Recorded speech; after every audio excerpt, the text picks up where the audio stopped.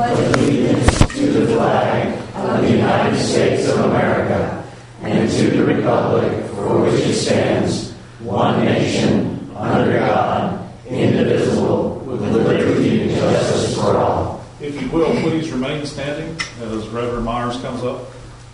Reverend Rich Myers is the pastor of Oak Grove Baptist Church on the borders of Wesley Chapel. He's been a minister there for over 20 years, and we're honored to have him share the invocation tonight. Mr. Reverend Myers. Thank you so much. It's an honor to be here tonight. Would you please bow with me, please? Heavenly Father, we thank you so much for this day. We thank you for this time that we can gather and Lord, just be a part of your work in our lives. We, Lord, are just so mindful tonight that your word says that greatness is found in serving. And Father, Lord, each person here tonight and this council is certainly an example of that. I just pray your blessings upon their service, that you would guide and lead in wisdom and give them strength. And Father, just thank you for those who give of their time and their resources to make communities better, to make families better, to protect those in the community. And Lord, use their gifts to bring good to others. Father, I do pray that you would just continue to guide as this area continues to grow, that those who have responsibility in that area will be given just a special supernatural ability to be able to guide with a wonderful wisdom and with a balance. Father, being mindful that there is certainly a need for statutes and for laws and for guidelines. But also, Father, anytime you deal with communities and guidelines, that there are people involved. And Lord, where there are people, there also is a special consideration. Father, thank you so much for the blessing of allowing me to be here tonight. I just pray that your Spirit would just bless this time, that it would be a wonderful time of coming together, community, and Lord, that it would be in many ways a celebration of democracy that we, Lord, we should never take for granted. Especially as we see that democracy threatened around our world, even tonight as we're here. Father, thank you for each person who's here. Thank you again for this council. We thank you tonight dearly for our veterans who are here. And Lord, for their service and their sacrifice. We could never even, Lord, put into words what they've done for us. And Lord, the veterans here tonight, we pray that they would feel a special appreciation. Lord, we love you. We thank you for being with us and never leaving us nor forsaking us. For it's in Jesus' name we pray. Amen. Amen. Thank you very much. Thank you, Lord.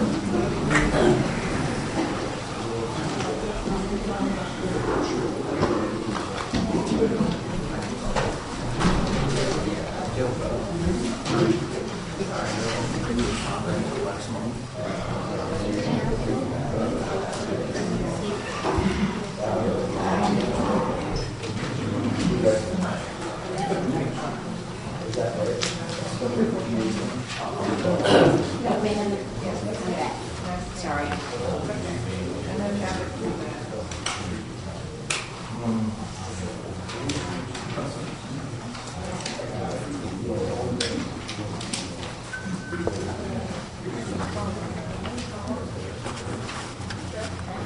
All right, so we have two public comments tonight.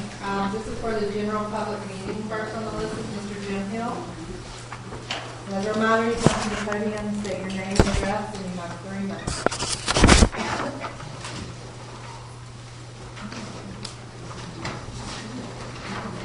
Thank you. Jim Hill. I live at 2314 Wesley Landing Road in Wesley Chapel.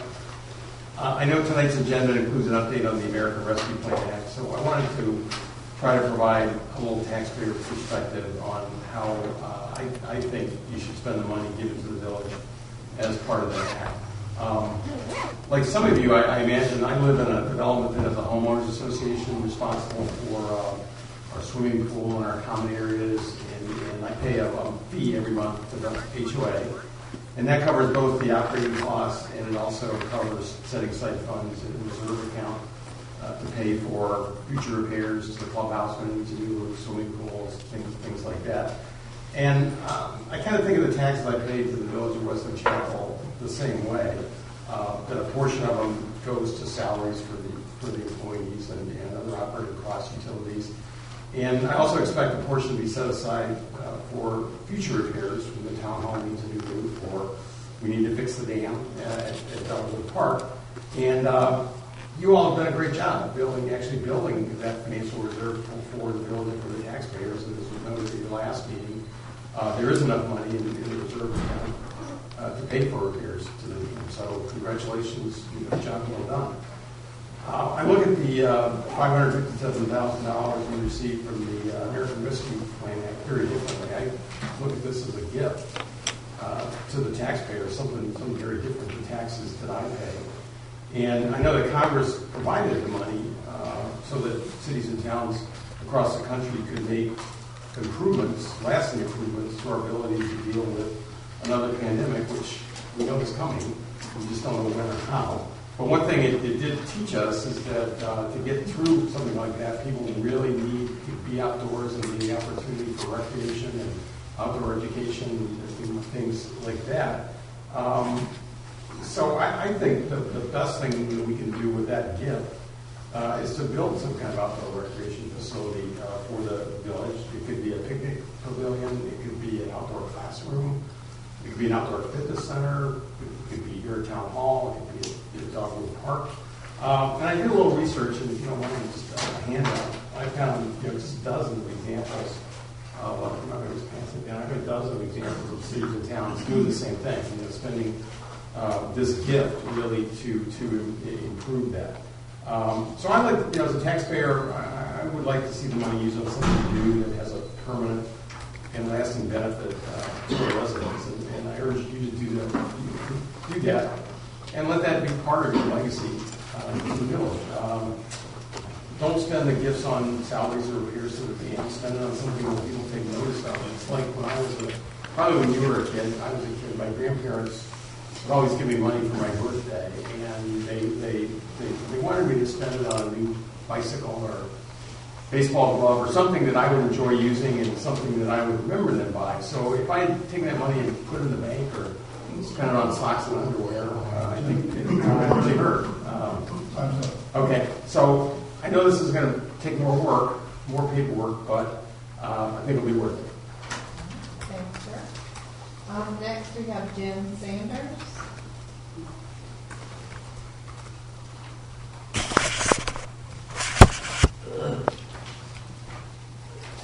Hello, everyone. My name is Jen Sanders. I live at 1307 Dobson Drive. I was a preschool teacher and a daycare owner in the state of Florida and in the state of Maryland as well. And I understand the importance of early childhood education. We're not here because we have a problem with the preschool, except the part of being out of compliance. But that's for another day.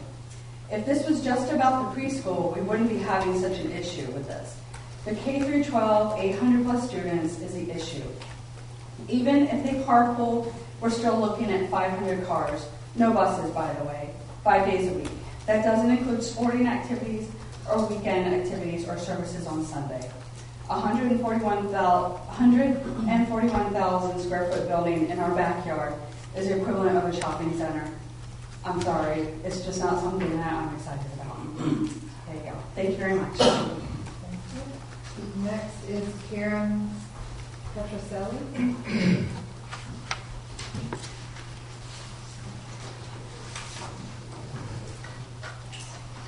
Hello, good evening. My name is Karen Petroselli. I live at 1221 Waynwood Drive in the village of Wesley Chapel in the Champion Forest neighborhood.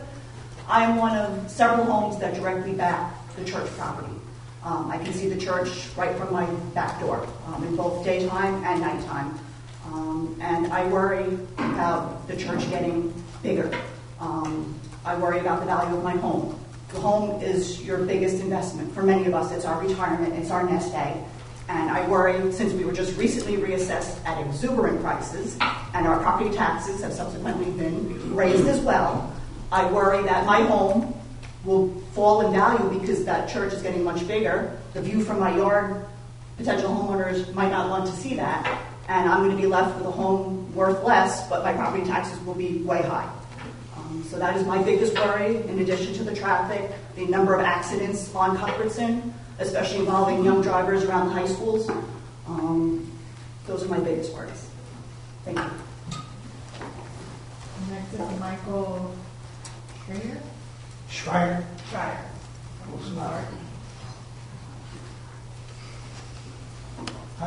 Schreier.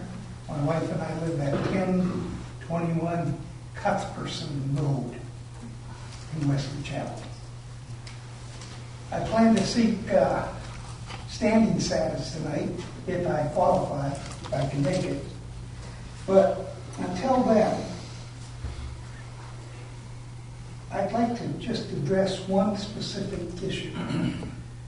And this is my personal interpretation. The process that has been used to address this situation that we have is basically a fiasco. It doesn't address all of the issues, and it's lopsided. It almost favors the rich versus the common man. And so I would certainly encourage council members, when this fiasco is over with, stand back, take a look at the process that you're using, and see if it's really appropriate for the situation that we're addressing. Thank you.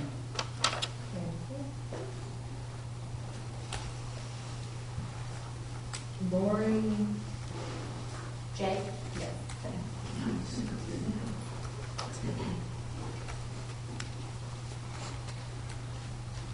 My name is Lori Jay, and I live at 916 Farm Creek Road, the first subdivision at the corner of Newtown and Cuthbertson.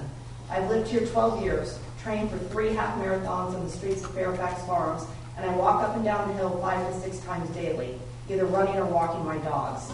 I've not lived here my whole life like Mr. Byram, but the miles I have put on both foot and by car allow me to at least share my observations. I see the entrance to our subdivision blocked by traffic most every morning and afternoon.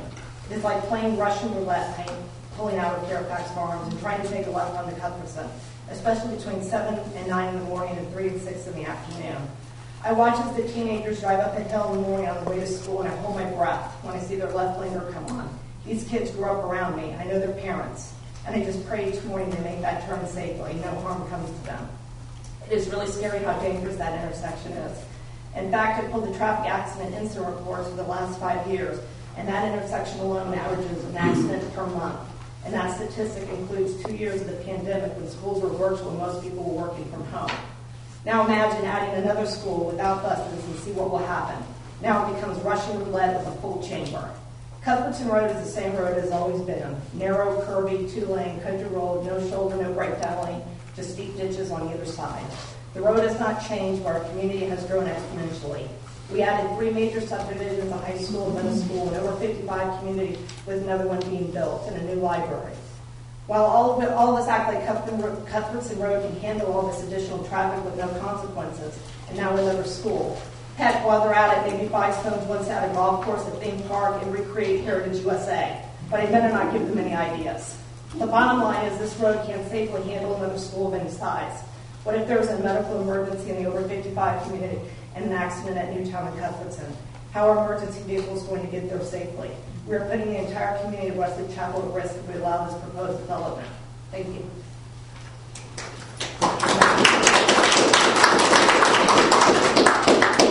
Bethany Mosteller.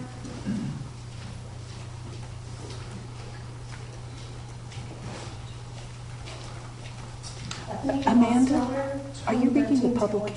Excuse me, 1 second. Are you doing the public hearing comments or the? We're doing the general public comments, and George said if someone wanted to speak during their, they had their 3 minutes. So. Okay, I And didn't these think. are the public hearings, public comment. Okay, I'm sorry. I didn't know there was that many. I'm sorry. That's okay.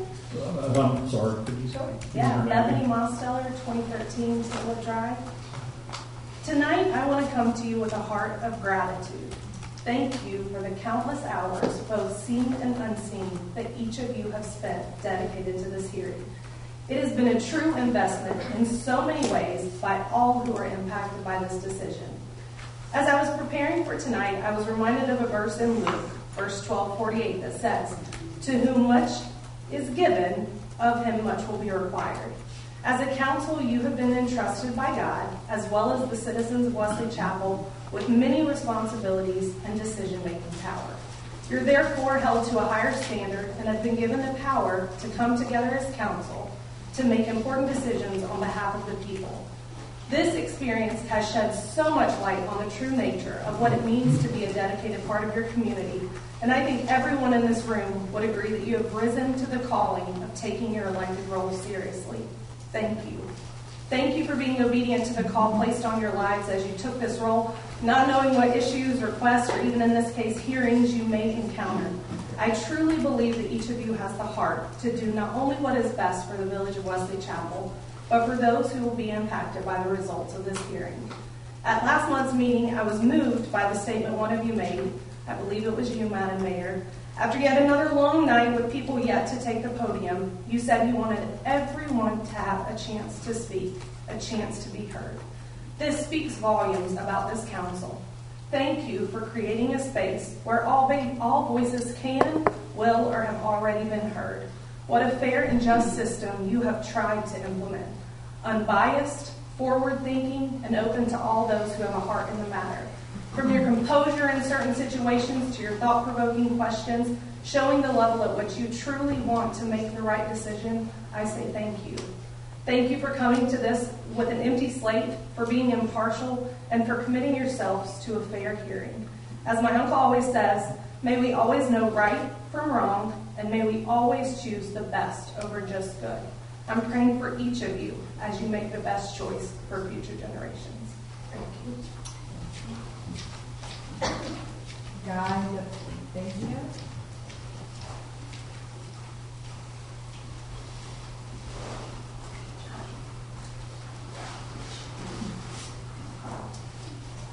Thank you so much for having me. Guy DeFazio, 1128 Wayne Scott Drive in Waxhaw. I just wanted to step up here and also say the same thing. Thank you very much for listening to everyone, and even me, I'm in Waxhaw, not part of the village, so I appreciate you taking time to listen to me. I've been a long-time partner at Five Stones for about 8 years, going on 9. Love it there. Served there, been outside. A lot of what I've heard here, honestly, is been a little upsetting, just as a Christian, quite frankly, and as a partner, hearing some of the negativity coming from the community. I'm really sorry to hear that. That's not what any of us want at Five Stones. And as an individual, speaking on behalf of Five Stones, and just as a partner, I'm part of it. So I will say, as a servant leader, I'm frequently right outside the building during services. There has been more than one time that I will be having a conversation with a colleague of mine or a friend of mine, and I have no idea that the church is already playing music and people are starting to walk out, and I need to prepare for people getting to their cars because I just can't hear the band being 20 feet from the building. I know that there's been times where people have said outside it's very loud when we have band or worship services outside. I personally go to the point of staying a good neighbor. We're not doing it very often. The kid next door came home from college. He's admitted to college, and he's playing at 11 o'clock at night with an amp outside, and I can easily hear it inside when I'm watching a movie with the surround sound on. I don't call the police. I just give him a hard time the next morning, or don't say anything. But that's just something that I bring up. But again, I think that one of the things the first gentleman had said about having a pavilion or something of that nature for the community to use. One thing is you guys get one for free to a degree, because Five Stones is considering building a pavilion that the community can use to a degree. You have to pay for anything. So it's just one of those things where that's what Five Stones is all about. Engaging the community and loving on our community and helping people out when in need. So that's what I really wanted to say. I know that there's another part later that we can talk a little bit more about home evaluations and things like that. I know that if Cuthbertson is full at some point in the future, and the schools get redistricted, my value might go down. Versus if we have Five Stones where kids can go there, if Cuthbertson have some full, then that my value will go up. But again, we can talk more about that and hard data. But thank you very much. So all our general public comments.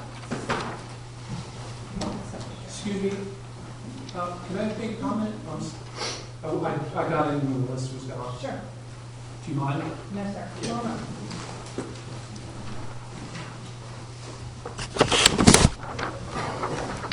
Frank, should I give you less time to chew later?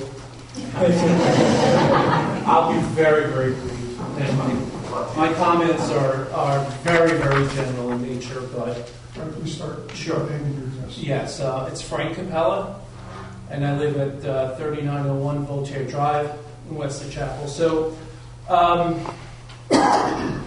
I think that, in a general sense, in thinking about our community, there's one thing that really is jumping out at me when I think about what's going on with these issues, with other issues, and that is, I think we all have to realize that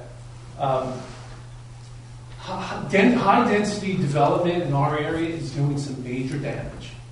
It's doing damage that I don't think we fully are going to understand for a few years now. And when I think about what's going on here, it kind of harkens back for me. I've been here for 15 years. I'm from Long Island. And I can tell you this. And if anybody here is from Long Island, you're going to know this. High-density development built on an ill-equipped infrastructure destroyed Long Island. It's destroyed. Okay? We had horrible traffic. The roads were terrible. Overcrowded schools. We had very limited sewer capacity. And the Department of Transportation never kept its promises. That's what's going on here, right now. And I think that all of this sounds familiar to us except for one thing, and that is, in the Long Island example, that density bungling cost actually was the main driving factor of making Long Island the tax capital of the United States. I'm not comparing Union County to Long Island, but as this density continues to move on, we're going to see our taxes go up. We're going to see the state's going to have to do something about roads. And I don't know where all this money, I know there's an infrastructure bill and all that good stuff, but we're talking about major opening of arteries. Providence Road has been promised for, I think, close to 7 or 10 years. It's not happening. We have a major problem here, and we're all going to get hit pretty soon. So you better start gearing up now. The schools are capacity. We had a redistricting in 2014. We had a realignment a few years ago. It's only going to get worse if we don't start correcting the problem right now. And it's going to hit everybody in this room in the pocketbook really hard. And that's it. Thank you.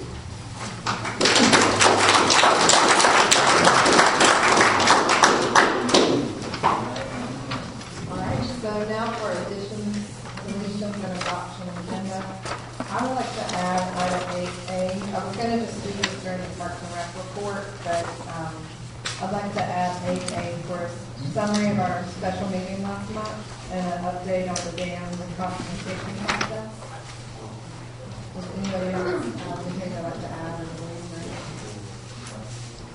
I know, I made a motion to approve the agenda. Motion to approve. Second.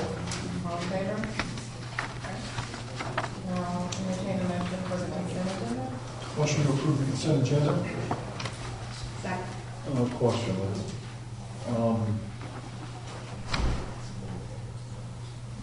Deb had a question about Brandon's report. Did that get answered, and is there any need to pull that out to discuss, or is it okay to leave in there just? You mean your email about the locations? Yeah. If you open it, it says, He said he didn't know. He said he didn't know if there was one specific area that was just general, so he didn't have a real specific answer. Okay, so no need to pull that out of the consent agenda? No, I wouldn't mind looking into it more. okay. I'll make a motion to approve. okay. Oh, there's already a motion. Yeah. I missed that. Okay. All right, now you just our planning board report and any comments from our planner. Planning board meeting last month.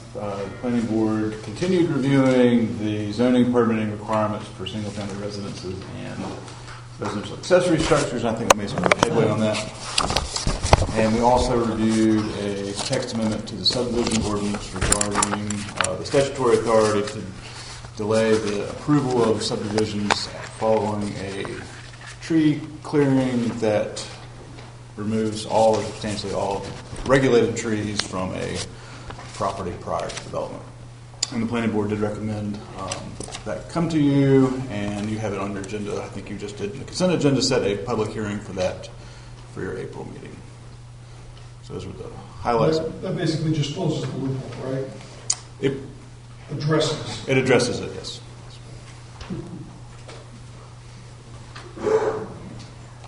Any questions for Bowman?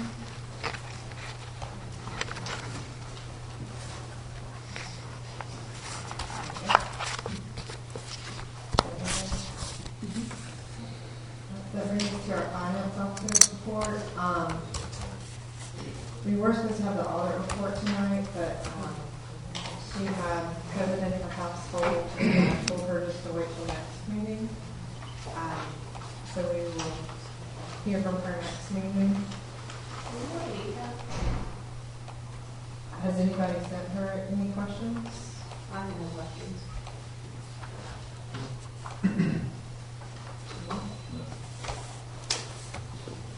So, If you do want to send her questions directly, I can give you her email.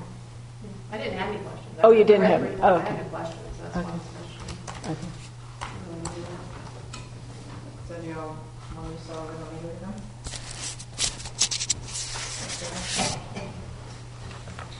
There were no items that she needed our attention.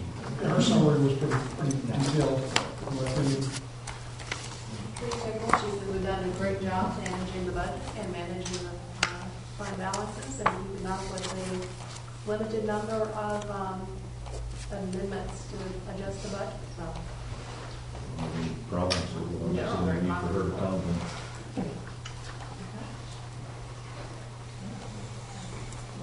Next month's meeting order. All right, Cheryl, we'll turn it over. Okay. The first thing I have is the Helms Heating and Air Conditioning, the preventative maintenance agreement. It's the same amount as what we paid this year, $587, but since it's over $500, I was bringing it to council for approval. Do we have a motion to approve it? Any other discussion? This is basically the same thing that we reviewed last. Exactly. Same thing. Mhm. All in favor? Unanimous. Before I jump into the February things, back a few months ago, we had that one invoice that had to do with the flood work. It's to Freedom Farm LLC for the floodplain issue on 421 South Potter Road. And we're getting close to the end of the fiscal year, and I don't like to keep receivables if they're not a valid receivable, and I think that's been resolved. So I wondered if council would approve that. It was invoice 319 for $424.80 for the time that the engineer spent on it to write it off.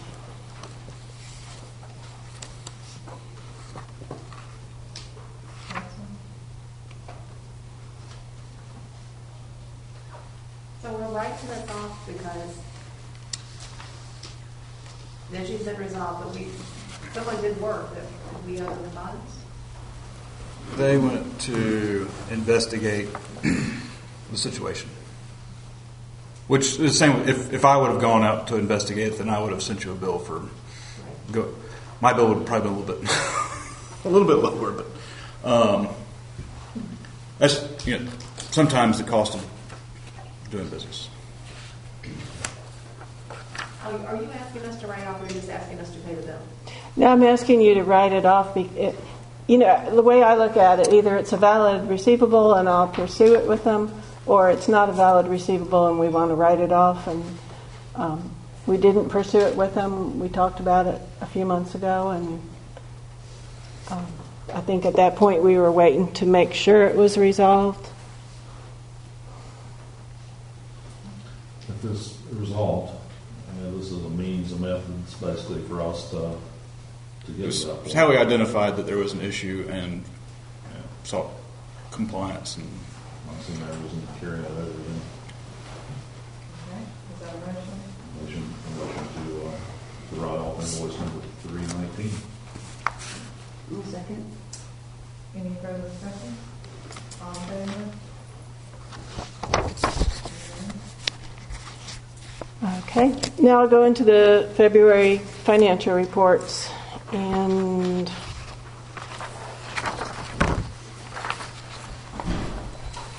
don't really think there was anything outstanding. We're almost have our whole property tax levy collected. We're at 99% of budget, and our zoning permits are at 90%. We did have, the largest one was the preliminary plat fee for Carolyn Farms. That was $11,825, and then $1,500 for the Arborbrook special use permit. Or no, conditional zoning. Conditional rezoning. Okay, so we had those two amounts. So we're at, I think, 90% of zoning permit revenue. And most everything else was pretty much normal monthly operating expenses.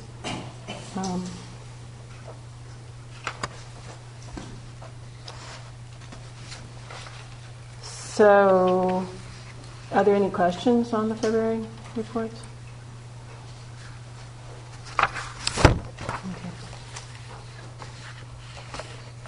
Do you want me to say anything about ARP money? Okay. We continue to have meetings, and the School of Government continues to recommend that we use ARP money to reimburse for general fund expenditures, and the simplest expenditure to reimburse is salaries and benefits. Not of council, but of staff. And so they recommend starting there. They really haven't gotten into some of the other expenditures. I asked them, like the deputy service, since that's a big amount, and they said that would be a sub-grantee, and they didn't recommend that.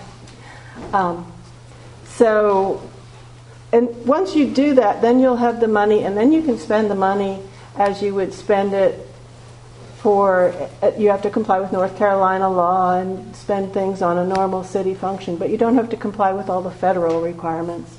The federal requirements are quite daunting. You have to not only have a lot of written policies, you have to comply by those policies, and you have to document what you did continually. So they changed the name. They talked about it. They called it supplanting expenditures. Now they're calling it maximize benefits, minimize burden, minimize the administrative burden, which will also minimize your chances of audit findings in the future. So next month, at the end of April, I have to report to the Treasury Department for the first time, and we need to make our designation whether we want to spend the funds directly or whether we want to use them to supplant lost revenue. And since we don't meet the requirements of most of the direct expenditures, I would expect that you would choose to treat it as a supplanting lost revenue. And then we just have to proceed to go through all the things we need, all the hoops we have to jump through to do that. And do you have a total of what that would be compared to what the ARP funds are that we received? Well, the ARP funds, and I think I heard May 10th is when we're going to get the second half. We received the first half, which was $278,000, so it's about close to $560,000 total. And our salaries aren't that large here, so hopefully we'll find some other things to supplant. But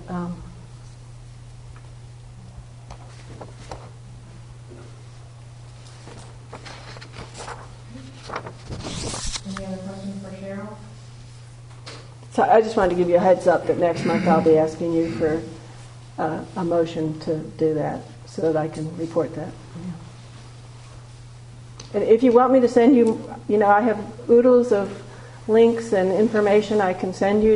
If you want me to send you things, or if you have any specific areas of question, let me know, and I'll try to provide more info to you. Any additional questions for Cheryl? One other little thing is that there's also been, I've attended 2 sessions through the league on state government, state budget. And apparently money's flowing to the state, and then the state is flowing money. Money's pretty easy these days, except when you go to the grocery store.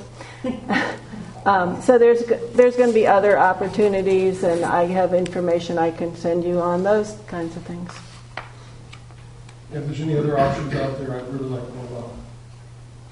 Oh, there's tons. I'll send you links. I couldn't list them all.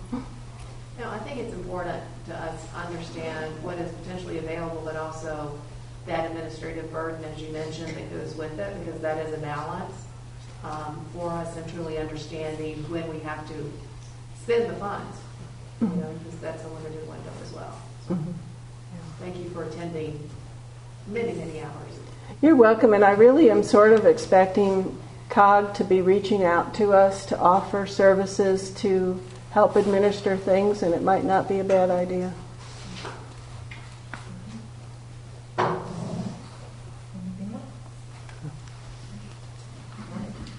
That is just our deputy report. Our deputy was unable to be here. He did send a report that we accepted in our committee report, so that will be posted on our website with the summary of actions. But again, don't keep stuff in your car and lock your car. It's very important.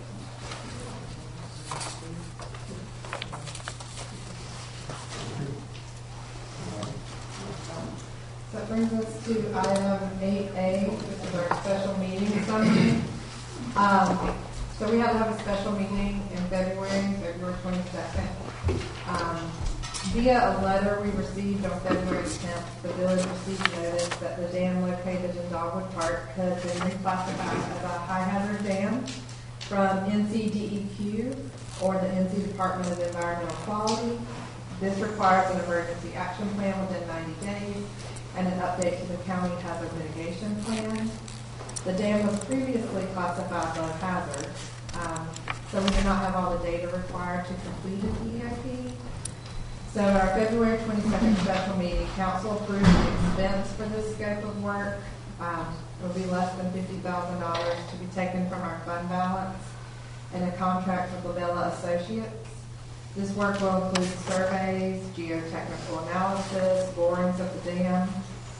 The village has also asked for an extension of the usual 90-day deadlines for submitting an EAP to NCDEQ. On completion of our data collection, we will be posting an RFQ for bids to repair the corroded spillway pipe, and if necessary, complete any work needed to bring the dam into compliance with the now high hazard dam classification.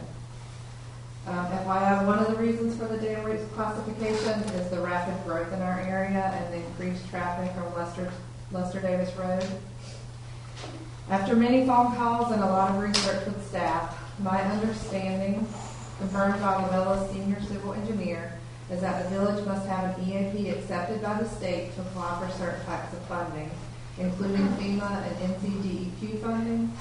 But until the dam is fixed to the terms of the newly collected data that's required to write our EAP, the state will not accept our EAP. So this significantly limits our funding opportunities. The village has not yet approved, Cheryl was talking about ARP funds. The village has not yet approved any specific use of ARP funds. The money received is in the bank. It has not been appropriated or spent. One reason council has not yet appropriated funds is because we did not qualify under the spending qualifications in the interim rule, and the final rule was not issued until January 6, 2022. So as Cheryl mentioned earlier, the final rule does let us consider the funds as a replacement for lost revenue growth, but to spend funds, we must still follow all the federal rules in the Uniform Guidance Compliance Guide. Spending federal funds requires us to be in compliance with a host of policies and procedures that we have not dealt with before, and we have until December 21st, 2024 to obligate the funds, and until December 31st, 2026 to fully spend them. Staff is working hard on policies that must be in place to spend any of the funds. There's no rush to appropriate the funds. First, we need to finish collection of the data for the dam, complete the RFQ for dam remediation, and explore other funding opportunities. Right now, we have no idea what work needs to be done to bring the dam into compliance or how much it's going to cost. We do have another call scheduled with the engineer in the state this week. There will be borings done on the dam at the park later this month, and we will post the trail closings on the village Facebook page and our sunshine list, because you will not be able to walk over the dam at that time. We will also be making a standing agenda items for updates about the dam reclassification process at both council and Parks and Rec meetings until the project is complete. And if anyone has questions about the dam remediation process, you're welcome to reach out to me with any questions or concerns. So, fun reading. All right, Brad, if you want to come on up.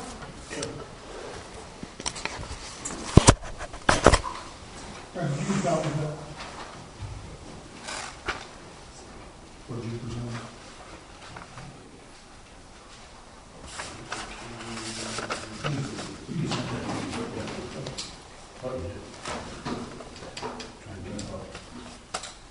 Hi, Council, Mayor. I have a few items today to go through, and hard at work in the Park and Rec Committee, gathering facts, meeting with people like Southbrook Church, etc., to try and get some of our events off. If you don't mind, I'm going to change the order of the first three items and try and do them in chronological order, because that's the way I think. So the first item coming up is the Easter Extravaganza event. So I've got a request here for funding for, again, mostly the Southbrook Church handles most of the cost for that, the bounce house, things like that. We're going to pick up the deputies for 4 hours. Their time that they asked for was 10 to 12 for the event. We'd like to extend it to 1:30 if they're okay. People there, it's lunchtime. We're trying to get a food truck. There's working out some issues with the certifications again, but we're going to do all according to the way it is. We're asking for the deputies from 9:30 to 1:30, so to cover that time period, make sure people get safely back across the street. The total of funding is $883, and that covers as well the sink and the porta johns, one handicap, and 2 hand wash stations. So I think. The one thing that was on there was we thought we might be able to keep the bounce house for an extra hour. We cannot. So that would be 10 to 12. So that would be my first ask. I'll motion that we approve the $883 for the Easter event at Dogwood Park. Second. Question. Which fund is it coming from? Events. Events? Okay. Events budget. Yep. Gotcha. I'm sorry, you should put the line items in there next time. I will. We're giving me agenda items to share over this month. It'll get better. Any further discussion? All in favor? Unanimous? Thank you. The second item was the one we talked about briefly. I gave you a heads up that Southbrook Church would like to run an event, a 6K event, along with World Vision's Global Water Recognition Day. They're going to start at the park, go down Lester Davis, and come back and finish at the park. There is nothing for us to provide at all on that. There is no cost to the village. So really looking for approval for that, as well as a waiver for the Southbrook, of course, since they're essentially renting part of the park. We've asked them to still allow traffic to come in during the event. They'll have deputies to do that. They don't have to work with NCDOT if we're going to run down Lester Davis. That's, again, all on them. we are not supplying anything for that at this juncture. So, the other item that, I believe we did this when we ran our 5K, was we had our liability waivers that we had for each of the runners. But since Southbrook is running this, and they're gonna give us they have to give us their certificate of insurance to use the park, correct? Cheryl? Yeah, I thought we would want the insurance waivers in each runner just because when we did 5Ks, we required them for every runner. But I said, if you go waive it. But if it's their event, that's my point, so. Well, what does our attorney say? I think more waivers is always better. Okay. What it is, so that's fine. So each runner would sign a waiver from Southbrook. We're going to duplicate basic waiver for the village. I don't know that Southbrook was actually going to ask for a waiver for themselves, but we'll ask them to do it on behalf of the village. I think that can That be would done work. electronically when they sign up to run. We just have a little screen that says, by applying for this 5K event, you waive fall in the ditch. Stupid question on my part on that. Is there any way that we can get a blanket waiver from Southbrook holding us on our?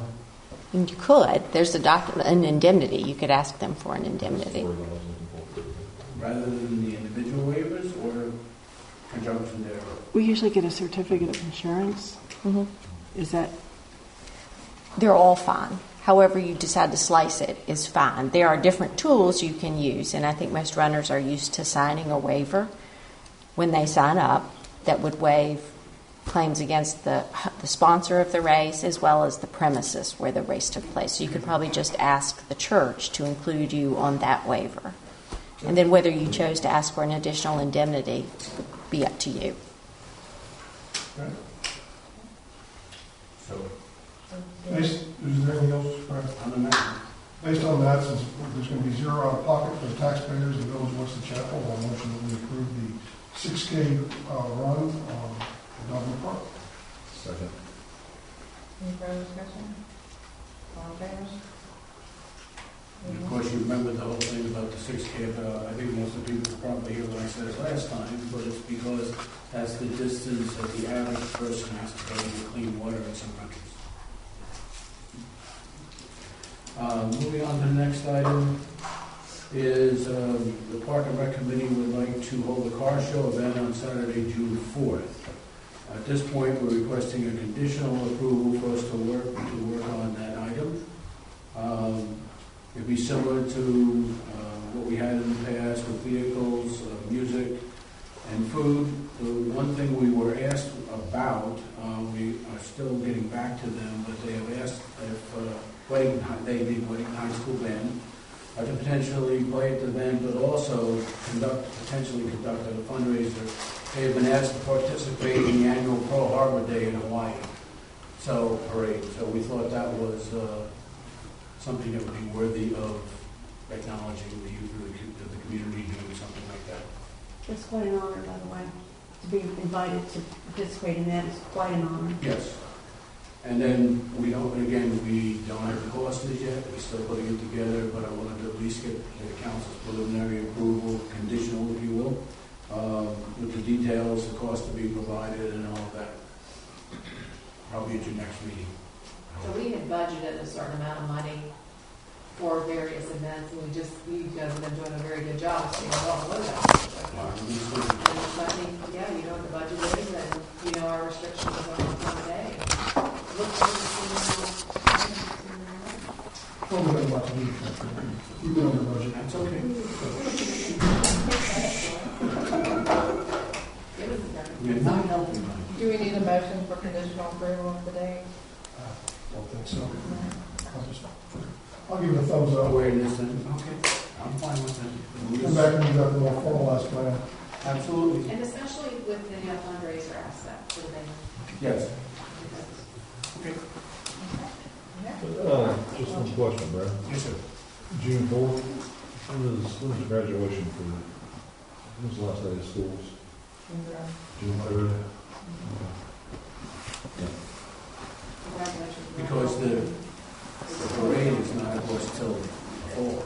Right. I don't know why you wanted to do it in fundraising. So, I'm sure they've anticipated. Okay. The next item on the agenda is purchase of gravel for trail restoration and then an access ramp for overflow parking at Bellwood Park.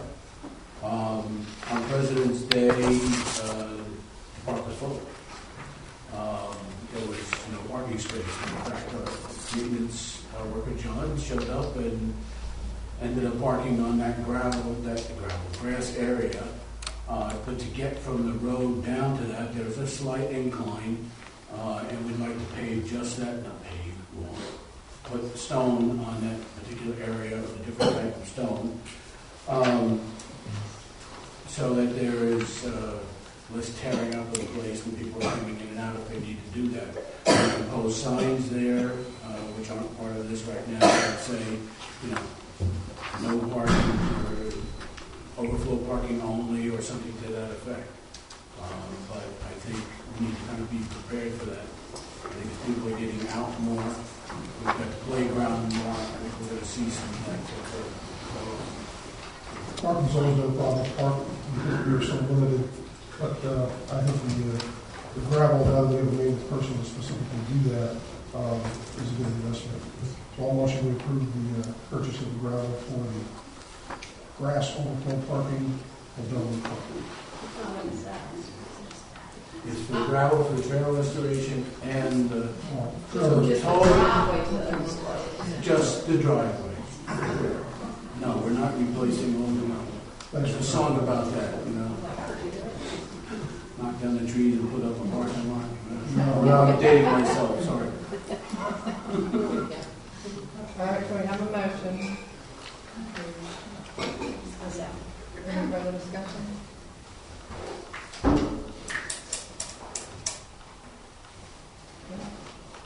All in favor? Unanimous? Thank you, council. We're getting there. Just two more items and they're related. The first one is to allow the village to establish a wholesale, and I'll work with Cheryl, of course, to establish a wholesale agreement with Balcom Nursery. They have said they would allow us to do so, which will give us a better cost, way better, not even close. I think I sent along, I think Cheryl included in your handout, cost for 5 gallons between $20 and $40 for most things. So that's 5 gallons pretty good. So we wanted to first ask for that approval to be able to establish that agreement. Again, there's money budgeted for that, but that's in the actual new purchase. That's in my next item. So if you want to cover them out both now, I can do that. Okay. So then the second item is to actually replace the approval to purchase the shrubs to replace the buffer between the park and the homes on the southern border of the park, and as well as those replacing those on the stage that died or were injured during the construction of the band shell. So basically it consists of 45 evergreen holly types of shrubs for the border area, and then 12 smaller shrubs and 4 perennial greens for evergreens for the area behind the band shell. Oh, we have done something to replace those before. No. Just during the budget that we talked about. We budgeted and then pulled it out for to spend on other things. But that was when we had the conversation, was when we were doing the budgeting for this year, about replacing plantings, and we put something in the budget to do that, right? $4,000, I believe. Cheryl? Mm-hmm. Yeah. Well, I'm glad. I'm just making connecting the dots. I'm glad we're talking about fixing those on the border. Provide that space between there. We did say, actually, as part of the original approval, we did say we were going to provide that kind of a buffer, and we had some at one point. It would be nice to have that buffer back. Yeah, so one of the things I was thinking about when I was looking at this was like having a relationship with the Balcom Nursery. So sounds like just a great idea, especially now that we have a maintenance person at the park, that it would seem like we should have more ongoing replacements of plants and everything, and not have to wait until it's $4,000 worth of plants to replace it. Be able to do it on a more ongoing basis. I think that's all I want to do. Plus, we're just paying for the farmers, we're not paying for the installation. And then we can get an estimate. You know, the thing is, the list comes out. You have so much time to get on their list before they distribute what they have, and you have to start with a new list. So, you know, I showed you a December list, but of course we're already in March. So. No, I appreciate you trying to save money, but I would like to get to where we can, you know, replace as needed. Oh, absolutely. I think in future years, if we do this initial, then we should be able to do that. Absolutely. So keep the cost down. And as far as the cost, when we get ready, we can sit down with Cheryl, obviously, when we have an estimate for what the budget is. If you guys give us a budget to do that, and get an estimate for what we want to do, and then make sure that's in line with cost and everything else. Brad, does this include the hardwood trees in the parking lot? Does it make it? No, It's not. not at this point. First things first. No, just want to clarify that. So there's no fiscal impact on the wholesale purchasing agreement with Balkan. That's a no cost. No cost deal. We have money budgeted in our budget, in the town budget. No, I'm just agreeing. We don't have my membership No in cost Balkan's over nursery. that. Okay. Good. Sorry, I missed your question. No worries. So do we have a motion to go into a wholesale area when possible discussion? Make a motion. So, Any further discussion? All in favor? And part B is the actual start working on replacing. Now is the planting time. It's either now or the fall. And of course, we have money in the budget now, which we budgeted. So we can do this in, you know, if you want to say 1,000 or up to the what we've got available. I'm okay with the, Cheryl has a point. Sorry. I'm just trying to think here. We don't allow committees to spend money. So you probably should appoint, who do you want to say they can go buy the plants and up to what dollar amount?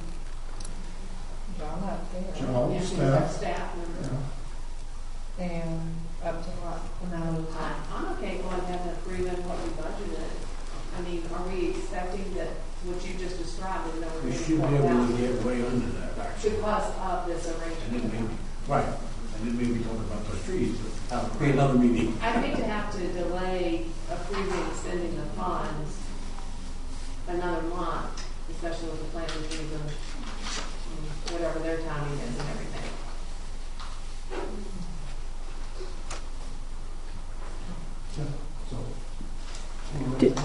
Do they also provide like fertilizer or mulching material, extra material, whatever you need to put that plant in the ground successfully? No, that's a good point, and I should have included that in my discussion, but yeah, we might have to buy some starter fertilizer or some, whatever that particular bush calls for, whether it's manure or, peat moss. We could probably use their Lowe's account.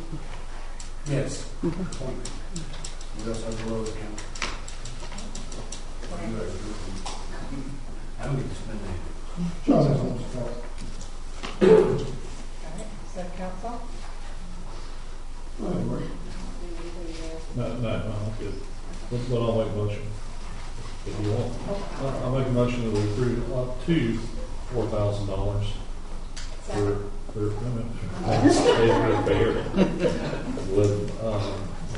John Lefke being the sole person to authorize him to make those purchases.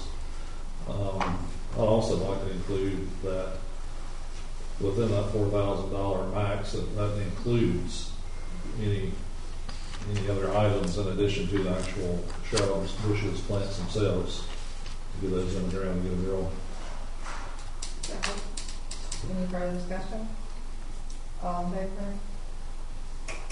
Okay. Lastly, just a quick report on Tyler had a volunteer day and sent some people down to the park. John was down there with them. And they spread, we got another load of wood chips, no cost. And that's what they did. They spread wood chips in certain areas and just getting beautiful in the park. Yes. Did we get any waiver forms? Yes. Yep. I have them all. I sent it to her in advance, and I also brought them down to John. Okay, I haven't seen them. Are we going to send them any kind of thank you for doing this, to helping us out kind of thing? We should, yes. I can draft something if they're for you to sign, you're the mayor, so that's fine. I think there's some stationery around a little bit. We also have the intent letter we were talking about. The last one.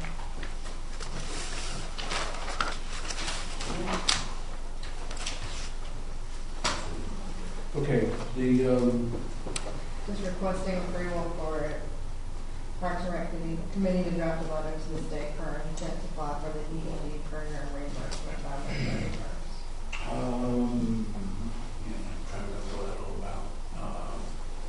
John, you remember that, the EEG program? So that is the one that we have to have a letter of intent. That was the dam. Yes, well, I didn't talk about that because I thought you kind of addressed it. So we're going to apply, with council's approval, we would submit a letter of intent for this grant funding. Obviously, we don't know exactly what we're asking for or how much money, but we would submit a letter of intent. And then there's a workshop that Cheryl and I would attend for more information. I think the state funding level, if I remember this one right, is $2 million this year. So you can imagine how much money they get and how many decide to approve, so you can get anywhere from. I think it says like 5,000 to 500,000. Right. It's quite a range. So how much are we going to ask for? Because we don't know how Well, much the we letter can of offer. intent is just saying we're going to apply, and I think. And isn't there certain information required in order to submit that letter? Well, that's I haven't done on my You know, own. the baseline is 50,000. If it's more than 50,000, there's a certain list of criteria that you've got to submit. If it's below 50,000, there's another list. And they're very forthcoming about telling us what exactly the sweet spot is for applying, so that you can ask for $500,000, but you're probably not going to get it. They let us know exactly what we should be applying for, and it improves our odds of getting it right. And we can start the conversation at that point as well. I mean, if we're going to go forward, that's how you, I mean, a lot of these things is having those conversations with them. What do we need? What else do you need? And constantly reinforcing that. But that was the idea of the letter of intent. Cheryl has some of the information right now, so. And I'm going to, I will definitely run it by Bonnie and her crew. Sure. That's they're experts in that language. I was just questioning because we don't know what we have to do yet and how much anything's going to cost, how much money we're going to be asking for. Oh, you mean, yeah. In the letter of intent, I figure that they're wanting some idea of how much money people are asking for when they're making a decision. Yeah, and they may tell you the sweet spot, to Mike's point, is only $100,000. Okay, I know it's going to cost. We're pretty certain it's going to cost more than $100,000. Unfortunately, multiple of them. So I wish I was wrong. So, I guess just, So do we kind of, if I could just clarify, you actually do have to ask for a specific amount in whatever intent. That's, and you can't really change it after that. So you really have to decide how much you're going to ask for again in March. But again, I think calling them and having a quick conversation makes a lot of sense. And see what they think they're having in terms of volume of people asking. It's never that cut and dry thing until you get to the end line. So I mean, even with the part of grant when we did that, there were municipalities getting 50,000, and there was some getting 500,000. We were fortunate enough to get the big one. So council okay submitting the letter of intent, pending the workshop that Cheryl and I will attend, and then Cheryl reaching out to find out kind of like a sweet spot for funding. I imagine it would be 50 to 100,000. And we'll probably hear it in the workshop. Yeah, they'll tell you that. Like I say, they're very forthcoming with what their goals are for us. What if in that workshop you hear something that says we shouldn't apply, or that it would be, we don't have all the information necessary to apply? What would we do then? Would we still apply?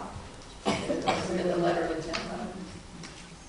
I think at that point we probably report back to council and call a special meeting. Is because of the March 31st date to have the letter of intent, you either get in line or you wait.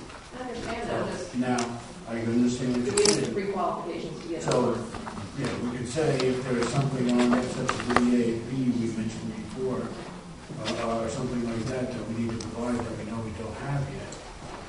And if they say that needs to be provided by, I don't know, May 31st, we're not going to likely have it by then either. So, I'm sorry, Greg. Yeah, absolutely. So at this point, the only thing that you need from council is approval to apply to send the state a letter of intent to these funds. I made that motion. Second. Any further discussion? We're not going to send the letter until we have that workshop, right? Right. I think the letter of intent is due at the end of March, and the workshop is March 22nd. Does it make sense to have anybody else involved in that workshop from Parks and Rec or from John?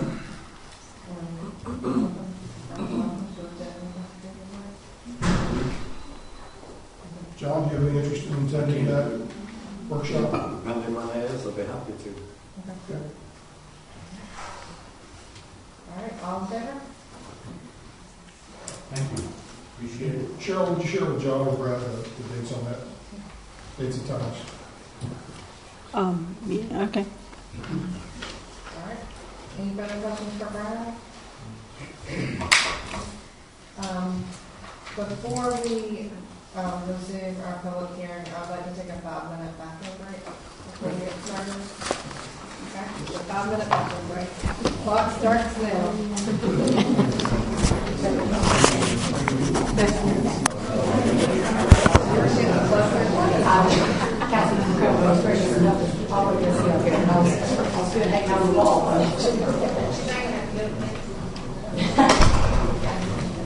So this time, council will continue the public hearing for Five Stones Church Special Use Permit 13-04, amendment 2021-2. This public hearing is continued from the last council meeting on February 14th. Just a reminder.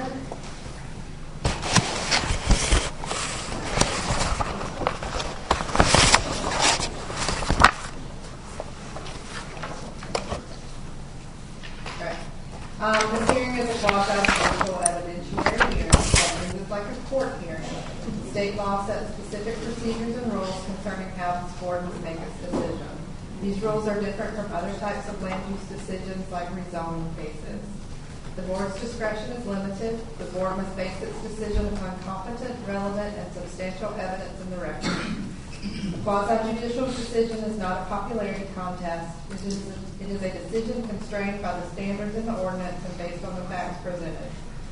You will be speaking as a witness. Please focus on the facts and standards, not personal preference or opinion. Participation is limited. The meeting is open to the public. Everyone is welcome to watch. Parties withstanding have the rights to participate fully. Parties may present evidence, call witnesses, and make legal arguments. Parties are limited to the applicant, the local government, and individuals who can show they will suffer special damages. Other individuals may serve as witnesses when called by the board. General witness testimony is limited to facts and not opinions. For certain topics, this board needs to hear opinion testimony from expert witnesses. These topics include projections about impacts on property values and projections about impacts of increased traffic. Individuals providing expert opinion must be qualified as experts and provide the factual evidence on which they base their expert opinion.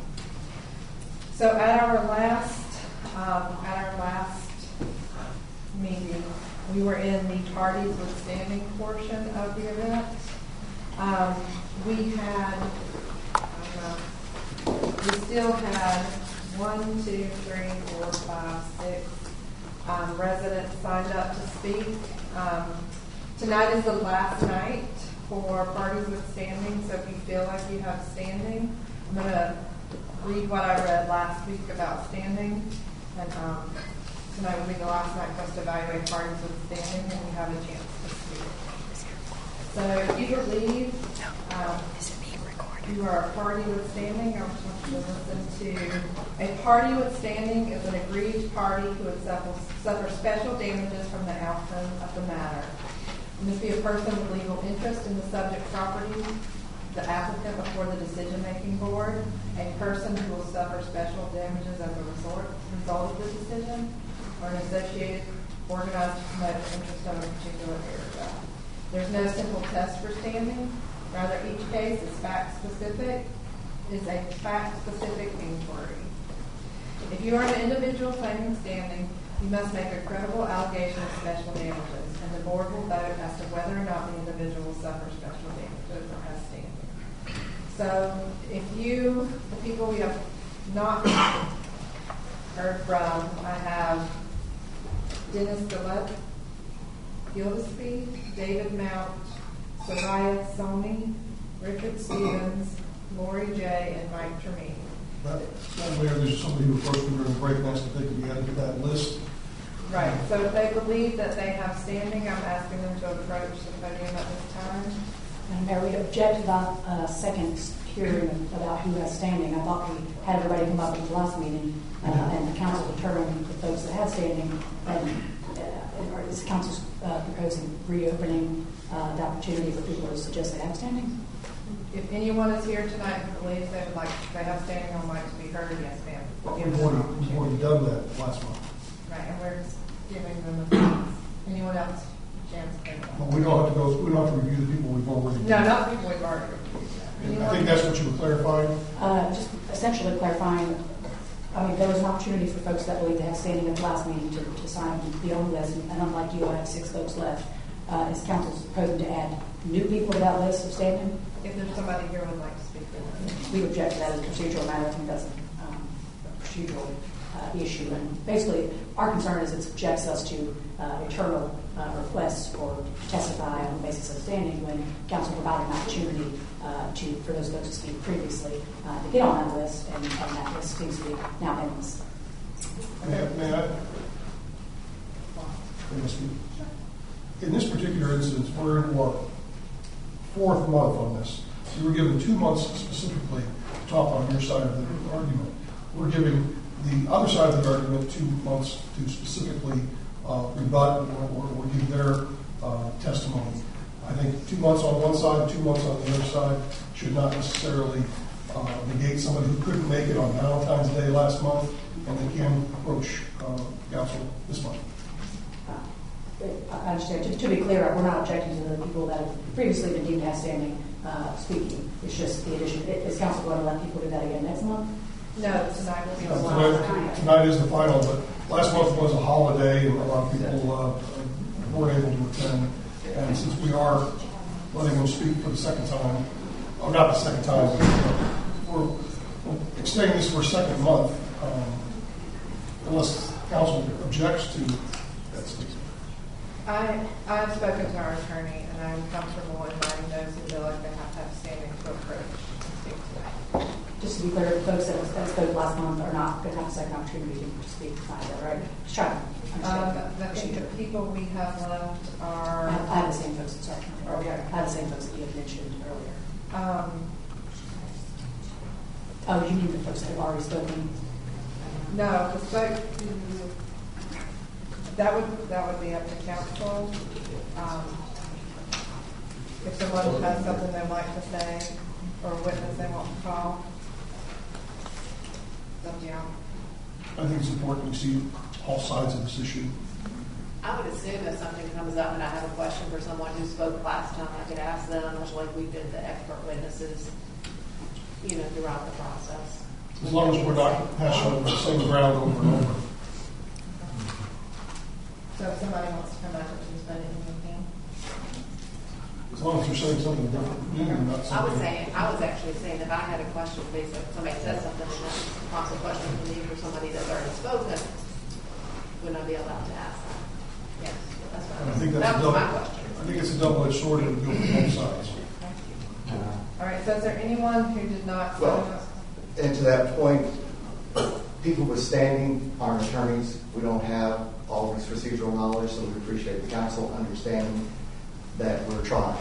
We're trying to come up to speed with this as quick as possible. All right, so does anybody want to be evaluated from standing who's not on the list? If y'all will come up for somebody in the line, please. Please start with your name, address. Why do you think you're not standing? Speak tonight. This is not a speech, this is... I got you. Okay. Evaluation.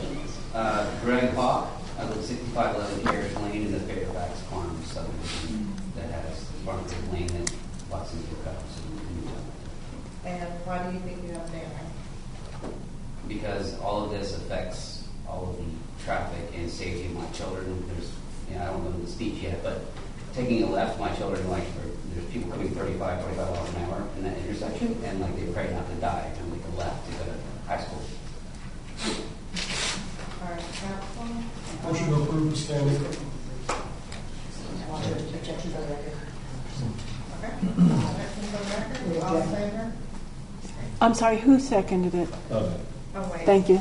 Oh, yeah, and I need to ask Deb Bledsoe to step down. She recused herself because she was a previous member of the planning board. I'm sorry, Deb. I forgot.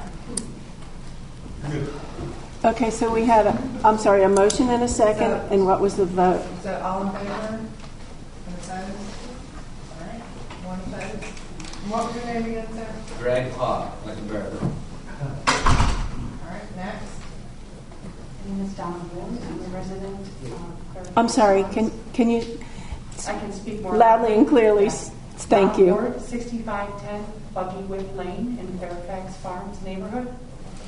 Similar to Greg Hawk, we have to turn left. We have to travel for work for our kids to go down Cuthbertson Road. I'm concerned about our ability to continue to turn left to go towards the high school, to go toward Waxhaw. I'm also concerned about the amount of traffic that may result from another large business, particularly one that word on the street, not busing. Traffic. Traffic, left-hand turn, closure of that traffic pattern. Motion to approve the standing. Sorry. Standing objection, Madam Mayor, so I can not hear objection. Okay. I'd like to have a standing objection to votes with standing unless someone's specific. Okay. Also, neighbor, I can actually hear the church. You'll get a chance to sing. Okay. But We just wanted to give you your chance to vote. So all in favor? Opposed? All right, one opposed. Next, name and address? Karen Petroselli, 1221 Waynewood Drive in the Champion Forest neighborhood. I directly back the church. Their lights, their noise directly impacts me. Motion to approve the standing. Second. All in favor? All right, unanimous. Next. That was unanimous? Okay, thank you. Say again. My name is Salvador Martinez. My wife, Kimberly Brown. we live at 900 Farm Creek Road. We are at the corner property of Cuthbertson and Farm Creek. So anything that happens on that corner, which sounds like they're doing some construction, all goes through, will affect us, as well as the traffic safety issues. Motion to approve the standing. Second. All in favor? Opposed? One nay. Next. Marjorie Adams. I'm at 1215 Cuthbertson Road, so I'm immediately to the west of Five Stones Church. We share a border. And I am a sworn law enforcement officer with the state of North Carolina and have been for over 7 years. Motion to approve the standing. Based on what? Geography? Traffic. You border the church? Mm-hmm. Sorry. All in favor? And I'm sorry, but I didn't catch your name. Marjorie Adams, Margery. Thank you very much. Thank you. Okay. So I'm going to try to go through the list quickly in the interest of time. So if you were just approved with standing. If you'll come back up, and we're going to swear everybody in real quick. If you were here last month, you should have been sworn in last time.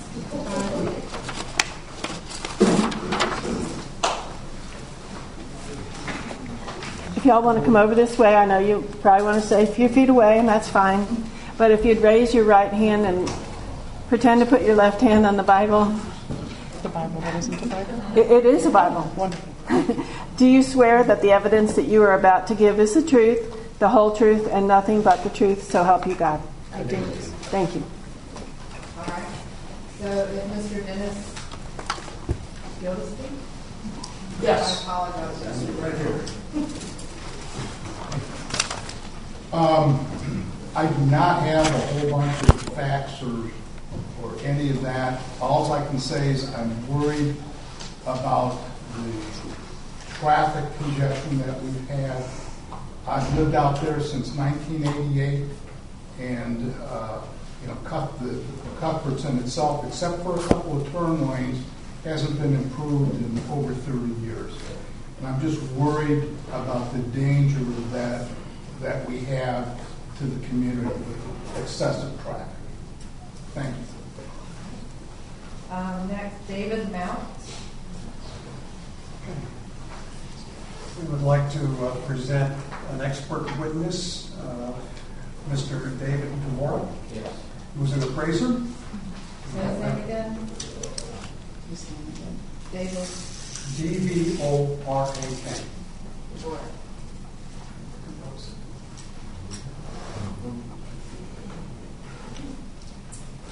Does the expert need to be sworn in also?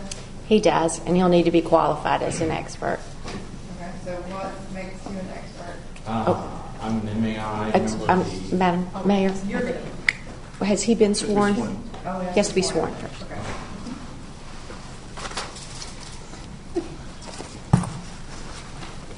Do you swear that the evidence that you're about to give is the truth, the whole truth, and nothing but the truth, so help you God?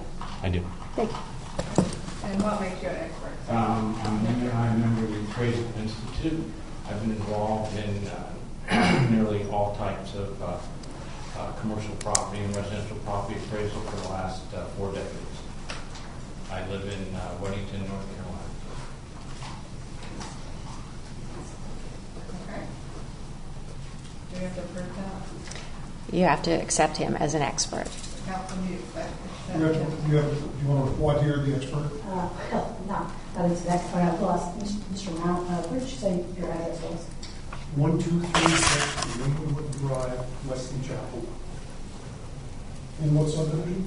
Champion Force. Thank you. Okay. Is your property back at share property 1,000? It does not. I have a victim, although I may object to the substance of Mr. DeVore's. I was asked to take a look at By the way, I think we have to vote on you, right? To accept him as an expert? Yes. Okay. Motion to accept or approve as an expert. So. All in favor?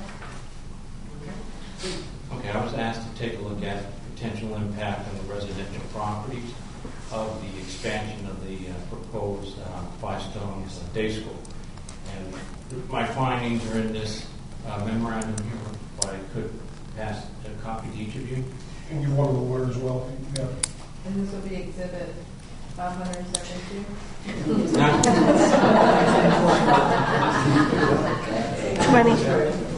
20, I think.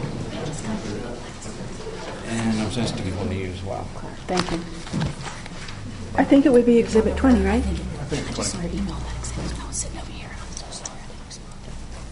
Okay. I think you're right. Okay. Exhibit 20. Exhibit what? 20.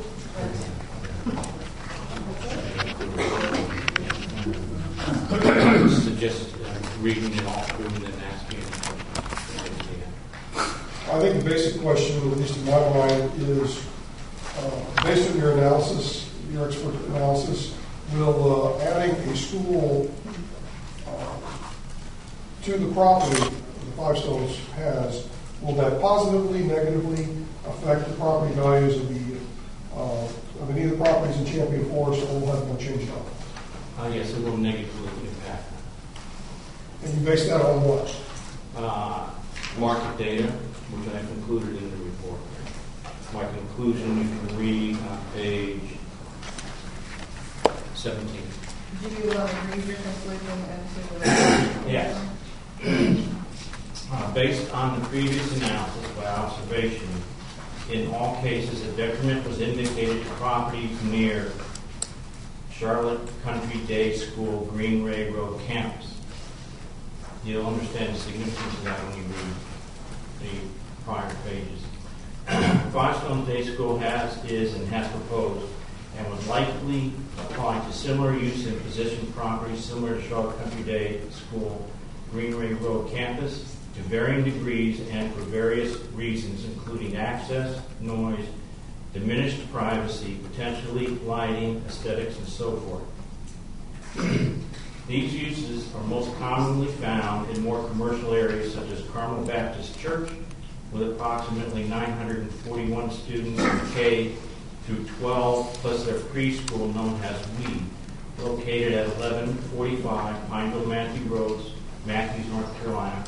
Alternatively, expansion can additionally be achieved by building or acquiring additional campuses, as Charlotte Country Day School has successfully completed.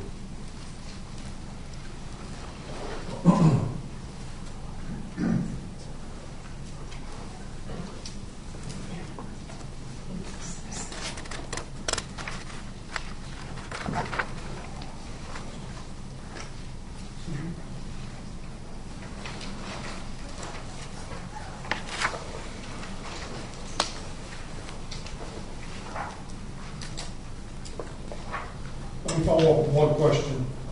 Are you saying that based on your analysis, this will affect all of Champion Forest, or just the properties immediately affected or immediately bordering the Champion Forest subdivision?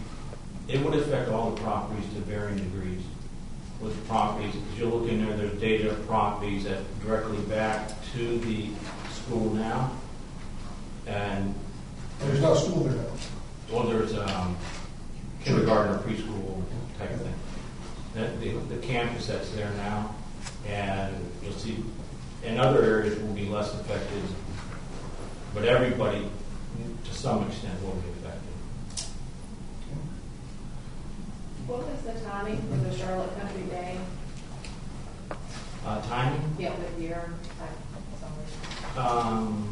Like timing as far as Like when did they do their expansion? That's a good question. Their original campus up on Fairview Road was 1943, and they acquired an existing school down on Green Ray Road, just off of Carmel Road. And I am not sure. I'm going to guess 70s. And so you were comparing the cost. So that facility was there for some period of time, I imagine. That's a denser area already. So right. You were saying you were looking at there's a school, there's housing, existing housing around it, and similarities. That was your exactly your logic. And then so it wasn't that houses weren't there, then houses came in. Right. You're looking at everything's built out. Right. The Charlotte Country Day, that particular campus was very helpful because the only access to it is by Green Ray Road. And so any detriment to properties in that area would be completely attributed to Charlotte Country Day.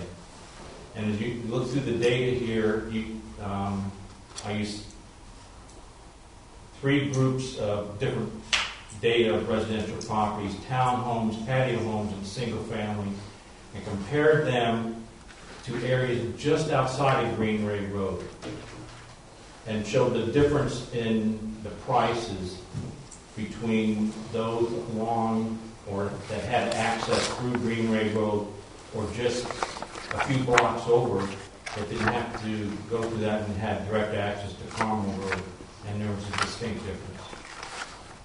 And Mr. Dvorak, if I understand your comparisons, on page 11, those residential units were built 2006, 2007, in that time period, roughly? I want to take a quick look. Yeah.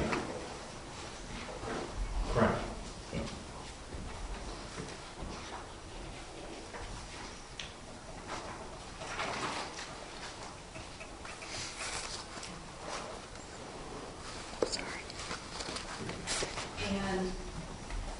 what was the, trying to make sure I'm looking at the right information here. So if I were to think about the properties on Greenway Road, or that area with the townhomes, various home types, Yes. you saw a net percentage difference? Well, in each of the groups, they all sold at different rates per square foot. I really didn't look at it as a percentage difference, but my assignment was to really identify if there was a loss. And through each of these, you can see that there is roughly, I don't know, between $15 and $35 a square foot loss. Okay. Depending on if they actually their only access was to Greenway Road, or if they were on the side street, which was a little bit better.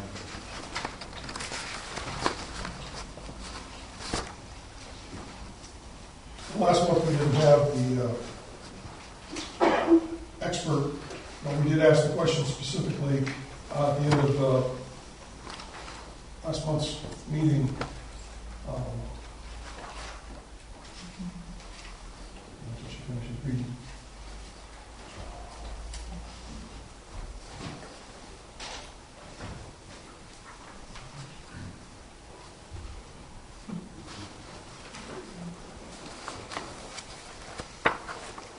Ask a question? I'm sorry, jumping in? Yes. Please forgive me. At the end of last month's meeting, I asked a question regarding your real estate appraiser, and the real estate appraiser wasn't here at that meeting. And I asked you to come back to this meeting specifically with the answer to the question, well, in your expert's opinion, will it positively, negatively, or have no effect on property values in the school? And did you come back this month with an answer, or have your appraiser in attendance? Councilmember texted me about 20 minutes before this meeting and told me he wasn't going to be able to attend, but I would note to you, this is already been testified to at length by him, and it's in January meeting minutes. Just reading from those on page 10, book 25, she made me ask if based on his findings, do you agree that what is proposed by Cloudstones would not injure the value of the Queen's properties? He agreed. I'd also point out to council, and just sidetrack it just to make a note for y'all. The question with regard to the appraisal is not whether it would negatively or positively affect any properties in the area, which is I think what your question was directed to, council member. It's whether the use will not substantially injure the value of adjoining or abutting property specifically. So the council can only consider adjoining or abutting properties. I say that because I believe Mr. Mount is not an adjoining or abutting property, and nor is Mr. Bruley, who I know that Councilman, or excuse me, Exhibit 20 is directed for Mr. Bruley, and I suspect was brought up by Mr. Mount and Mr. Bruley's already spoken. Neither of them are adjacent properties as well. But as far as the appraiser, he's already testified at length to this and said, negative harm, and mentioned that to me just to the left. So, do you have any further questions on that? No, you've got two experts saying two different things. One saying it will negatively affect, one saying it will not negatively affect. Well, and we have to make a decision. Sure. Yes, sir. I also would like to ask Mr. DeBoer some questions before we allow him to retire. That's all. I think that might help eliminate some things for you all in making a decision. Does council have any further questions for Ms. Sure, I probably will. There's a lot of information here. I do have a question for you. So, I'm not familiar with Charlotte Country Day. Is it a K-12 school? It is a K through 12 school, and the Greenway Road campus is the middle school. Okay. On Fairview Road is the lower school and upper school. Okay, so the Greenway Road that you were looking at It only it's just the middle school, but yeah, similar just number be of the portion of students. it. Okay. And as we heard from kind of where councilors comment about adjacent properties or not, you looked at recent sales of properties. That's what we heard from the prior expert. Yes. Is that trying to find experts or sales within a certain period of time? So what period of time did you consider? 20 and 21.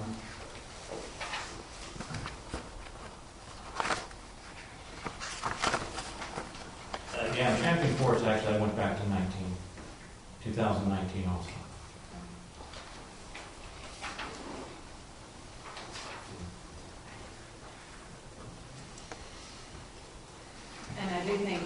the properties that you seem to have highlighted and their proximity to school is not that different from what we saw from the applicant's expert in regards to Vail Academy and proximity. So it seems comparable to me.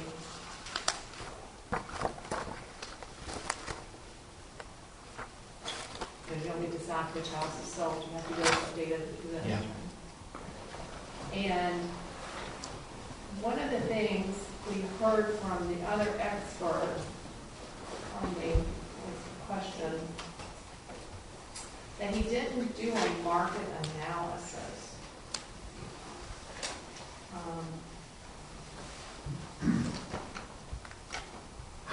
And my question was around your evaluation. You were just looking, how would you classify the evaluation that you did? Well, it specifically is not an appraisal or an evaluation. It is more of a market analysis to see what the effect the market is applying to the situation. So you would consider that a market analysis? Yeah, limited scope.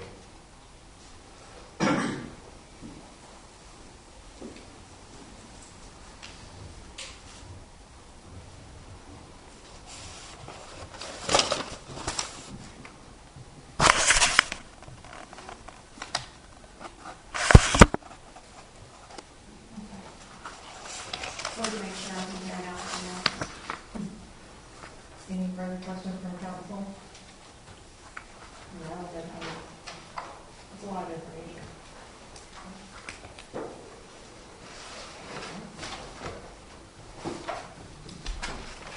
Well, would you like to?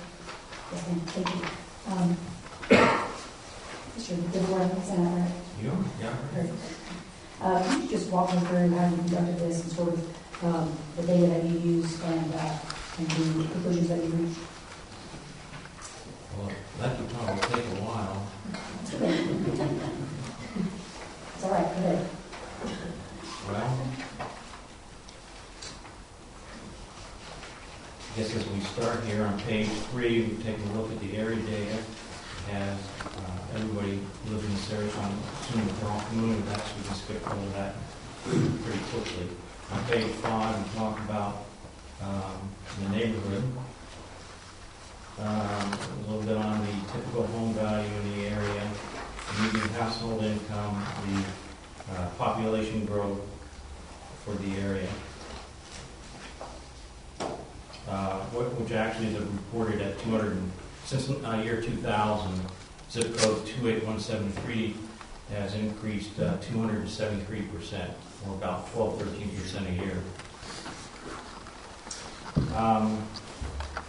The last paragraph on page 5 addresses the information provided by a design resource group that was proposed to be built on the property.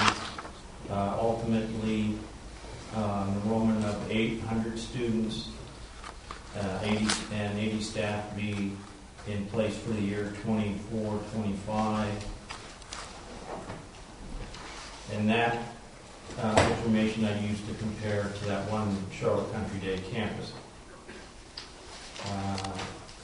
2 pages later. Page 6, I assume everybody's familiar with that. That's the design group site plan proposed and tax line map on the bottom of that page.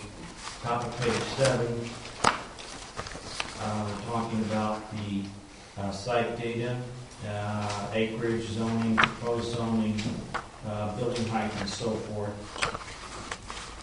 And then we get into sort of a modified paired sales analysis. Typically, it's modified. Typically, a paired sales analysis involves only 2 properties, and you would compare the differences between the 2 properties. What I included here was multiple properties, all with the same characteristic, and then another group of multiple properties without that characteristic. And that way, you basically you're getting a higher confidence of the integrity of the information if you're dealing with multiple sales. all the same characteristics. So what were the characteristics that you use? Well, primarily any property that would be affected by Charlotte Country Day School in some aspect. And then, as closest in proximity I could get to that, sales of properties that were not affected directly by the school. And how is that broken down in this report? The two types of properties that we just discussed? Well,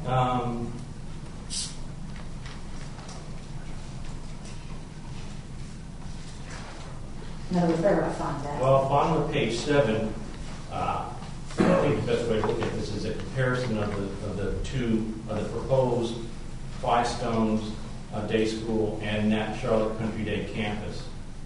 I mean, first you need to establish the similarities and the dissimilarities to it. Okay. The Charlotte Country Day campus is approximately 500 students. Five Stones is going to be 800. So the impact, of course, of what's shown here, it's actually going to be greater, would be greater for Five Stones because of the larger student body. Zip code, home prices, $537,000 median, and I think Wesley Chapel was somewhere in that. I think it was actually a little bit higher than that, but pretty similar. Median income is a little bit higher in Wesley Chapel, which I didn't mention this, but a higher income would normally negative factors tend to affect the higher price properties a little bit more. But that wasn't even, I didn't consider that in here. The campus, Charlotte Country Day campus, is about 98,215 square feet. And I believe if you look at these figures up at the top of page 7, we're looking at 60,000 plus 76,700 plus 6,000 for a gym, 14,007 for an office. I think that's around 141,000. So it's roughly 40% larger than Charlotte Country Day. Just note that not all of that relates to the school, but and also that Sure. Some of it's sure. Five Stones has offered to reduce their student count to 16 rather than 800, but just note that for the record. Okay. Am I correct? And maybe I'm not following this, Mr. Dorr, I just received it, but are you? It's instead of comparing sales prices, well, keep walking me through your analysis, and that might be the best way to do it. Sure. Well, if you take a look at page 8, the map up there, you can take a look at, see Charlotte Country Day in the lower center, and Greenway Road north and south, and it connects with Carmel Road directly north of that, and that is the only access to that school, which would be basically synonymous with Cuthbertson Road, the only access to Five Stones. So those are all the similarities. I mean, it was almost an ideal case study for this property. Just making sure I understand. Looks like Greenway Road terminates for hits the Galpine Creek based on page 8 of 1. In other words, it's not. Greenway Road terminates at McAlpine Creek. The school terminates right there at the creek also. Right. So when you say it's the only access, you mean it's different than Five Stones in that you could come to Five Stones from Cuthbertson to Newtown or the other intersection, which is taken currently, or it's also used as a thoroughfare for various other. Sure. Events. But what's interesting about this, the only adverse for this area, the only influence or potential negative influence for this would be the school. Now, there's much more going on, as everybody's talking about here and everybody knows, down on Cuthbertson. So when you say for this, you're talking about for the Charlotte Country Day School? Yeah. Okay. That's a follow-up question. So with Greenway Road, you're saying even though you might have been up further north, I guess, be over to Carmel Country Club Drive or whatever, they still still got impacted by the school at the end of the road. Oh, yeah, there's cars lined up from Carmel Road all the way down to Charlotte Country Day. And if I were to go slightly to the left or west and look at one of those Carmel roads in there. Yeah, the Carmel Hill, Any of Carmel those, Distance. like Well, as the you're first saying. group of data in here is actually a group of townhouses on that Carmel Road compared to townhomes on Green Range. And the townhomes on Carmel access directly through Carmel and are not affected directly by the school. And that's the data and analysis that begins on page 10. Are you aware of any townhomes in the vicinity of Houston Church site that those No. people? Okay, so why did you choose townhomes as a comparison? Well, the purpose of the analysis is to determine if there's an impact on residential properties. It's a residential property. But I'll also included for patio homes or basically one-level townhomes. And also the third analysis in here includes just strictly single family.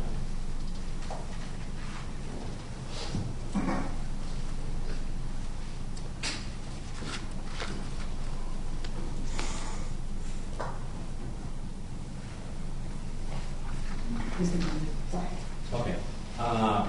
You can take a look at page 10, the map there. You can still find Charlotte Country Day School down in the lower right section and Greenway Road continuing north. And you'll see 4 dots up there. That's 4 townhome sales. And those are compared on the map there. You'll see some dots over in the upper left-hand corner to a Blanchard townhome property sales. And those sales are included at the top of page 11.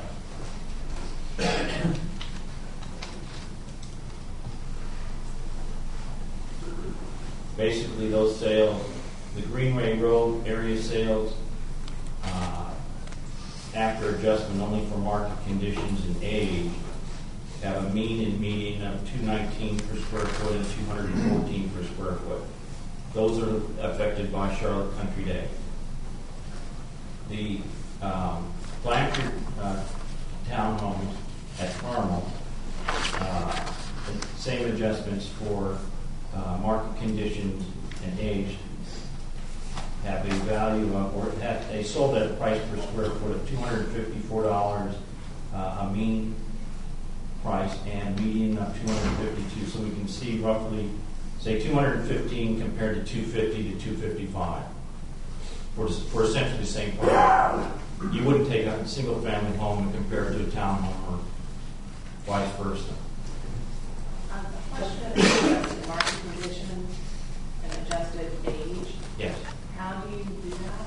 Okay, market conditions was adjusted roughly at an annual rate of 10% for data sale adjustment. And in this analysis, I only adjusted it up to October 28th of 21 because that was the most recent sale that I included out of this group.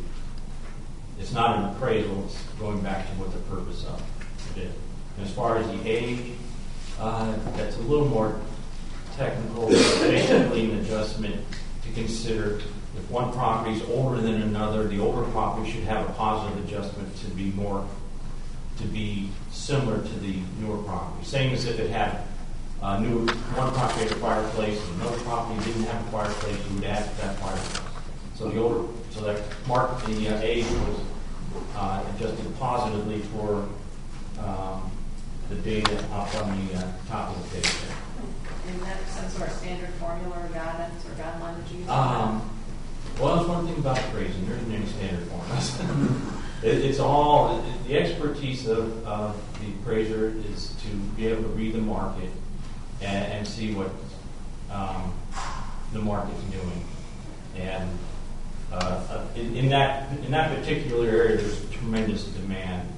There's houses built there in, say, mid-century models in the 60s and 70s that are torn down, that are I mean, they pay $500,000-$600,000 and they tear the house down to build a multi-million-dollar property on it, right in that immediate area. So it's not something that you can uniformly adjust for.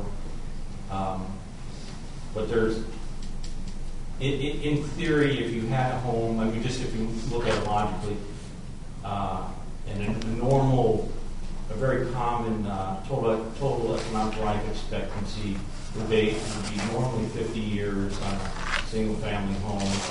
Once the property, say, is 40 years old, without substantial renovation and so forth and remodeling, often when it hits 50 years or maybe 60 years, that would begin its economic life. So at 40 years, it's, say, 4/5 depreciated, that structure. And when that property sells, most of the sale price is representative of the land. I mean, we've all seen older properties, 50, 60 years old or something. They usually demolish them and build new homes. So in a popular area, the land itself can become the most valuable asset. The land can actually, an interesting concept, the land can actually exceed the value of the entire property because there's a cost even to demolish the improvements. Say the land, if there wasn't anything on there, maybe worth $600,000, and it cost $50,000 to demolish the improvements. He would be a person buying that would be better off not even having the improvements there. So I don't know. It's just this sort of strange things you run into.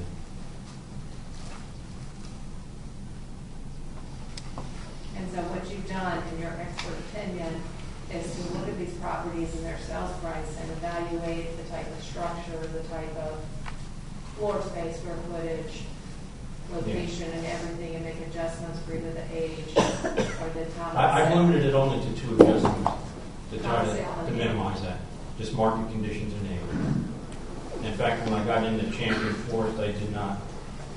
I grouped the sales by year, 2019 sales and 2021 sales, rather than making a market conditions adjustment or age. Those are basically all on adjustment. That's the last group of sales.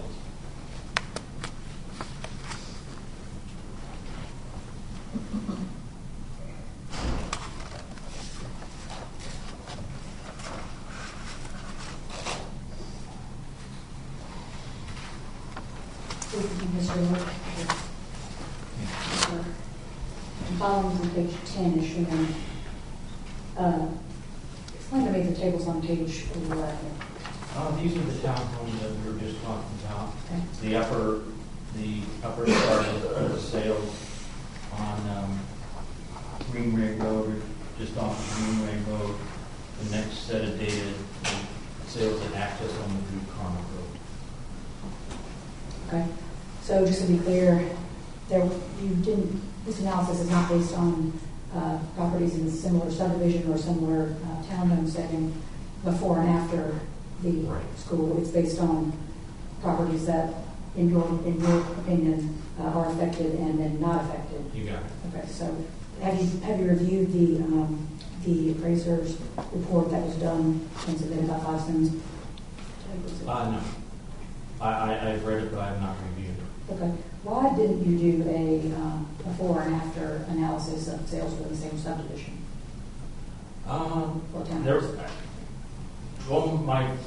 My first objective was to find a situation that was as close to Five Stones day school as possible, and that's how I ended up.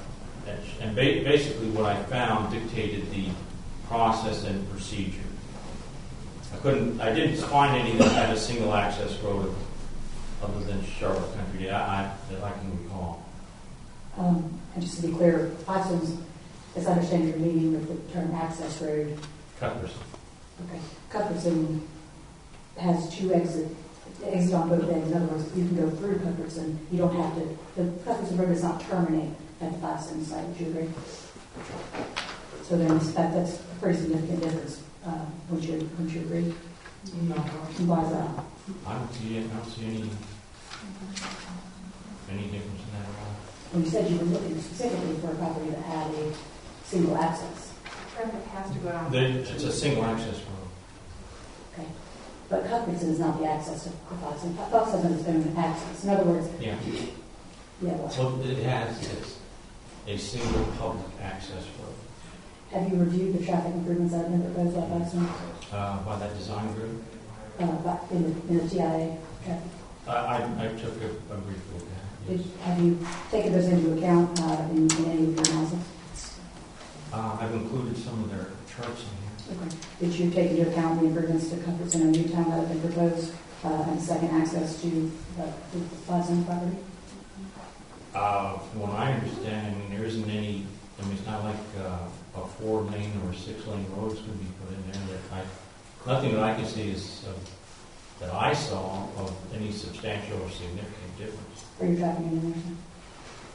You asked me from a market standpoint. Well, no, I mean, I'm not an asking, engineer. I just want to be clear. Okay, so did you examine the levels of service improvement that would result from the intersection improvements that have been proposed by Foxton? Do you have this one? I'll look at it. I would ask you if you relevant to your analysis. I can get it out, I just. Not much. Did that make any difference whatsoever? It would have I mean, I would assume that it should have some difference. It should have a nominal benefit to it. That's the purpose of it. But it still can't. The main confinement here is a single public access road. So when you say a single public access road, so I have a road in Cuthbertson that doesn't terminate, right? It's a cut through between Newtown and Trump. So yes, there's traffic there more. But is your market analysis and your study here solely the impact related to traffic on the road? It's the positioning of the school on a single access road. Most other schools that I ran across had multiple points of access. Even if they're up on located on 51, they didn't have just one road. So you have an opportunity to avoid it. Yes. Is kind of what you're getting at, Yeah. right? So like Weddington High School. We have multiple access points on 51. It's on 84, but I can go down 12 Mile Creek, Beulah Church, and around. Right. So that's your conjecture is I have options. Right. Yeah. That. And there's no options on Cuthbertson other than the ends of the road. Right. Okay, so that's your comparison. Right. Is that we're all points of improvement. And all similarities, even though it's connected to Newtown and Providence, I don't have an option to avoid it, anything on that. Anything on that road, any other way. You don't have any option to avoid Cuthbertson. Okay, I understand what you're saying now. Thank you. Am I correct in understanding, based on Steven's map, that Green Ray Road is the only, the school and there are residential properties that you included, the townhomes in your analysis, that are accessed off of that terminating access road. Is that correct? That makes sense? Well, what's the point? The question is essentially, I'm trying to distinguish between Cuthbertson Road, which has, two intersections at either endpoint, and there's folks that use that road that are not simply related to either living on that road in townhomes or going to the school. So there's people that are going to the library, they're going to Lowe's, they're going to wherever they might need to go, all sorts of places that utilize that road that are not just the school and the town. Does that make sense? Oh, yeah. That's a different scenario than we're presented with here. For Podstones, with Cuthbertson Road being a road that's frequently used. Well, I'm not an engineer. Well, I mean, I'm asking from an appraisal standpoint, if that would make a difference, if that's a relevant. Well, Cuthbertson Road is worse. Just the with all the development. I mean, If you drove up there now, you would say, oh, Green Ray Road, this is a nice, quiet residential area. Well, you need to be around there between 3 and 6, and between 7 and 8:30. So I'm just asking that question, and I'll say your piece. I'm just trying to ask you if that's a distinguishing factor. The fact that, again, Cuthbertson Road is used by the public for other purposes, versus Green Ray Road being simply townhomes and school. So to follow up on that question, if I understand your question correctly, then anything off of Cuthbertson Road should be higher value than anything on Greenway because it is a road with connecting points. And Councilman, just that's sort of what I'm trying to understand is those are different circumstances and have an impact on analysis that you know. And exactly what are these differences? That there's other uses on Cuthbertson? So you're saying Green Ray Road is equivalent in this analogy that you have conducted to I'm assuming Cuthbertson Road, or are you saying it's analogous to the entrance road to 5 steps? That's really what this More to Cuthbertson. Okay. And Green Ray Road terminates at the school and is only used for purposes of accessing the school, and I gather by the townhomes that you have looked at in this analysis, right? Well, townhomes and single family. I mean, there's hundreds of homes in Fair enough. So it's not used by the public at large to cross town or to go somewhere else or to access, as I said. No, that's what makes it ideal. The only adverse influence on that road is the school. Okay, so but again, this analysis doesn't accurately reflect what's happening with 5 Cents and Cuthbertson because there are other uses that utilize that. Well, rarely in real estate do you find two things that are just completely, totally identical. It makes it worse. Did you evaluate any other locations or any other properties to consider comparison? Yeah, a lot. And which ones are those? Well, most of them were disregarded because everybody has multiple points of access. That's pretty much standard. If you went to build the schools, you would be required to have more than one point of access. So when you just to be clear, when you say multiple points of access, what exactly do you mean? Roads to be able to get to public thoroughfares. Okay. And are you aware that 5 Cents is proposing as a condition of this to have same access? Well, Cuthbertson is still the swamp. They can within 10 roads. Trying to let everybody talk. So you said multiple. You said single point of access. Well, I'm just trying to clarify. Well, often these access roads leading to other parallel roads or other perpendicular roads for access, that type of thing. I think we need to be focused more on the property values with the specific witness and not necessarily the roads, because he's not a traffic engineer. Well, the point is, Councilmember, my point is to submit to y'all that the comparison is not apples and oranges, or it is apples and oranges rather than apples to apples. Just still from Councilmember's phrase earlier. So I think that's for us to determine. Well, it's for me to ask questions about as well. Sure, I understand that, but I think if we can answer the questions that are asked instead of speaking at length about other issues, we can do different. So you have here. So you've essentially. Explain to me why you didn't do the before and after assistance. And when was the school placed here again? I'm sorry, you mentioned that. That campus was probably built in the 60s or 70s. See, there isn't a before and after because all the properties in there were built from 1960 to 2020. So you don't know when the Charlotte Country Day School was built, and it was what, 60s, 60s? 60 or 70, I would say. Okay. So, as I understand you say, you can't compare before and after analysis. So,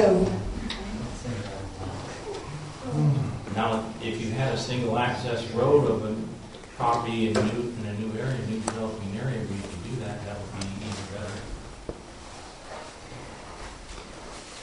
okay. So there could be a number of differences between the quality of the townhomes, or again the ages, or a number of other factors that could relate to the values.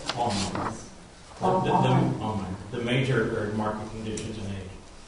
So I just did those. Well, if the townhomes have less, amenities, would that be a significant factor? The amenities are not much, not there. Well, Not what facts and factors are not in that?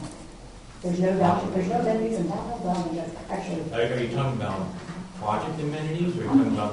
I'm For pointing the out home that there itself? could be amenities differences or any number of differences in these townhomes quality that relate to the square footage price that you've calculated as opposed to just the school.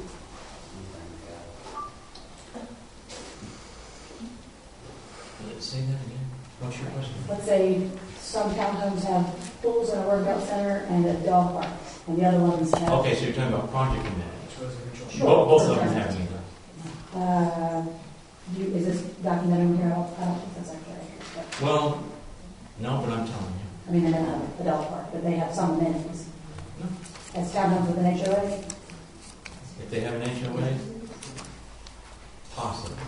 So I'm just asking, have you evaluated specifically that you have to back up the amenities? By observation, yeah.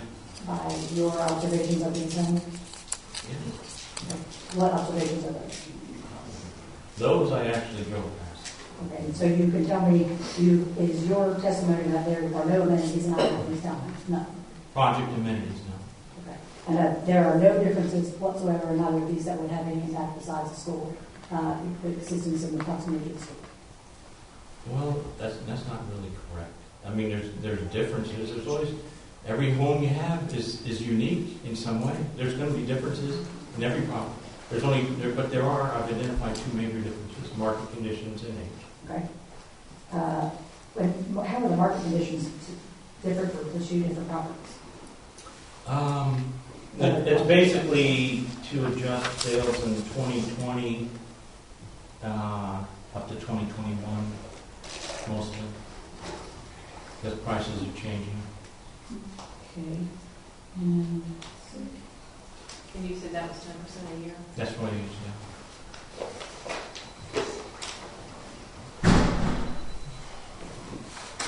So, and again, these kind of, the Charlotte Country, so you did Charlotte Country Day townhomes, Blanchard at Carmel townhomes, Carmel South townhomes, and then an assortment of other properties. Single family. So you compared, and I thought you said a moment ago you wouldn't compare townhomes to single family. Right. But it looks like that's exactly what you've done. No, top of page 11, those are all townhomes. Page 12, those are all basically patio homes. Page 14 are all single family. Let me identify specifically. Charlotte Country Day and Blanchard are townhomes. Yes. Okay, and so. Carmel South, Just on page 11, in bold there. like townhomes then. Yeah.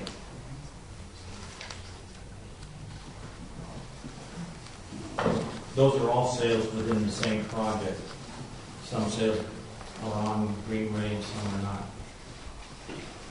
And then the last, which starts on page 13, those are all single family. As you can see on the map on page 13, they're all grouped near the school, and then there's another group basically on the other side of the golf course, not near the school. So what is, in page 13, I mean, what are these blue and gray dots for? That's sales. Okay, so these are the sales you evaluated? Or? Yeah. Okay.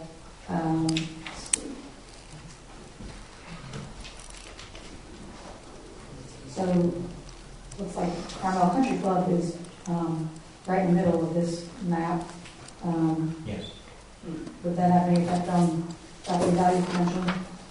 Yeah, we did not use any sales on the golf course. Those sales are mostly about $2 million plus. Looking at the map, I mean, it seems closer to the golf course than the school, some of these, a number of these actually. There's, on both sides of the golf course, there's homes that are golf course front properties. None of those are included. And on the north side, same situation, and none of those are included.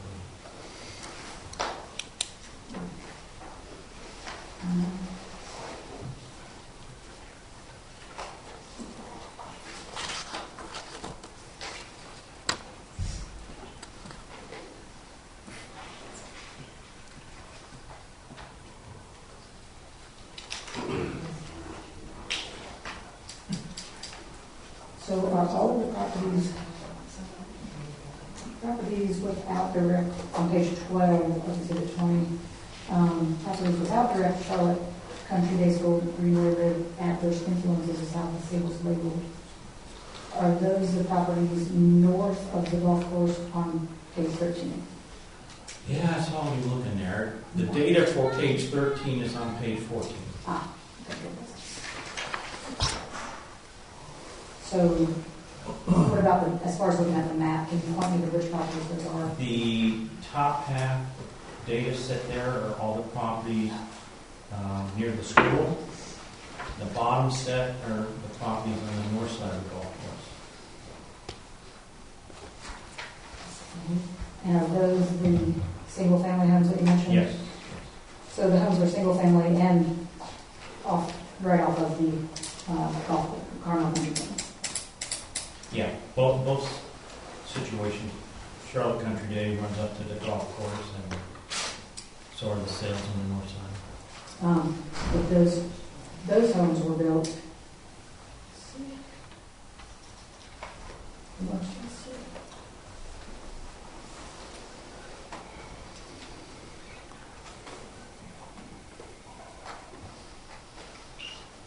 On the Charlotte Country Day School Greenway Road campus table on page 14, what does that? How does that relate to this map on page 13? Those are all the sales. Townhomes also? They're single family. Okay. And so where are these the ones? In the bottom. Okay.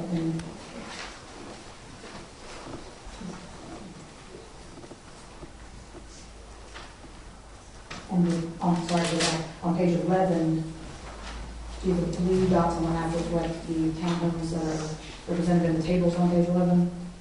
Yes. That's actually all one project.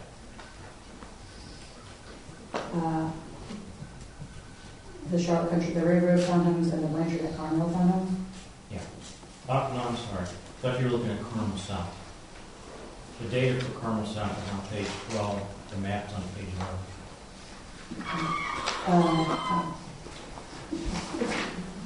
There's traffic. So on page 11, your conclusion is that the first table, Charlotte Country Day School Railroad townhomes, are within the severe influences you determined it, and that the second table represents those properties that are not within severe influences. Right. Okay. And again, just to be clear, what are these notes on the right side? Access by a Greenway Road seller agent, in corner of Greenway with what? Just some notes.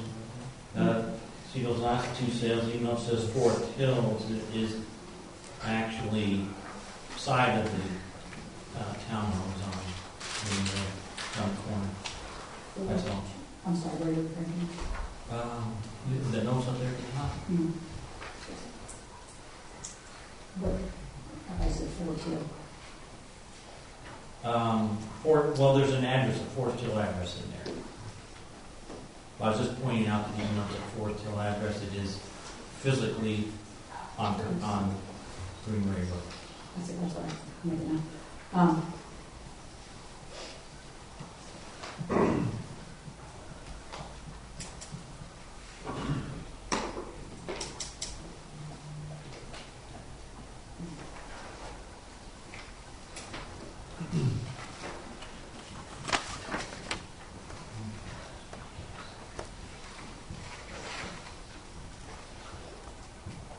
So did you adjust all, I'm comparing page 11 and page 12. It looks like there's an adjustment for market conditions on page 11 and on page, excuse me, I'm sorry, I thought I saw adjusted page on one of these.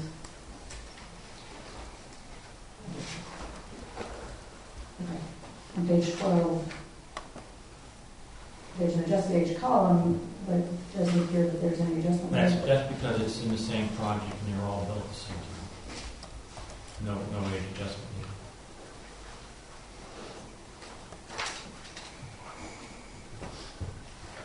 And these are reflected on page 13, you said? The map? Yeah, I'm sorry. Maps on the. Okay. It's like the maps are first and then the data. Gotcha.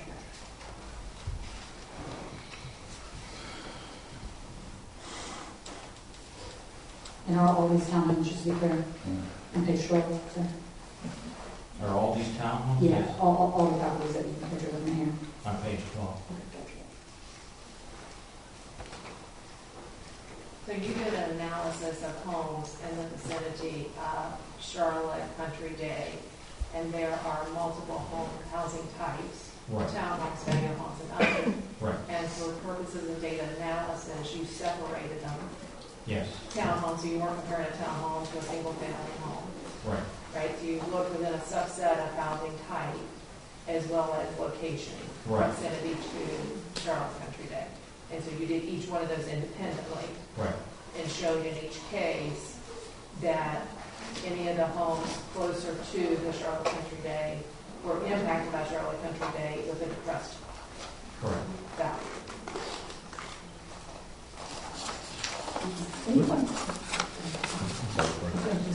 Mr. DeWar, I'm looking at just the single family home. Yes. For your point of proximity, can you tell me how far away the ones that didn't have the adverse influences are on average, and how far away those that did not have? Well, the adverse influence is that if it only has access by a single road, green ring. So all properties that have access by that road, I included. Yeah. How long was that road? I'd say a couple miles, 2 miles maybe. And so, and if I was up to reading ahead, so page 15 is the map for Champion Forest, and page 16 is Champion Forest 2019, and 17 is Champion Forest 2021. Yes. So you were essentially in the same subdivision, but were able to discern a difference in values between those closest to the Firestones property versus the ones not. Correct. And that's, of course, as it exists.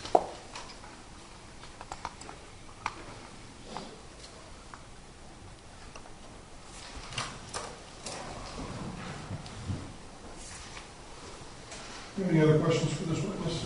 Yeah, I definitely do.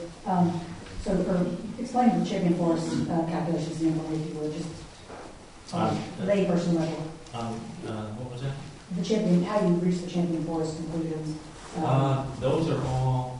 Page 15, I think is first. Those are grouped. The analysis is a little bit different. I grouped them by year.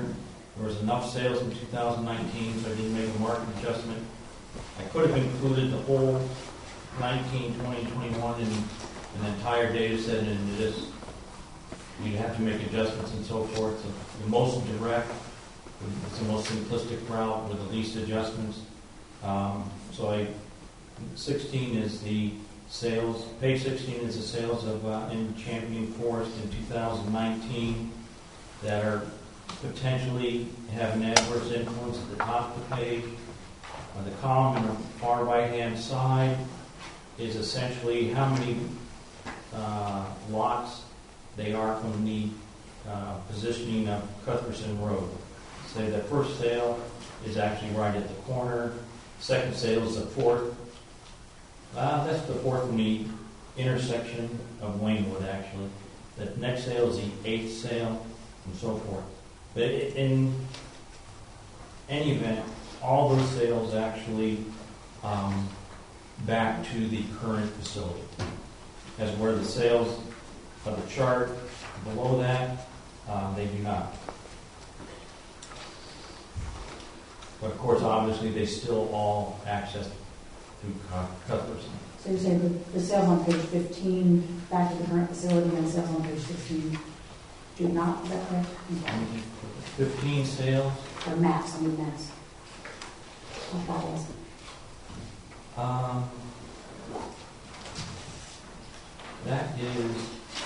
That's 2019 sales. How about point me to which maps? Page 15. 15. Those are all 2019 sales in Champion Forest. And you said those properties do or do not back up to? Some do, some don't. Okay. The ones at the top of page 16 do.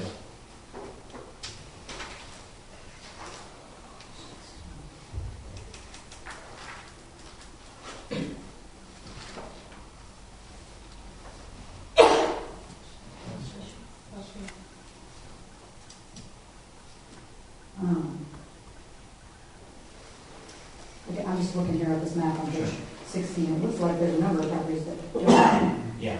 actually back up to 5 cents. That would correspond to the data on page 17. Okay. So the page 15 map are the ones that back up. I'm sorry. Looks like, okay, we have sales in 2019. Some back up to the facility, some don't. We have sales in 2021, some back up to the facility, and some do not. Okay. Well, the finding of fact that's required for council to make is whether there will be substantial injury to adjacent properties. So what I'm trying to do is figure out which of the properties are adjacent and how we can try to determine that fact. So which of these properties are adjacent? Let me ask you that question. And you're on page 16, it's where your finger is there, your left finger, up there at the top. Okay.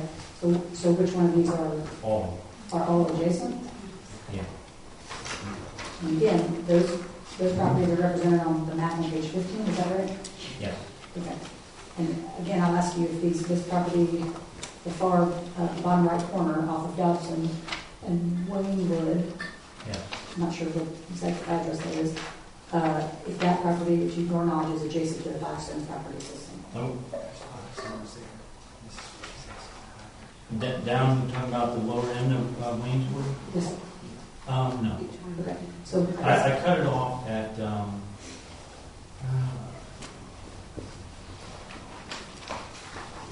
I think the third sale, if you're looking at the map on Wayneswood, from the intersection of Dobson, the third sale, I believe, is the last one that I considered had influence for back to the school. how about, can you identify this for me on the chart on page 16? I'm not trying to be difficult, I'm just trying to ascertain which of these properties are adjacent in all of your studies that you did at Trenton Forest. Okay, see 1103, that would be, if you look back at the map on page 15, it's actually this dot that's the very top center. Okay. And so that one is not adjacent, is that right? No, that's adjoining. Okay, wait.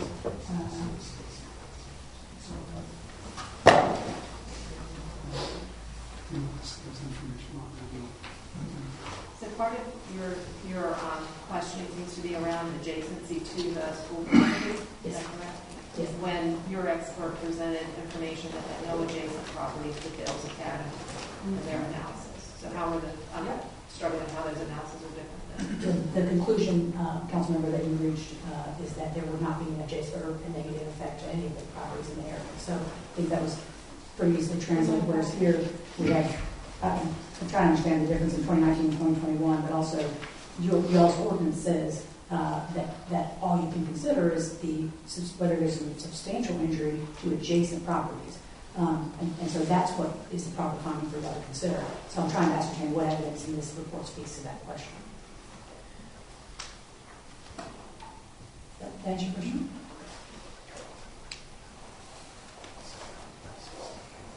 Can you help me out and identify this one, Mr. Dvorak? Which one's adjoining? Yeah, on page 16. Just You want to see them on the map? If you just list them for me, and then, well, actually, maybe if you know which ones they are, that'd be helpful.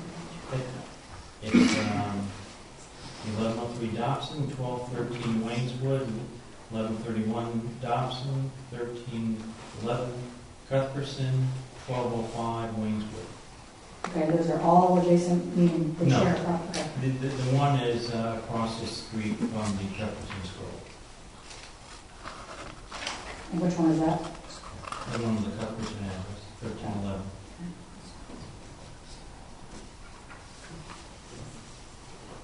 Okay. And so that property is not adjacent, is that what you're saying? Correct. And is it your understanding that the rest of these properties are adjacent? At the top, yeah. The ones for this round. Can you point to 1203 Dobson Drive to me on the map?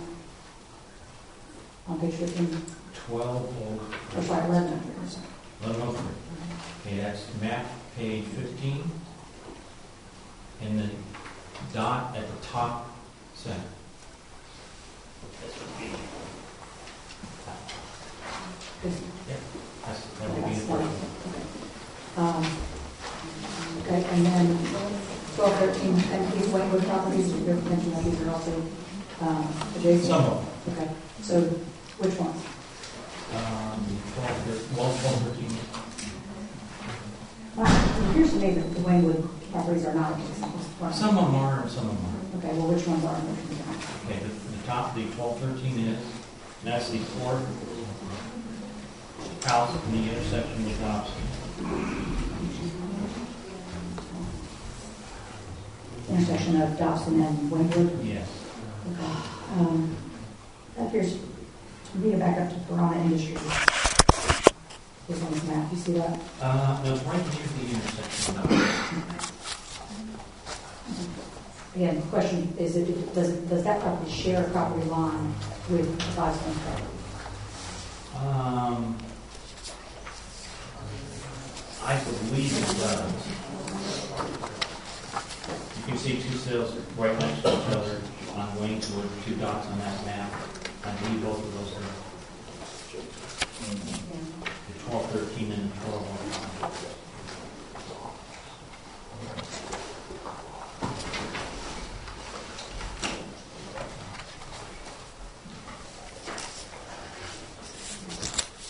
Okay, and let's talk about that. And with respect to the properties not in close proximity, that's represented in page 15 also? Yes. Okay. And so is your opinion that these properties listed under that table are not affected by Five Stones? Not correct. And how do you mean not affected? They don't adjoin it. And no visual. Okay. And how does that factor into your analysis? And what part, what factors? Well, if it adjoins it or not, or what properties that adjoin and properties that do not adjoin.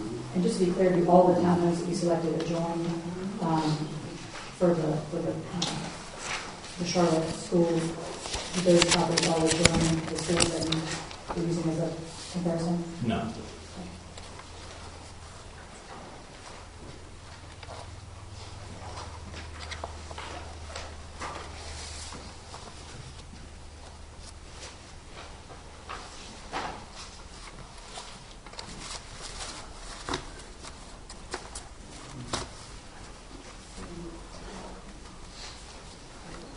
Why don't you compare this 2019 and 2012, excuse me, 2021 sales rates for Camping Force? Two groups, two data set groups, mostly sold down to the ordinary market conditions adjustment. What are you trying to show by that? The less adjustments you make, the more reliable your data is. What were you seeking to demonstrate by basically those both both are demonstrating the same characteristics. Okay. You join the facility or you don't. It's the same characteristics. What bullets are you referring to? What bullets are you referring to?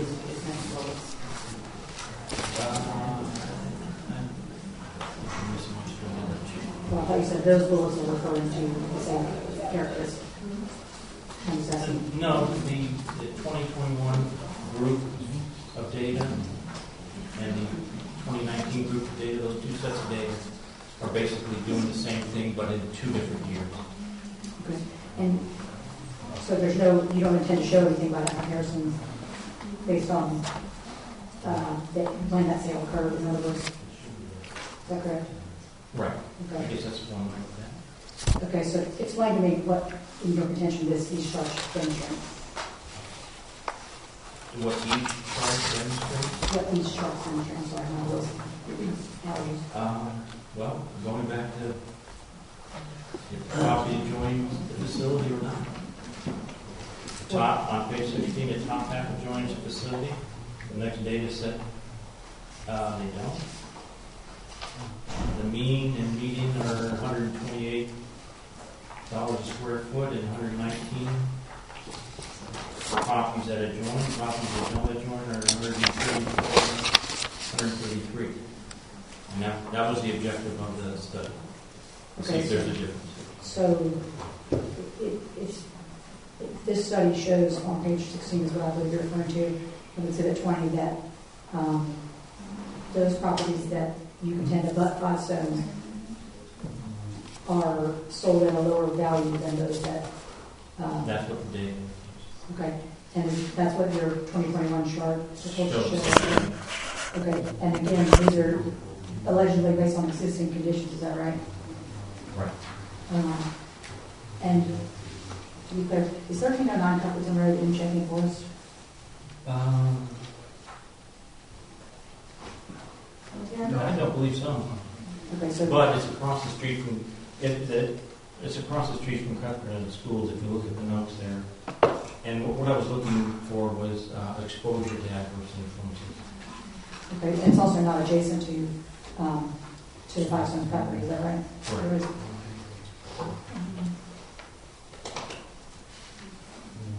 Are any of these other properties not located in Champion Forest, to your knowledge?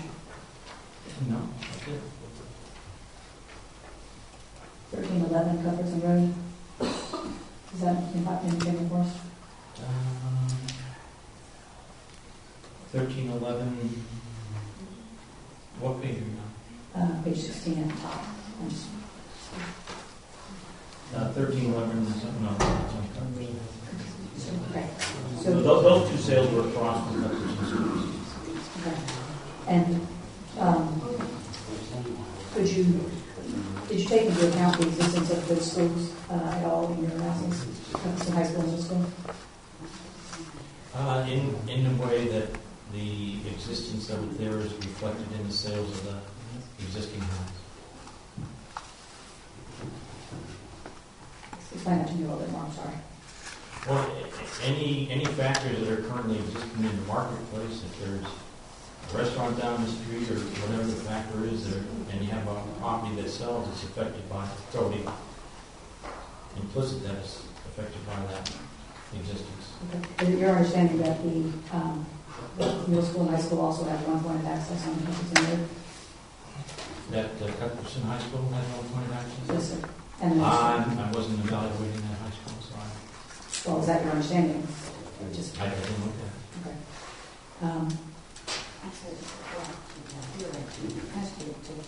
Could the citizens ask a question? If this is our last night to be able to speak. You get to speak, just not right this, not during this part. Go ahead, Lynn.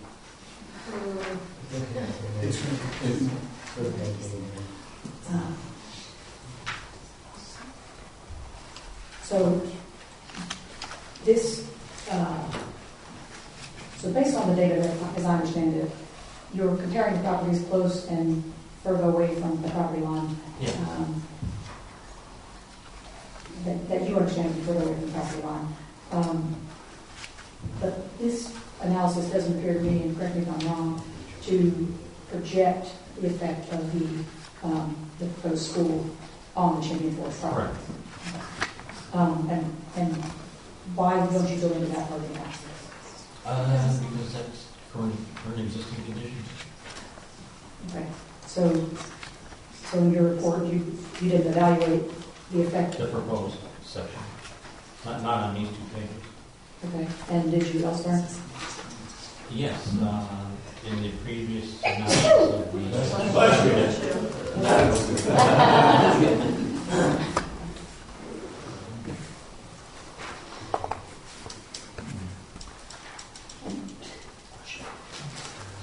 What is your ultimate conclusion, sir? Just point us to that in this report. Point me to that, and then we can go back. Page 17. Okay. Those 2 paragraphs.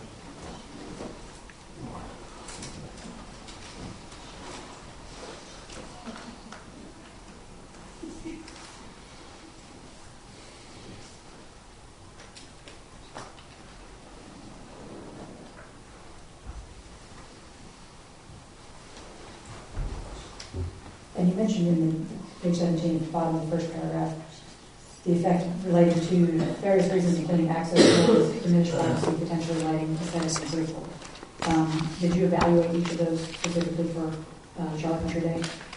Yes, and Charlotte Country Day does not have outside lighting for athletic fields, and they do not have any outside sound, music, noise, nor announcers for their athletic fields. Okay. Speaking of their athletic fields, they're fairly significant, is that right? What's that? They're fairly significant. I mean, there's a number of different fields, Yes. outdoor sports that are played. Did you compare that to Yes, Five there's Stone's proposal? football, baseball, tennis. Did you compare that to Five Stone's proposal? That's not a relevant factor. Well, it is if you mention noise and lighting, right? But they do not have lighting, and they do not have noise. They have no noise. Well, I'm sure kids talk, but Have you taken into account or considered the proposed buffering that's been offered by Five Stones as a condition in this SUP? I looked at the site plan,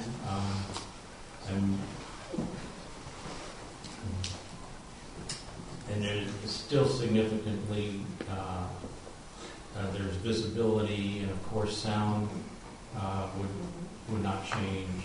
Well, as my question, sir, did you take into account?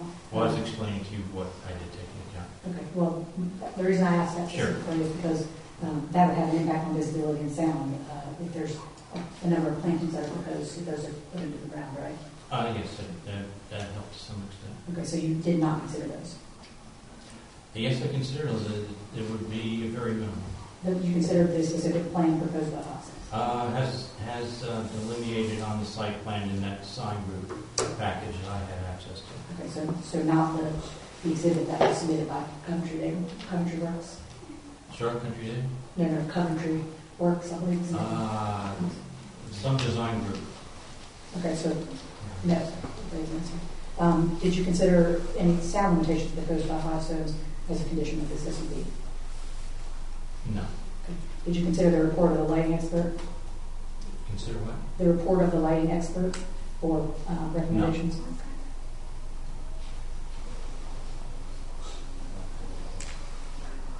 And just to be clear, you didn't consider traffic improvements, I think we've already discussed.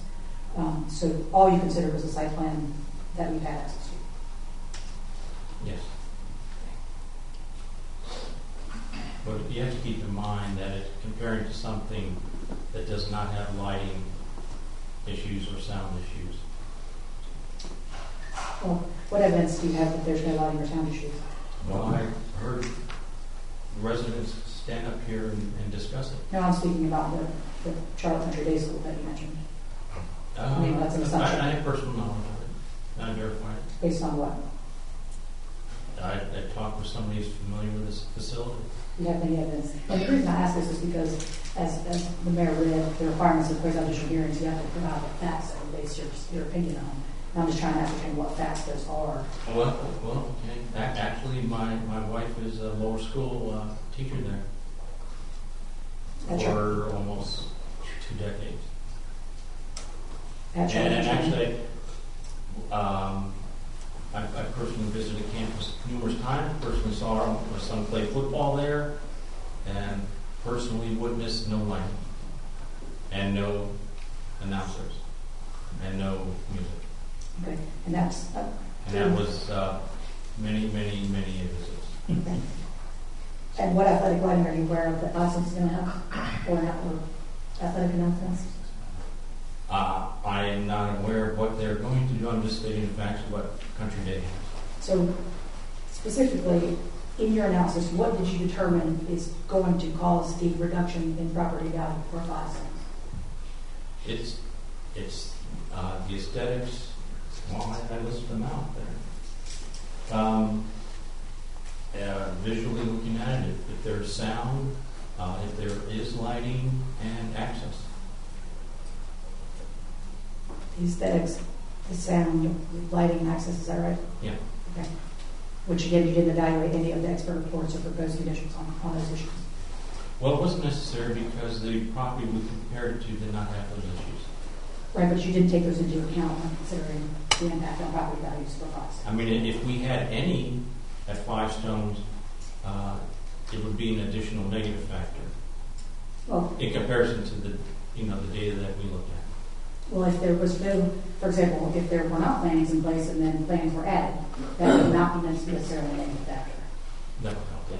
Okay, so that would be a positive factor. So again, you can't speak to that without evaluating those things specifically, whether or not they would have a negative or positive impact.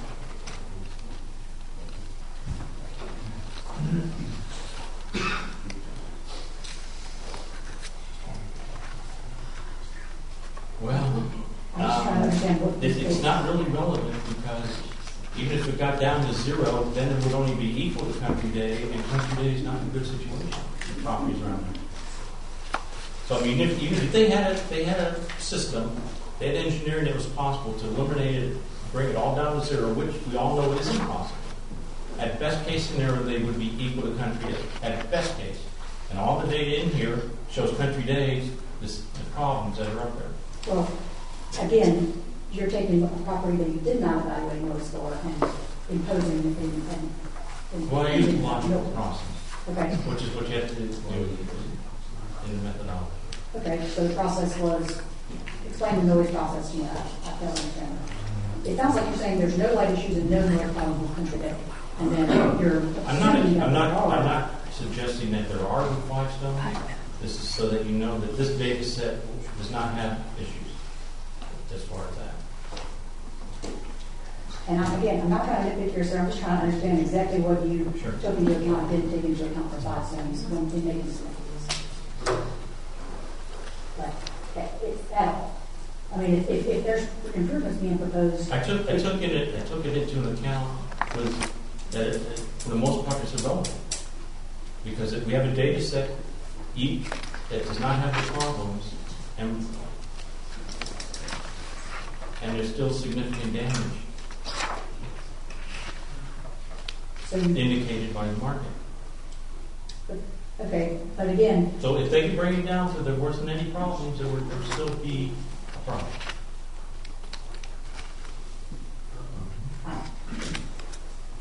Would it have been possible to do a before, were there any schools in the area where you could have done before and after analysis of sales of those properties, price per square foot, in a similar fashion to what was done? Not that I saw. What other properties did you consider after that? Did you jump straight to this one? Well, yes, personally familiar with it. I did take a look at, a lot of the known high schools that are around. And really could not find another school that had a single access road. Did you take a look at Dales Academy? Had multiple, just looking visually at the maps, the properties were removed from the schools. The properties had access roads that were not the same as Thales. There wasn't very much as far as similarities to Five Stones. And what was different in your view that made it impossible? Well, I did not complete a review of that, but by looking at the maps, they accessed different roads. So you obviously are probably not going to be measuring the most significant problem. That was a single road access. And how did you determine that's the most significant problem? Based on what data? Based going back to the map right there, Country Day with a single access road. And traffic is not an issue for Country Day, is that what you're saying, or it is? The cars are backed up all the way to Carmel Road now. So okay. It's definitely an issue. And again, that was put in the 60s. Are you aware of any improvements that was required as part of that school being allowed? I'm aware of any requirements at that time.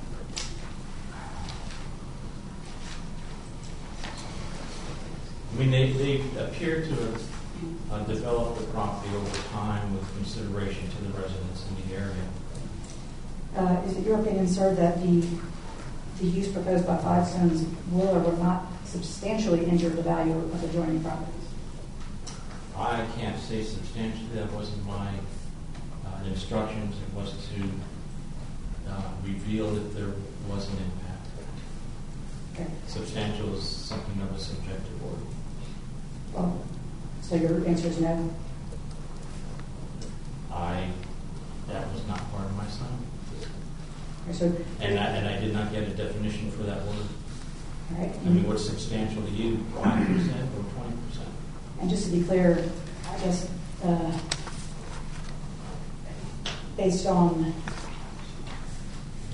your analysis,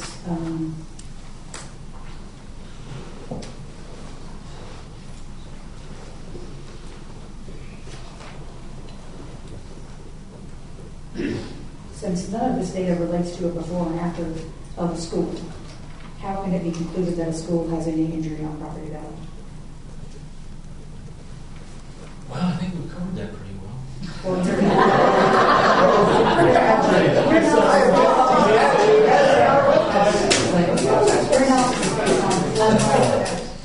mean, The question is whether or not. there isn't often any one single correct way to measure negative influences. It's pretty much how you find the information that already exists in the market. Now, if I could find a situation that had a single access road, sales before and after, that would probably be a fine analysis to do that. Well, again, this Grove Park is not going to have a single access road, meaning a road that accesses the school any more than any Cuthbertson Road or Cuthbertson Higher Middle. Well, Public road. It has a single access public. it has a double access. But Cuthbertson goes. Cuthbertson is a two-lane road, same as Greenway. Greenway terminates at the school, the Charlton Church debt. So what I'm getting at is that's different than this instance. But there's pluses and minuses. I don't know if you want to get into all that. I mean, there's a lot going on in Cuthbertson. There's a lot more minuses on Cuthbertson than there is up Country Day. I'm just asking you if that is a different scenario than a road that. In almost every situation in real estate, there can be different scenarios. Again, sorry, it's yes or no question. It's a different It's scenario. not exact, no.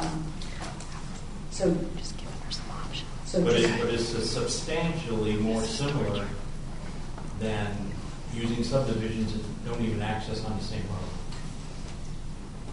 So again, just to be clear, you cannot say, sitting here today based on your report, that this use that's proposed would substantially injure the value of adjoining or abutting properties. I wasn't asked. So the answer is no, is that right? The answer would be I didn't ask it. I wasn't asked. Well, I can't do it now. so no. Then what can be done? I can't say yes. If I don't have the information, I can't say yes and I can't say no. So you don't have the information sitting here today to speak to that? To say yes or to say no. Okay, thank you. I think that's all we've got for now.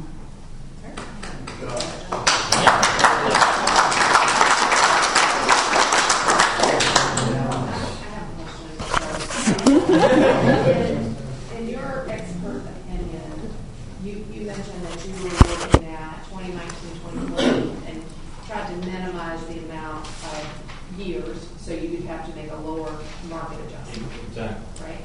So from 2017 to 2021, what type of growth did we have in the area of Champion, Flores, Cuthbertson? As far as population growth or prices? Prices, just from over a 5-year period. I looked at it, the data I had over, let's see. I really, as far as prices, and if you look at just the Champion, normally what appraisers should do is look at actual data. If you look at some of these Champion sales, it actually indicates an adjustment or increases of less than 10, and some of them increased. I'm going off of memory here, 15 and something, and some were down around 6 or 7. So I generally use 10%. So, and just trying to span from 1 to 2 years, you used a 10% adjustment. And if we were to look from a 5-year span, we may have seen more or less than 10%. Well, that was 10% per year. So if there was any adjustment that were 2 years, it was a 20% adjustment. So for a 5-year period, with that 50% adjustment? Well, we've been in a sort of a difficult time period. 5 years ago, our rate of change wasn't that great. Over the last couple of years, the price increases have been at a greater rate. So the last 2 years has been a very hot market, Yes, as you say. very hot. Why? All right, are we ready to move on? All right, thank you, sir. I have one further question. Aren't you coming up to speak with Stephen? I am. Okay. I have one further question. Oh, sure. I promise to keep it short. page 17, you show sales from 2021 that are near potential adverse influences and other sales that are not in close proximity to potential adverse influences. The sales that were away from adverse influences averaged just less than $175 a square foot. The houses that were near a potential adverse influence sold for around $150. Am I reading that correctly? That's correct. Okay. Yeah, that's about $24, $25 a square foot reduction. Correct. Being near an adverse influence. That's correct. Okay, thank you. Brief follow-up on that. Based on the 2019 value of properties reportedly looking at near potential adverse influences compared to the 2021 values, those values still went up. Isn't that correct? From 1921, you see that? Sorry, that's it. 2019 is what I'm saying. Yeah. So from 2019 to 2021, those values increased. Yeah. Okay. And so, in other words, that they were not, the value of those properties was not negatively affected in the sense that property value went down. No. Okay, I'm just looking at the Over that time frame. I'm looking at the adjacent property owner's information, and I don't see 1103 Dobson, 1213 Waynewood, 1131 Dobson. Oh, excuse me, I do see 1131 Dobson. That's the versions. 1311 we said is not adjacent, and I don't see 1205 Waynewood either. Those properties appear to not be adjacent. Is there anything, do you know or believe otherwise? I observed it myself there. Okay. Except for it has that 1311, that one, as we discussed, was across from the couple distance schools.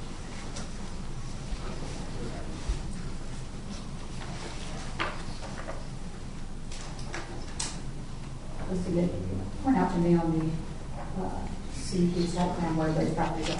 I'm not trying to Well, get all that. they're not actually on this plan, but they would be along here. So they do not share the property line with Five Stones? Yes. Yes. See, if you look up here, it gives the Champion Forest plat booking page for all the residences along here. But 1103 Dobson Drive specifically, show me where that property is and what property line it shares. Not trying to be difficult. This is subjective. That would be way up here. So it does not share a property line. It's Yes. not reflected. Yes, right here. That's not 1103 Dobson Drive. 1103. Yeah. 1103 should be this property right here.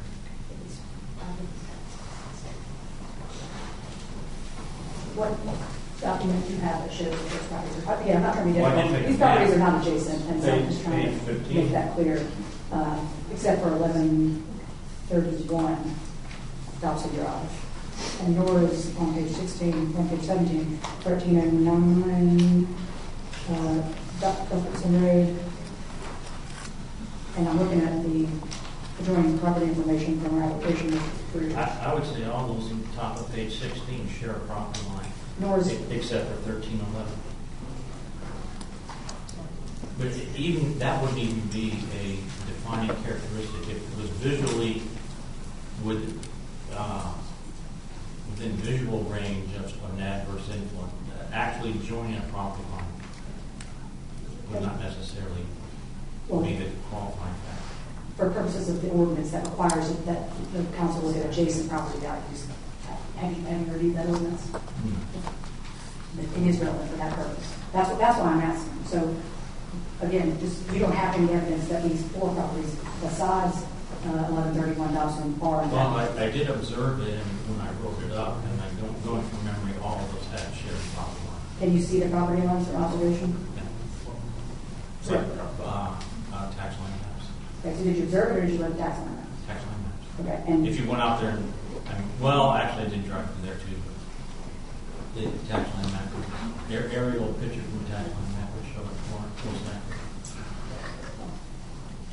We're going to allow 5 more minutes, folks. I'm not trying to keep this going. I'm just trying to point out that these properties are not adjacent. I really not. Those 4 properties I mentioned are not adjacent, nor are the 2 properties listed on page 17. That's the point I'm trying to make. So, and again, I'm looking at our application and the notice that was mailed out to adjoining property owners. For specifically, we're not mailed to those properties. The point being that this is not an analysis of adjacent properties. It's just to cherry pick the route taken for us. That's all. That's last time. Okay. So, ready, Councilman McCollum? Yes. So that brings us to the lost cover. Mr. Mountain, you just talk. Yes. Come on up.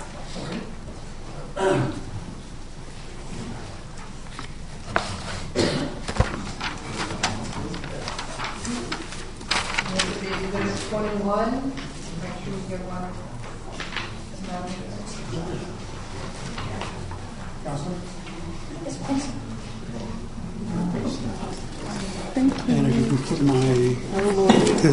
the PDF on that. I will try. Do you want the copy of this? If you've got an extra, I'd love to. Sure. Thank you.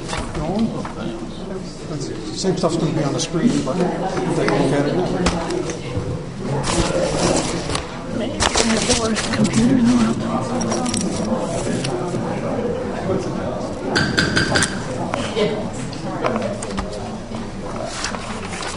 Okay, I have some questions for Michael Whitwan.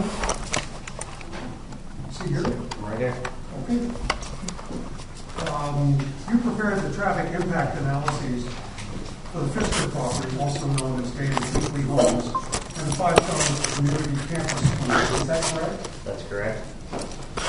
The suggested laneage for the intersection of Cuthbertson Road and Newtown Road includes a 250-foot storage lane for left turns from Cuthbertson Road onto Newtown Road to be funded by David Weekly Homes. Is that correct? That's correct. Is there an existing adequate right-of-way for the construction of said 250-foot storage lane, including all necessary site improvements, including drainage? I'm not a roadway design engineer, so I can't answer that question. Okay. I can say that David Weekly has been engineering those construction plans, and as far as I know, they're anticipated to start construction as early as this spring. So if at that point, if they're there, if additional right-of-way was necessary, adjacent property owners who they needed to acquire that right-of-way from would have already been contacted, or at least they would have already been contacted, or discussions would have been made. It is possible that there is sufficient right-of-way to fit those improvements in with either symmetrical widening. I doubt it would be with asymmetrical widening, but there are other venues in place to make that happen. Excuse me, can I get your name? Michael Wickline with Design Thank you. Resource Group. Thank you.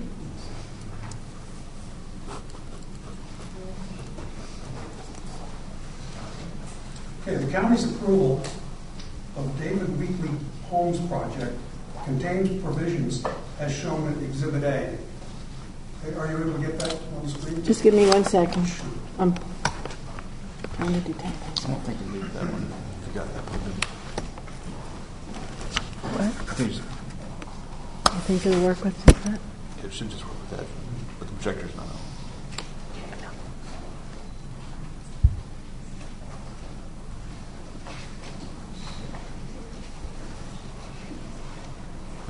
I hear it.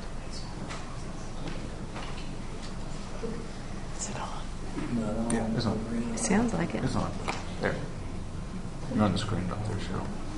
Cheryl. Okay, good.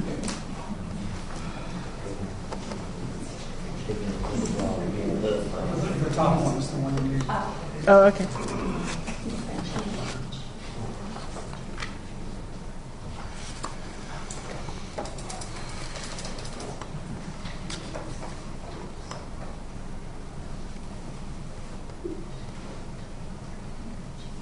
Okay, now do you know, sir, that for a fact that they're going to construct that 250-foot lane? Or is there any possibility they're going to give you $200,000 as listed here in the county's approval? I do not know for a fact, but I can say I had a recent discussion with David Weekly Homes, and that was just before the first time we were here, which was 4 months ago. And I was told by David Weekley Homes that they were ramping up for construction of spring in 22. I will point out that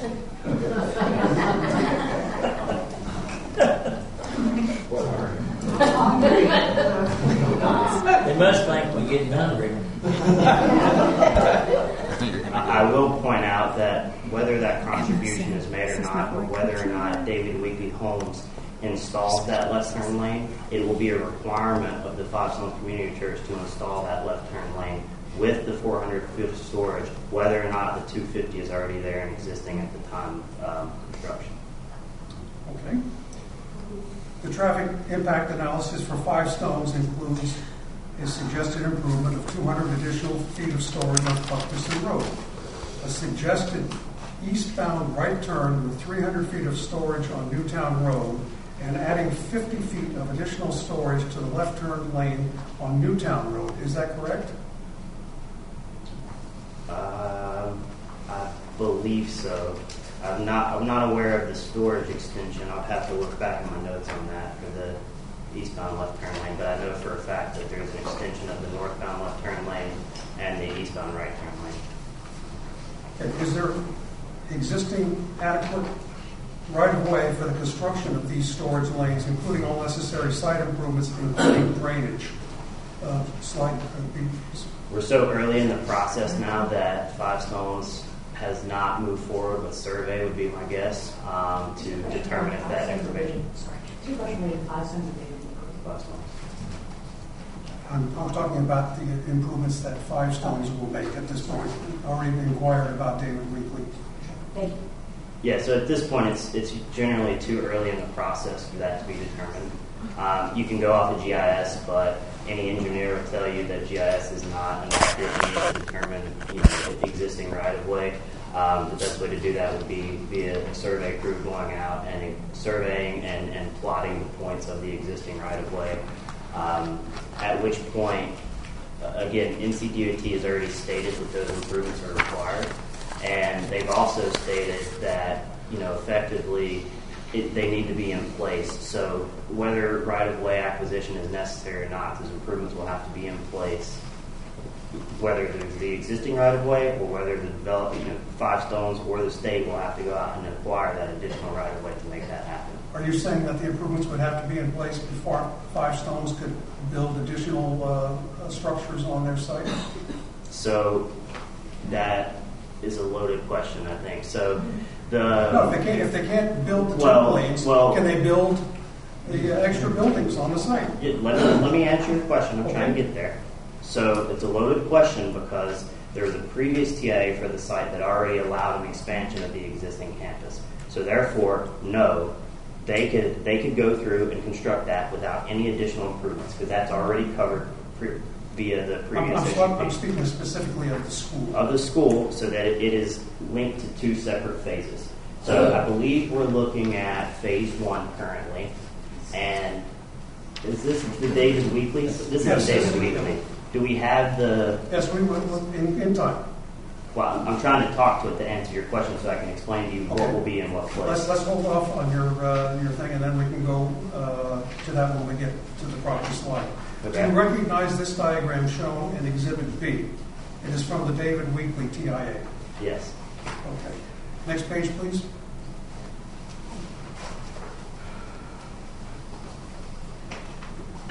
Do you recognize the diagram shown in Exhibit C? It is from the Five Stones TIA. Yes. Okay, now you can address what you were saying about the turn lanes and such. So what I was saying is that what we're looking at here would be considered the phase 2 improvements. So phase 1 is set for 200 students. That's the interim phase. There are a different set of improvements, which you see, I believe, in that orange color at Newtown and Cuthbertson. Those improvements would be required to be in place before the opening of the first 200 students.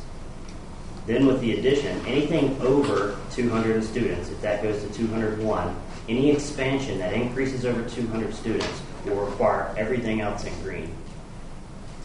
as per NCDOT requirements from their funding letter that they provided in response to our submittal of this TIA and their subsequent review. It's page 2, exhibit 4, just right there, the funding letter.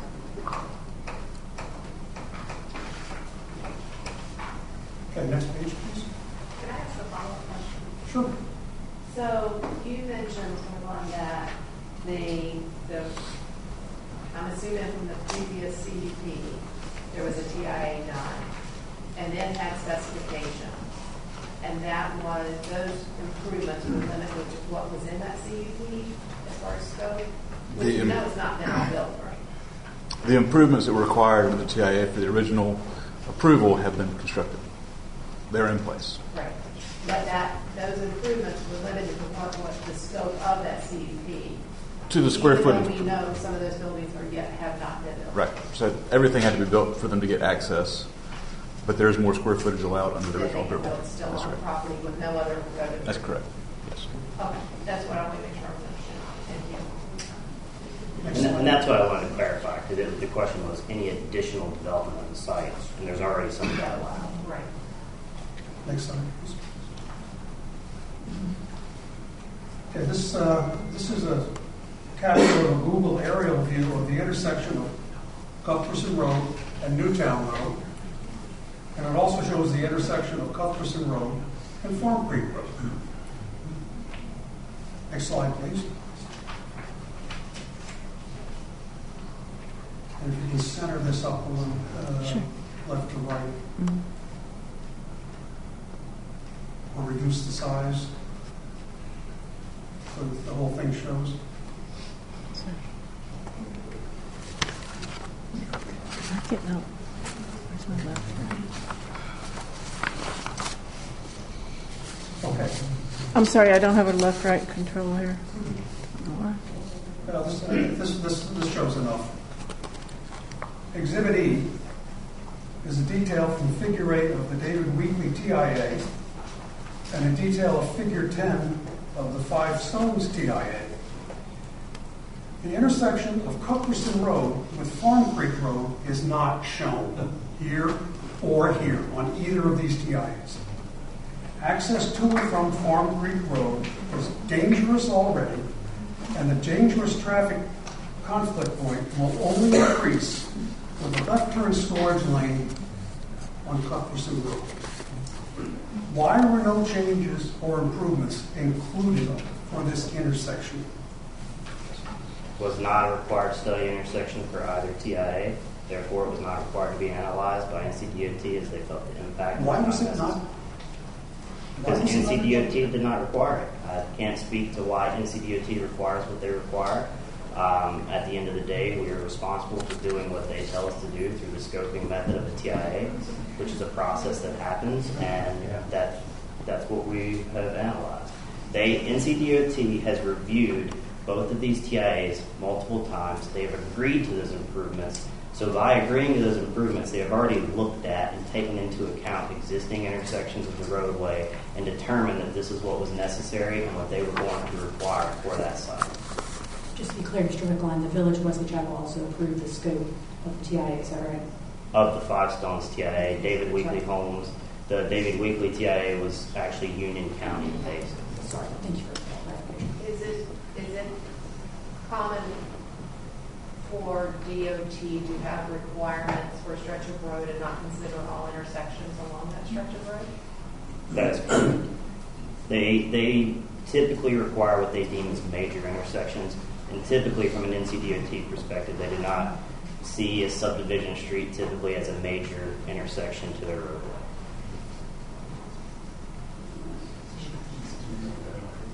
I'm having a very tough time understanding how people who live off of Farm Creek Road are going to be able to make a left turn onto Cuthbertson Road with the way this is configured. Okay, let's move on.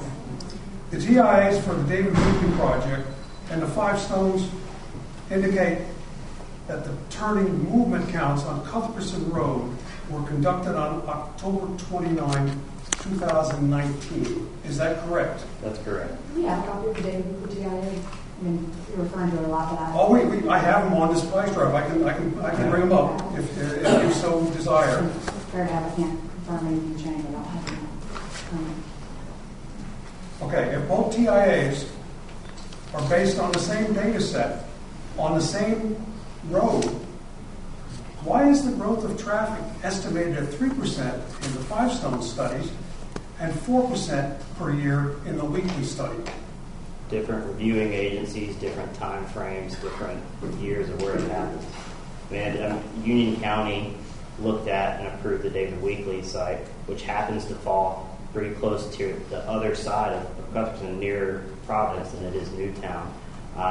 There could have been an additional ADT point that the state collected there that would have indicated a 4% growth. At the end of the day, we provide information to reviewing agencies, and the reviewing agencies tell us what to study. I do not set the growth rate. I provide information that calculates data for a growth rate, but NCDOT, Union County, Wesley Chapel, they all agree and tell us exactly what we need to use. That's the purpose of scoping. And from the scoping standpoint, we have to put together a 10-page document including some additional figures such as this that go through the review process and are reviewed by every agency with comments made until all agencies are in agreement with what the assumptions for that specific traffic study will be. And those are agencies related to that particular TIA? That is correct. In this case, Union County versus Wesley Chapel? Correct. Is part of the agencies, and they Yes. would not be... And it's also worth mentioning that you have different district engineers that have different preferences and different things. And at the time, we were dealing with a separate district engineer for NCDOT for the Pfister study, as we are now, because there has been some change in staffing, and it ends up being more of an opinion-based matter when it comes to the reviewing agencies and getting them what is necessary. And at those two separate times at which these TIAs were completed, that was the determining growth rate for each.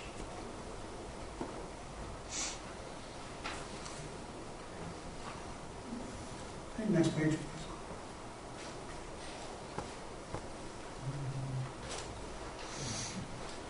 Do you recognize the diagram shown in Exhibit F? You can't see that it says F, but it does. It is from the rezoning plan and depicts the overall view of the campus. The proposed exit driveway, referred to as Access B, is shown on the upper right of the diagram. Next page, please.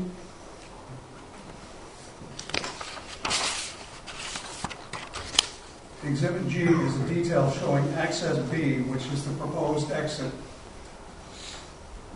from the church campus. You have said that in your report that you're going to have a traffic signal, is that correct? A two-phase traffic signal. Okay, and it's going to be located where? At the intersection of Access. So it would be somewhere in this area here?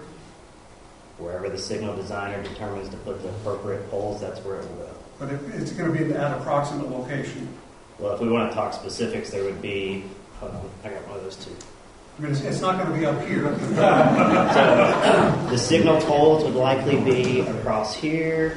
There would probably be across here, and there would also be one across here because you have multiple signals for each movement. My pointer is better than yours.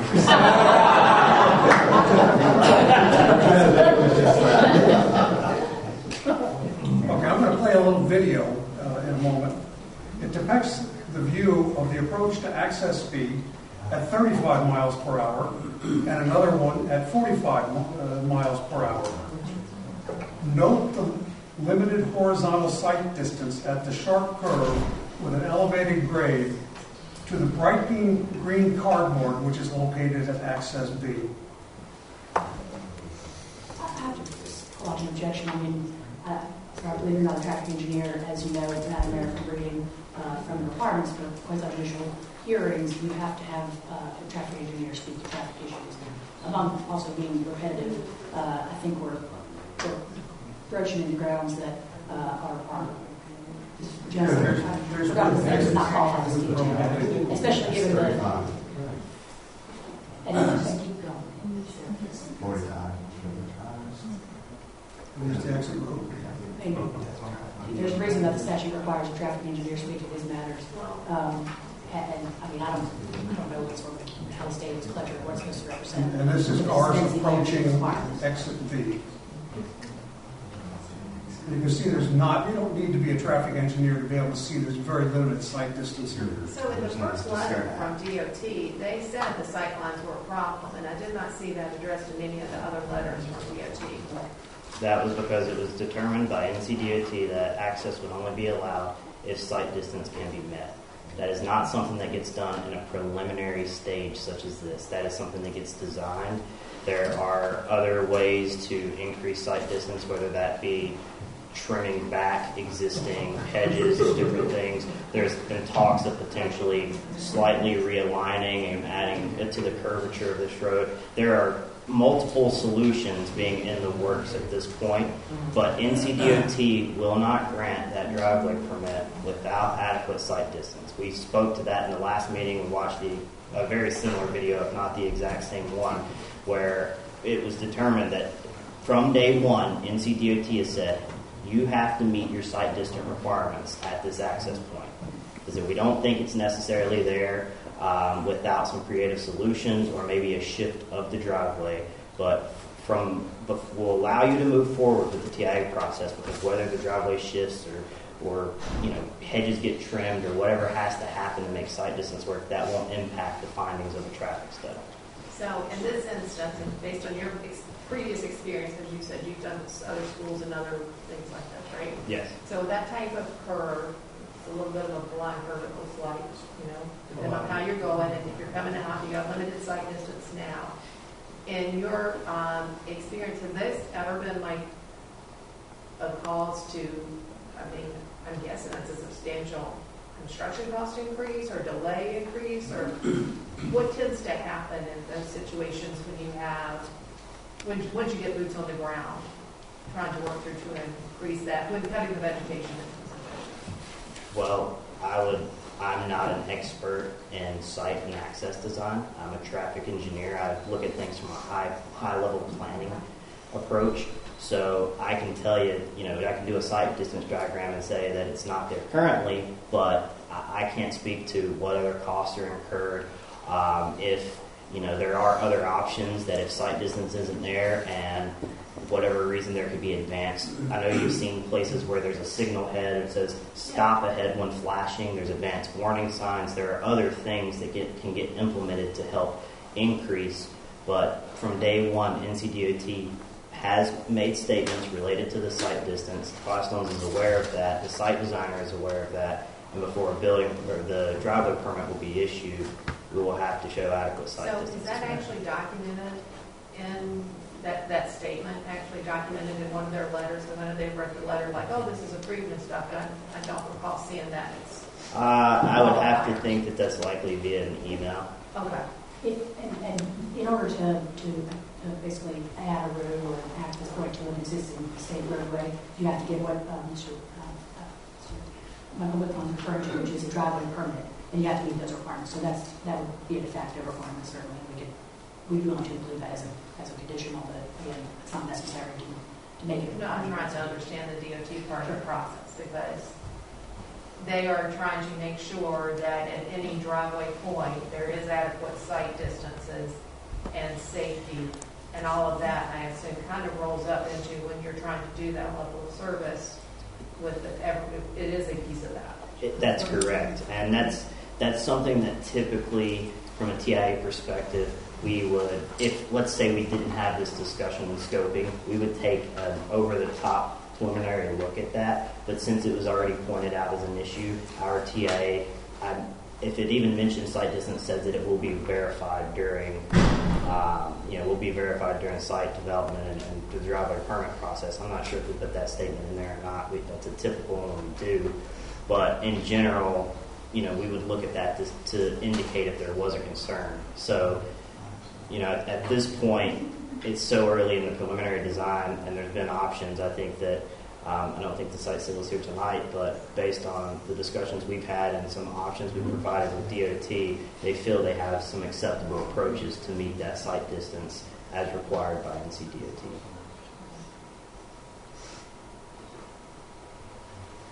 If you can play the video one more time, but move it a little bit further that way if you can. I don't think I can. 22. I can only. That's good. Yeah, just play it like that. Okay. Just hit the play button right there. There you go. Again, this will give you an idea of what this corner looks like, which happens to be located right at the driveway of someone who's in this room. And what is the speed limit on this road? 35. Thank you. But this is more typical 45. But is that the speed limit? Well, can we go back to that video for a second? I just want to point out one thing. Sight distance wise, while it's still a concern, isn't as big of a concern with a traffic signal. And we're not looking for the green sign. We're looking for one we would see the visible traffic signal. And so you will see that around the curve a little bit and stop a little bit back. You could have stopped it back there, but you would have been able to. You're saying that as I'm driving down the road, I would see this signal here. Before, you wouldn't need to see the driveway to see that there was a car there and vice versa, because those vehicles aren't going to turn, and there's things that you can implement such as no right turn on red signs so that no one is turning out unless they have a green light from the church or school. And they're also, like, for example, up at this point, as we talked about, there could be advanced warning signals with flashing lights when that light's red, or I've even seen poles extended down that show a red light further in advance so that you know whether that light is green or red. But at the end of the day, they're still going to have to meet the sight distance requirements. Because I know cars just sometimes ignore traffic signals. Just to summarize, Mr. Whitline, this driveway permit to put in this signal and access will not be granted unless it meets NCDOT requirements. That's correct. Okay, one more question, sir. And you have wide experience, is that correct? Yes. Okay. Have you ever prepared a traffic impact analysis for a large church with a 600-plus student private school on the same local road as an over 3,000 student public school? And if so, how'd it play out? I have performed a traffic study for multiple large-scale projects, churches, public schools as well. One that stands out to me is in Huntersville off of Hambright Road. We've got an elementary, a middle, and a high school. We did a traffic study for a complete redesign of the school that switched from one side of the street to the other and looked at impacts from that. Hambright Road is a very similar road to Cuthbertson, as it really goes through Huntersville and has two major entry-exit points. It's not necessarily as specific of a cut-through, and that worked out fine because with the requirements of what we were supposed to do through NCDOT and meet the on-site stacking requirements and the improvements that were required as a part of that study helped to implement and offset the impact from that school. And it's one of the examples that stands out to me that's very similar. Was that road in Huntersville, easy for me to say, also considered a local road? I'm not sure the exact classification of the road. I mean, at most, I would think it's maybe a collector street, which I would venture to guess that Cuthbertson is probably. You have identified Cuthbertson Road in your TIA as a local road, is that correct? That's what it says in there. I'd have to verify. It does. And that's an NCDOT classification. Right. Yes. What's the address of Huntersville place? J.M. Alexander School is the school I'm talking about specifically. There are multiple schools right there in the vicinity, as well as I think it's maybe North Neck High School just up the road. Just to be clear, Mr. Whitline, your TI, as you mentioned, does not evaluate the existing uses of the church and the already approved and already installed infrastructure. It relates to the school that's been proposed, right? That's correct. Well, I have a question about that, because you say it relates to school, but part of the increased scope here is for additional buildings, including a chapel and a public event center and a gymnasium. Not for purposes of my TIA. This is what they're asking for in this SUP. Yeah, help me understand the disconnect. When I look at that colorful map there, it shows the build out of things, including an event center, a chapel, a gymnasium, as well as a school. And we're saying the TIA only applies to the actual school building itself. It doesn't- No, sorry. The TIA applies to the proposed use of a school. This, as you could previously see, was approved for over 60,000 square feet of construction related to the church and Right. can't remember the exact figure, but the number of limitation is pretty high on the number of folks that can attend. But the uses that have been requested here that the TIA is evaluating with regards to the school. Just the school, even though there might be other new buildings that are part of that development. Part of the previously approved. But it wasn't part of the previous one. It showed spaces later, if I understood, so I asked for bigger. Well, show me, Councilwoman. Down towards Cuthbert Sutton, there's the chapel, there's an event center, and the gymnasium. Those are all expansions from the original, aren't they? Well, expansions in the sense that additions, new buildings, but there was about 3 times the square footage was approved than that was built. All right, so those aren't changes in use. Bottom line, square footage, that's where you want to go. There's going to be a new request for 140-some thousand square feet at this address on this parcel. That's going to be church, school, gymnasium, chapel, community center, event, walking trail, all happening on this parcel of property. And the TIA was because there's a school going in, but the reality is all of that together is a traffic impact. The existence of a building alone doesn't mean that there's not necessarily be traffic there. The church already exists. You had to drive. Truly, it doesn't. It's the trips that are generated by that. In other words, if I have a residential property on my land, and I build a wood shop and a basketball court, which I'd love to have, and a tennis court, and all these other uses, and an auditorium, doesn't mean, it doesn't mean there's going to be more uses, or should be more trips in that property than needed. But how were those trips? Because there was a letter that said that Stepping Stones was excluded because it was existing at the 150 student level. And even though there's an expansion requested with that, it was then said it's at a different timing. And it was the original TIA was looking at it for that church building in the 60-some thousand square feet.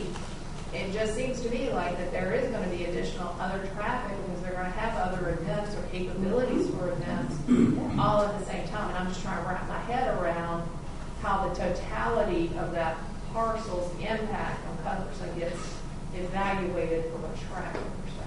So from a traffic perspective, it is analyzed based on AM and PM, school PM peak hours, right? So when does school pick up, drop off? Okay. They're typically, most schools you look at have a gymnasium, they have sports fields, PE centers. They're not necessarily generating trips during those 2 worst periods of the day. Maybe there's a ball game that falls outside and there's some traffic generated back from that. But from the standpoint of what we need to analyze for impacts to traffic in the worst 2 peaks of the day, that's usually not accounted for because it's just built into the assumption that there will be a gymnasium or there will be. It's like when we do, for example, an apartment complex. Most apartment complexes have pools. Most apartment complexes have a leasing office. But those aren't included in the calculations for traffic because it's unit-based and they're already built into those statistics. I mean, you brought up one subject that I had made some notations here. You planned on having the kids being dropped off and picked up around the existing schools, Cuthbertson High School, Cuthbertson Middle School. And you said last month or the month before specifically that you would have about a 30-minute window for those kids to come in. A 30-minute minimum window, yeah. 30-minute minimum. And by my calculations, if you have what used to be 700, maybe it's now 650 with staff and everything, you're talking about 700 cars coming through that road every morning and every night. And to get all those vehicles onto campus and off of campus will be just over 2 seconds per car. Yeah. Am I calculating that correctly? That's not a traffic engineering calculation that I'm familiar with. It's Well, I'm saying if you get 30 minutes, that's 1,800 seconds, and divided by, let's say, 700 cars, you're at just over 2 seconds per car. But the bell schedules are staggered in a 30-minute period, number one. And number two, there is between the entry point and the drop-off point. And then the drop-off point. I'm not talking about once you get on campus or once you get off campus. I'm just talking about going from campus to You said it takes them to enter and then exit campus, so that talks about the campus as well. So I'm trying I'm to just give you talking an about the answer. time it takes you to pull off Cutler's Road. Well, how are you calculating that? You got a 30-minute window if you want to be between high school. That's 1,800 seconds divided by 700 cars. It's just over 2 seconds per car. Is that 30 minutes? Yeah. So then you need to divide that by half. Let's say we're at 650 that we've already agreed to. Divide 650 by half. That's 325 cars coming in a 30-minute period. And they come in, they go out. How's it happen? It's a staggered bell schedule. K through 5 are going to come in at one period. They're going to do their pickup drop off. Then the high school or the middle school, whichever one has the next bell schedule, is going to go, and then we're following after that. So our bell schedules are going to be separated by a bell schedule from another school. So it's not just a 30-minute period. But the reality is, the way it's planned now, there's going to be additional. There's going to be roughly additional 700 cars every morning, 700 cars every afternoon. That's incorrect. At some point, I'm sorry, let me finish this. How is that not correct? You're talking about increasing, schools increasing 650 students for the school, plus staff, I'm assuming, principals, vice principals, teachers, lunch ladies, janitors, all that kind of stuff. So I think 700 cars per day, every morning, every afternoon would be fairly accurate. Based on NCDOT statistics, I can pull up the exact amounts, but it's based on their sheet. Yeah. So it just depends, and we were at with staff in the morning. We're talking trips, total trips. Entering and exiting will be 442 based on NCDOT statistics. Entering and exiting, it'll be a total of 522. It'll be a total of 522 for including staff, right? The people that don't leave. And then that's going to be reduced. That was based on 800 students. Now we're down to 650, and that's also divided by 2 because of the staggered bell schedules. They're separated likely more than an hour. We have to be separated 30 minutes from the high school and the middle school bell schedules. And I believe, based on the traffic management plan, I'll have to pull that up, but I believe based on that, we were almost separated by an hour from that. So we've got the middle school, we've got the high school, and we've got first half, second half. 4 different distinct Correct. times in the morning. Yes. That you will have. But I think it falls more like first 4 or 5 stones, one of the high school or middle schools, 5 stones. But there's 4 distinct activities, and we tried to separate each of those activities within a 30 minutes. By a minimum of 30 minutes. Minimum of 30 minutes. Yes. So one starts at 8 o'clock, the next one starts at 8:30. Correct. But there's still an additional 500 some cars in the morning. Separated into 2. They're spread out, but there's still 500 additional cars. Yes. 500 trips, effectively, yeah. Mr. Mel, are you finished here? I am. Okay. All right, that brings up Soraya Sunny.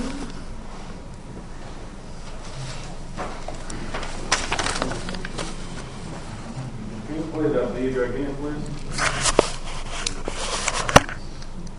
I try to tell you guys, just like I'm so angry, like you said, from the 10 light, the goes from my driveway, the views from my house. You see the green sign over there in my driveway.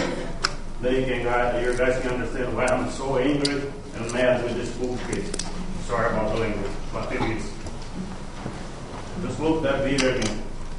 It's insane. It's ridiculous.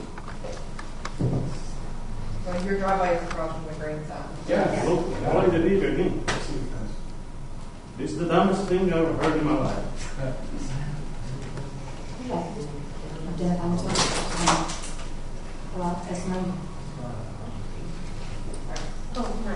Not yet, okay. Right, I'm trying to keep this short. Good evening, Council. Can you guys hear me? Take your mask off. Oh, that's true. Sorry, I got so used to it. Good evening, Council. My name is Soraya Soni. I live at 1804 Mill Chase Lane in Waxhaw. My family and I live in the Lawson community, which is 1.7 miles from Five Stones Church. We moved here from Los Angeles, California last year because of our love of nature and to escape the hustle bustle of a big city. What attracted us to this area of North Carolina is the small town feel. The horse ranches, the cornfields, and how less developed Waxhaw was compared to other communities like Weddington, Matthews, and Valentine. So you may ask, why is a resident from Waxhaw here at a Wesley Chapel Town Hall meeting? Well, our backyard faces Cuthbertson Road. When we bought this house, we knew living off a street was a risk. The noise primarily, safety concerns, air pollution, but we loved the area and what it had to offer. At the time, we didn't know of the new developments that were already planned, like the library near the Cuthbertson Middle High School, the new senior community, and the townhomes. But we didn't know at the time we bought the house. However, when I heard about Five Stones Church's proposal for a kindergarten to 12th grade school, I knew I had to speak up. First of all, this is only the second meeting I've attended here. Last month, I heard the attorney for Five Stones Church cross-examine my neighbors along Cuthbertson Road and repeatedly asked each one, are you an expert to this? Are you an expert to that? The word expert bothered me because I do feel we are experts to our neighborhood. Who else can tell you what it's like day in and day out but someone that lives on the road? Someone that has to turn right or left and wait for regular traffic and school traffic to pass. Someone whose sunroom faces the road. Someone who sits in their backyard and hears cars zoom by every 1 to 5 seconds. Someone who hears cars accelerate as they turn right or left from the Lawson community so that they can beat oncoming traffic. Someone whose kid has asthma and has to inhale the fumes from cars as they pass by. Someone who works from home and sees the traffic from the master bedroom every day pile up so kids can enter Cuthbertson Middle and high schools. That someone is me. You don't need to be a professional with a degree after your name to tell you firsthand what it's like to live in your own neighborhood. The fact that I'm a homeowner living along this road makes me an expert witness.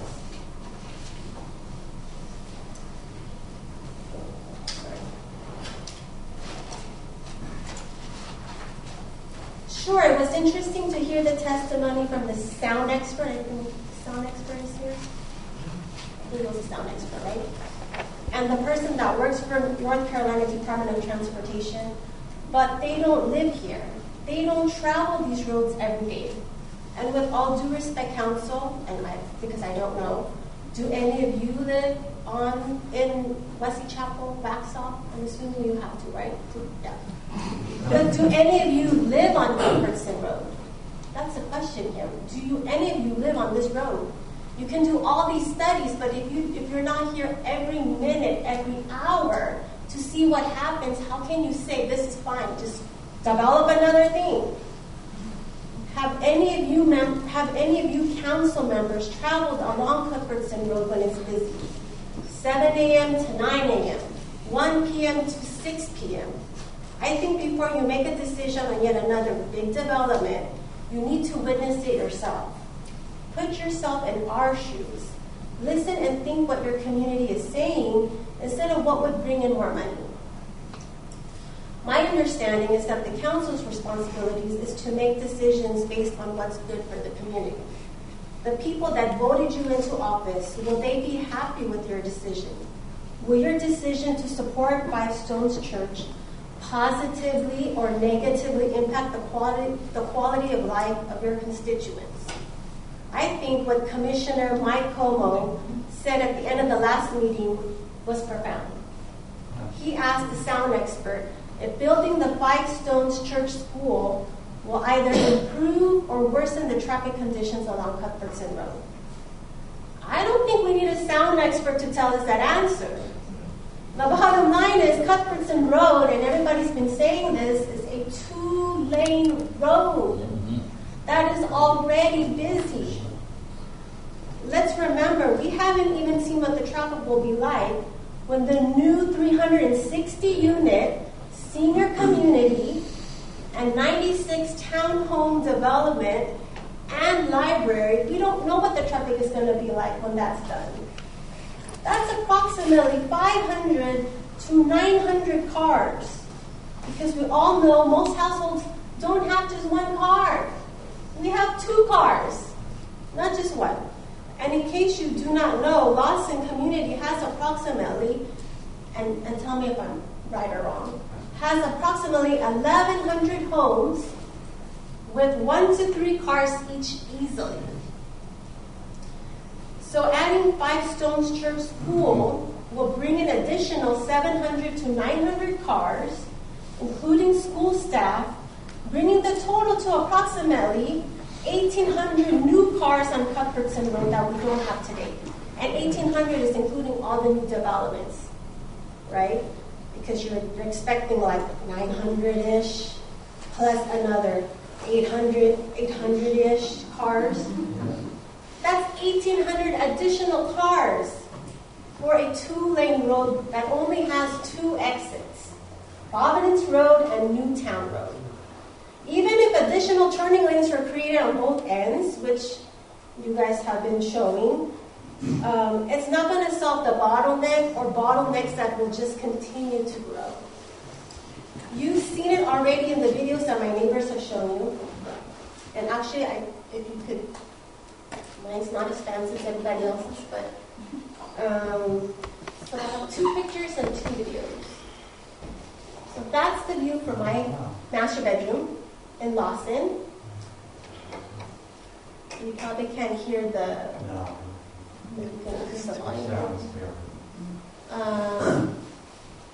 so what you see is just cars zooming past by my master bedroom in the morning on the 17th of February at 8 o'clock in the morning. And there's the bus, one of the buses. There's one of them that you just have to So it's not like a dead road. There is constant traffic, and this is 7 in the morning without these new developments and another school. Objection to this evidence to the extent that it relates to existing conditions. The question is whether or not there's evidence that Five Stones' proposal specifically is, with improvements that are proposed, are going to substantially affect the traffic on this area. And again, and my perspective and by statute, it's not my rules, it's statute rule of North Carolina passed by the General Assembly that says lay witness testimony regarding traffic matters is not competent evidence for council to consider in addressing a CUP. Well, I'm the one who's going to have to deal with this traffic when I open my window. I mean, you can play the next video, Cheryl. Objection on the grounds. I don't know what this is trying to show. Besides existing conditions. So here's more traffic on another day in February, shortly after our last meeting, in the morning.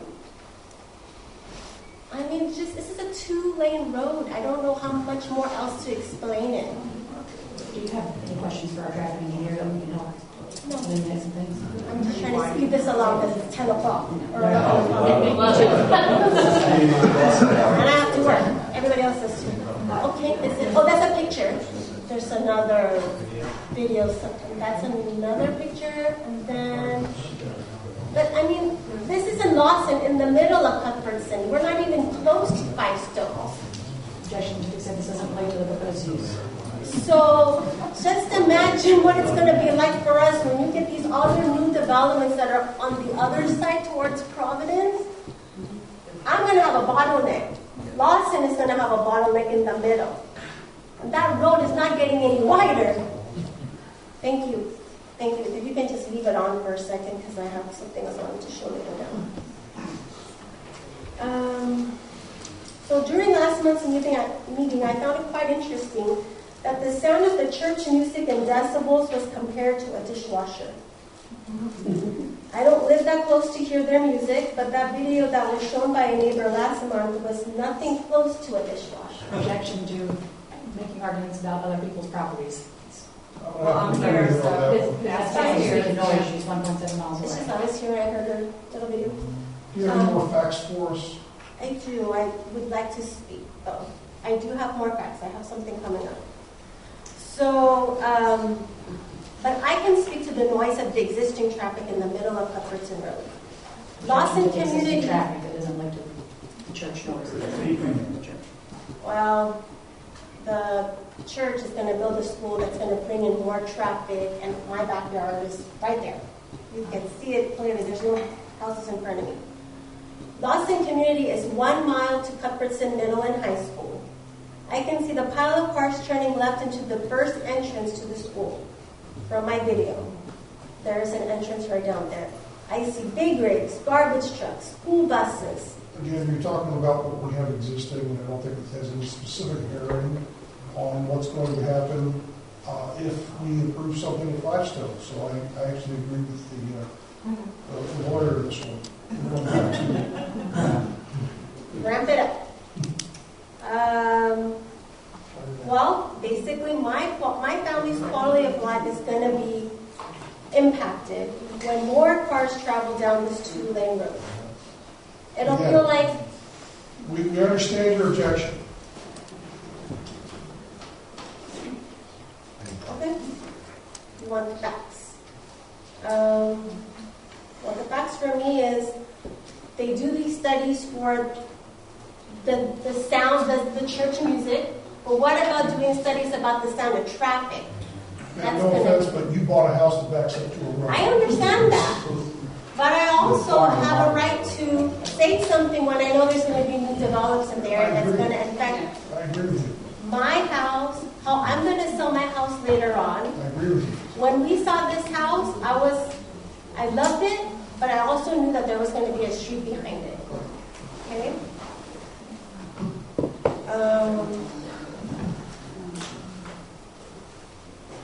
Another concern that I have is having this development, but yet it's a local road that to me should be 25 miles per hour, and you have signs that are 35 and 45. Then you're not stating any facts here. Okay. No, I have more. Okay, I get it. So when we thought about buying a home in North Carolina, we picked this area because of the job opportunities, and we searched for the good public school systems. So many parents, like myself, look at school grades given by gradeschools.org. These are not facts relative to this case.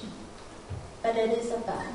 Because I understand. I moved here for good schools too, but it doesn't have bearing on this specific issue. It does in a way because... It doesn't. It doesn't.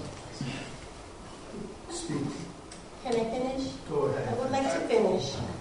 Please, because I do have something I need to say about the schools. If you're going to create a private school system, look at the schools that are surrounding you.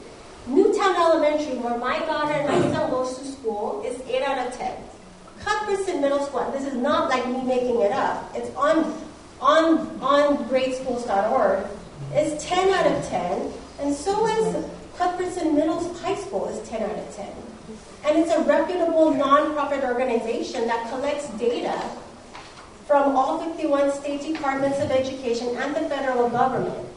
So what it means is Union County Public School District has a great education for students and probably serves a majority of the students in the area. And I understand many people want to send their kids to a private faith-based school, and I understand that being Catholic, being Asian American, how important education is. But honestly, there is another Christian academy, North Point, that is 2.8 miles away from Five Stones Church. And it's at the corner of Cuthbertson and Kensington, in that little plaza across from Walmart. It's irrelevant. But it's not irrelevant. We have a K-12 You're going to have to understand how the system works. You're going to have to respect our system. You're going to have to trust it.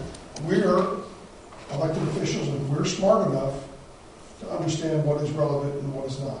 And I agree with you, but I can't let you sit here at 11 o'clock at night and start talking about something that's 2.5 miles down the road that isn't relative specifically to this. But I don't understand why it's not. I'm sorry, but it's not. When it's 3 miles away, and you're going to put another school on the same road. I agree with you, but I've got to get you off unless. I'm sorry. Well, thank you. What about, you're talking about facts, right? And I apologize, I've never spoken in front of a council. I understand that. May I please speak to, I've been patient, I've been waiting. We've all been patient. As a nurse as well, 25 years, many of those years. What about the air pollution? What about studies that show when you have more cars and traffic? Are you an expert in air pollution? No, but I'm a public health nurse. I understand that. And there are studies online that say... I'm trying to help you. I really am. And I don't mean to be the bad guy of the group, but nobody seems to be. Let's finish about pollution very quickly. Can you show them? There's a file there that says EPA on it.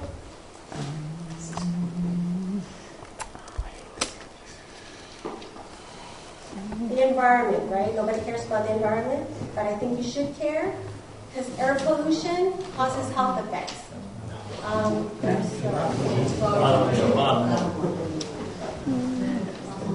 one. My child has respiratory The EPA one? There you go. You have seniors in your communities. Gases that come from our cars emit a smog. And there are studies from the United States Environmental Protection Agency that shows that with all of this fumes that come from our car, we're causing a lot of problems. Exacerbates lung and heart disease. Cancer rates are going to go up. So what are you going to do? You're going to wait and allow all these developments to happen. Traffic's going to get worse, and we're going to see clusters of all sorts of different diseases in our community with their children. Can you go up a little bit? I mean, if this is not facts to this case, I don't know what else is there. Because you're talking about a school that's going to produce more kids, more cars. Look at all the things that could happen to people in the long run. Reduced lung function, asthma, premature death. Can you keep on going? I don't think Five Stones is the only reason. But it adds to it. I'm from Los Angeles. I know what traffic and smog is like. Oh my gosh. The question over here that more cars equals more smog and more smog is bad. That's not the question here. We know that if we allow this, there's going to be 500 more vehicles on the road, and we understand what that means. We understand the side effects of what that means. But I just wanted to put it out there because I think that we should all know that this is not a great idea, honestly. Give us a conclusion here. My conclusion. So my conclusion is that I feel that this is a really poor idea to put another school in when you already have an existing school across the street. Quality of life for your residents are going to be affected, especially those that live on Cuthbertson Road. I'm from Boston. I may not be right alongside the church, but I am impacted by the traffic, the noise, the congestion, the fact that there was accidents. I've only lived here for less than a year. You're saying the same things over and over. I get it. Yes. I get it. I respect you. But you need to wrap it up. It's time to wrap it up. All right. Thank you. Thank you very much.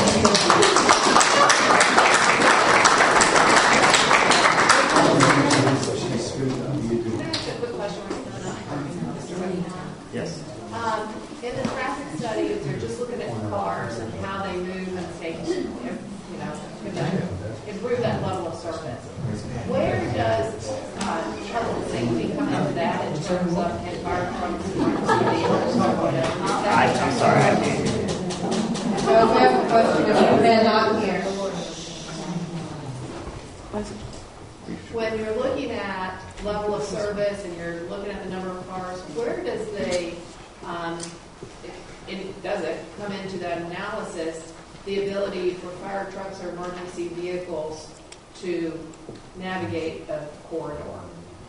So from a traffic impact analysis standpoint, we're not typically looking at the emergency situations because that's the non-typical. We're trying to look at a general everyday type of traffic. I know that I'm assuming that Wesley Chapel has its own fire code, which would require, I'm assuming, multiple ingress and egress points. Point out that public emergencies, Union County Emergency Services and Fire Department have also provided letters and Dropbox file of preliminary approval of this project. So they have I can send that to you. Were they just recently added to the Dropbox? I believe those were in there. Let me double check on that. But the point I'm trying to make is that's typically a separate process of the TIA process, and the emergency services staff typically do their own analysis of a site in order to determine if it meets the acceptable code for fire. Are they? Then I perhaps have questions to those. There's so many of them.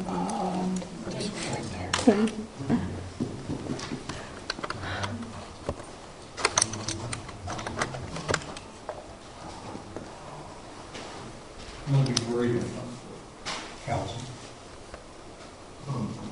Why did you look at me and say that? Because you had a clock earlier today with 3 minutes on it. I listened to the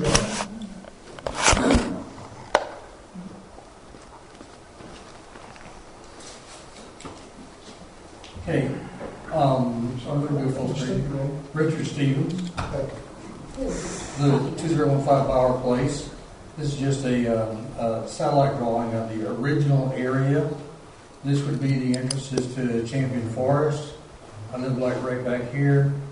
The church sits on the Obermeiler 25 acres. At that point in time, there's about 170 homes surrounding it. When was this photo taken? Where was it taken from? Do you have a copy of this on your hand? Yeah, we'll get you a copy of it. All right, sure. We'll go to the next one. Okay.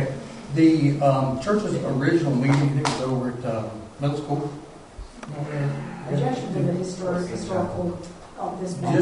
Just trying to frame it. I'm going to be brief. You can toss it away after that. Okay.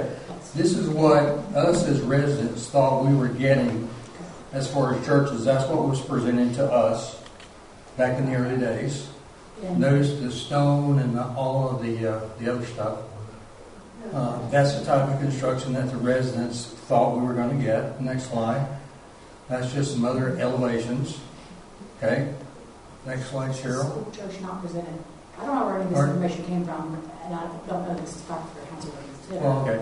So I still have any basis for it. I'm not. So from our street, from Dobson, that swimming pool area, we see this kind of like metal factory building. Okay. Is this related to the proposal? Pardon? Is this related to the proposed use of the property, or is this? Well, what I object to is that's not what I was shown by the church early on. Was this is what it's supposed to look like, and I got a metal factory building. So I'm thinking that this is affecting my property values, especially as it grows. Next one, Cheryl. Okay, this is a metal factory building that I'm responsible for up in Monroe. Same type of construction, tan, metal, steel. Okay. Is this related to the proposed use? It does. Next slide, Cheryl. How it's going to relate to it is that as we go to 140,000 square feet additional buildings, the view of those steel buildings are going to get closer and closer to our property. And when we drive down our street, we see the steel buildings Where's your property located? on Bauer Place. Okay, so you're not adjacent to the... I am not. I am not. But our street points directly to the church. Okay, the walking area, which the 153 residents of, and I'm one of them, I guess I own 153rd percent of our common areas. Adjacent. Okay, which is adjacent, and I just stepped off our walking trail, and these are stops here that says property line of the church, and here's one. And this don't really measure 40 feet, all these little bitty bridges. Next slide, Cheryl, please. Okay, here's a new development, and here's the type of area that I think your landscaper, each proposed landscaper taught some different type trees and pines and stuff. Yeah, Madam Mayor, all right. Madam Mayor, I think it might be more appropriate to instruct counsel to allow the witness to complete his testimony before she cross-examines him. Respectfully, and does any of this, I mean, I'm hearing a lot of things that don't relate to the 5 stones proposal. I'm just trying to... I know, but we can maybe get through this faster. Yeah. Well, Okay, so this is what we envision that the 5 stones landscape person gets put up to block sound and sight and such. Next slide. It's right down the street here at the Moser Development on Indian Road. And what's been planned there? I mean, how does it relate? They have that in their proposal to block sound and sight. Okay, so this is 5 stones bushes that were planted, these things here, that were planted like 2015, which don't really block anything. The swimming pool and houses are on the back side of here. Okay, Cheryl. Okay, so just a brief survey here, or a brief information. 3% compounding on growth. This mailbox, as soon as I turn out of the driveway on Alf Dobson on Champion Forest, that's the first mailbox I get to. I'm stopped because traffic is already backed up, and this is way before any other school or anything else, before David Weekley homes get there. Okay, whether you plug in 10%, 15%, is that you're talking the last 18 months, and someone mentioned 1,100 homes at Lawson, another 453 developed at Lake David Weekley. Union County growth by outpaces the state. So 3% don't really fit our area. Okay, touch the little drive button there. Okay, at the bottom.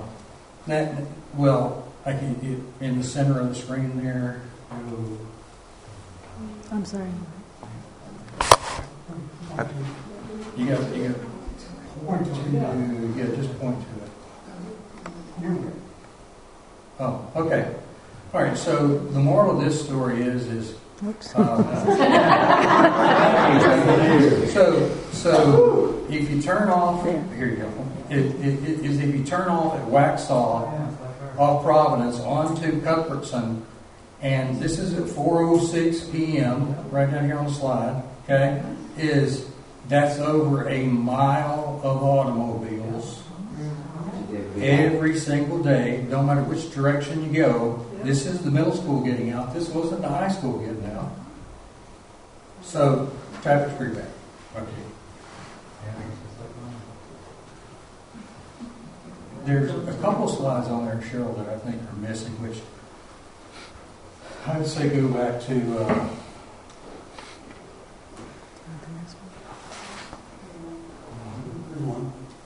okay, this is, I can summarize. This is the church's information. You should have it. We just kind of color coded because these buildings in yellow are exactly what is there today. Okay?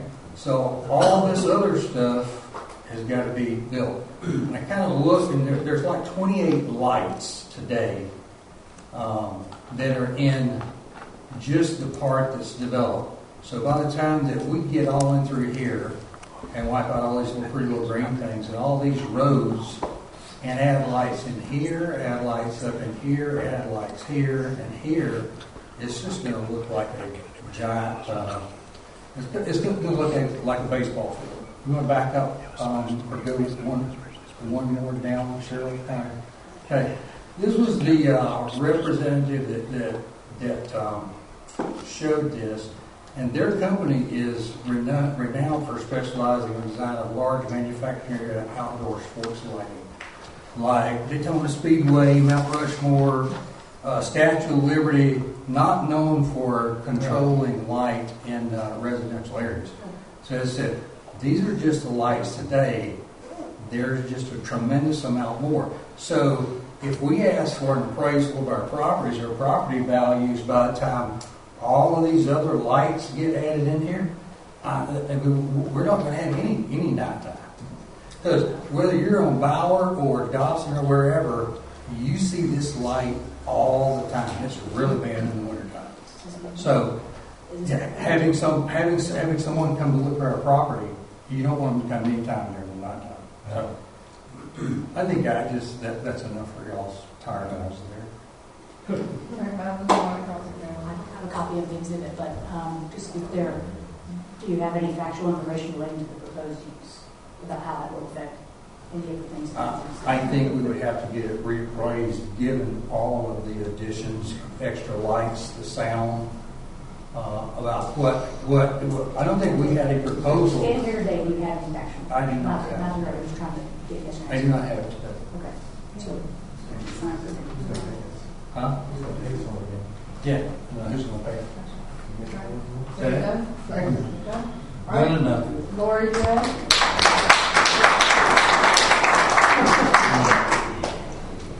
All right, 916 Farm Creek Road, or forgotten Farm Creek Road, and forgotten Fairfax Farms. Here's all the accident reports for the last 5 years at the corner of Newtown and Cuthbertson. Yep, absolutely. There we go. 23. So this also covers the year and a half or so of the pandemic.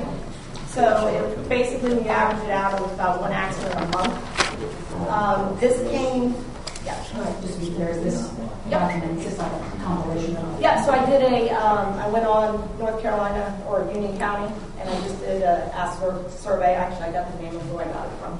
And I'm sorry, can you repeat your name? Yeah, Lori. Lori? Lori J. Okay.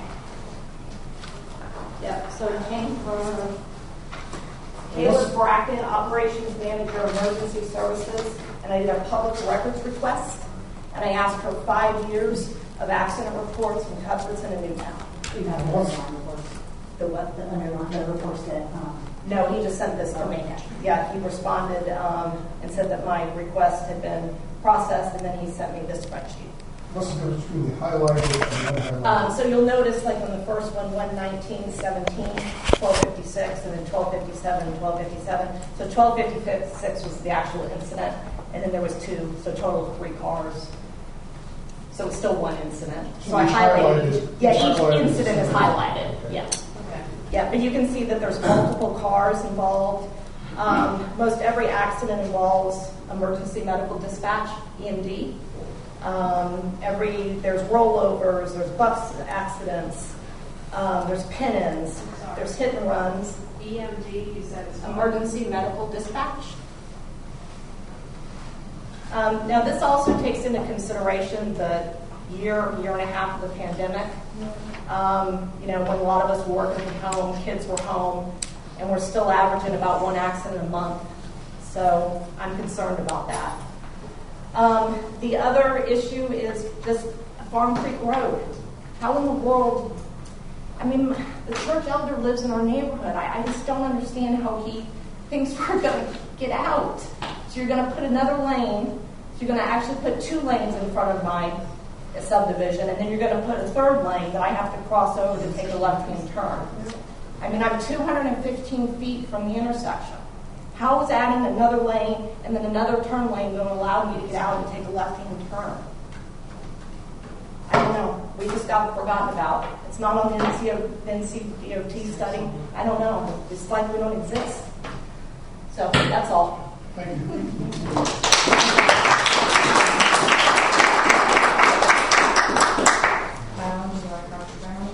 I would just point out that this relates to existing conditions also, and doesn't take into account those improvements to Cuthbertson and discussed. So.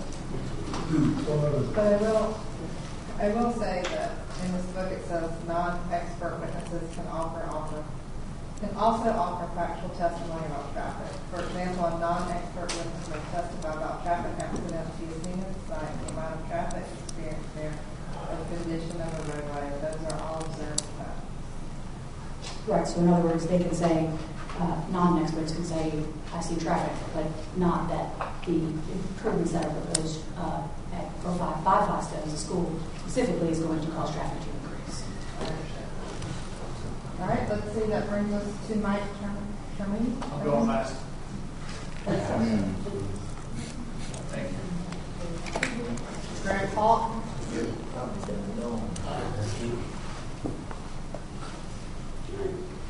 Contrary to my appearance, I actually am a degreed industrial engineer. I'm not claiming to be an expert witness, so we're going on. Can you repeat your name? I'm sorry. Can Greg you repeat? Hawk.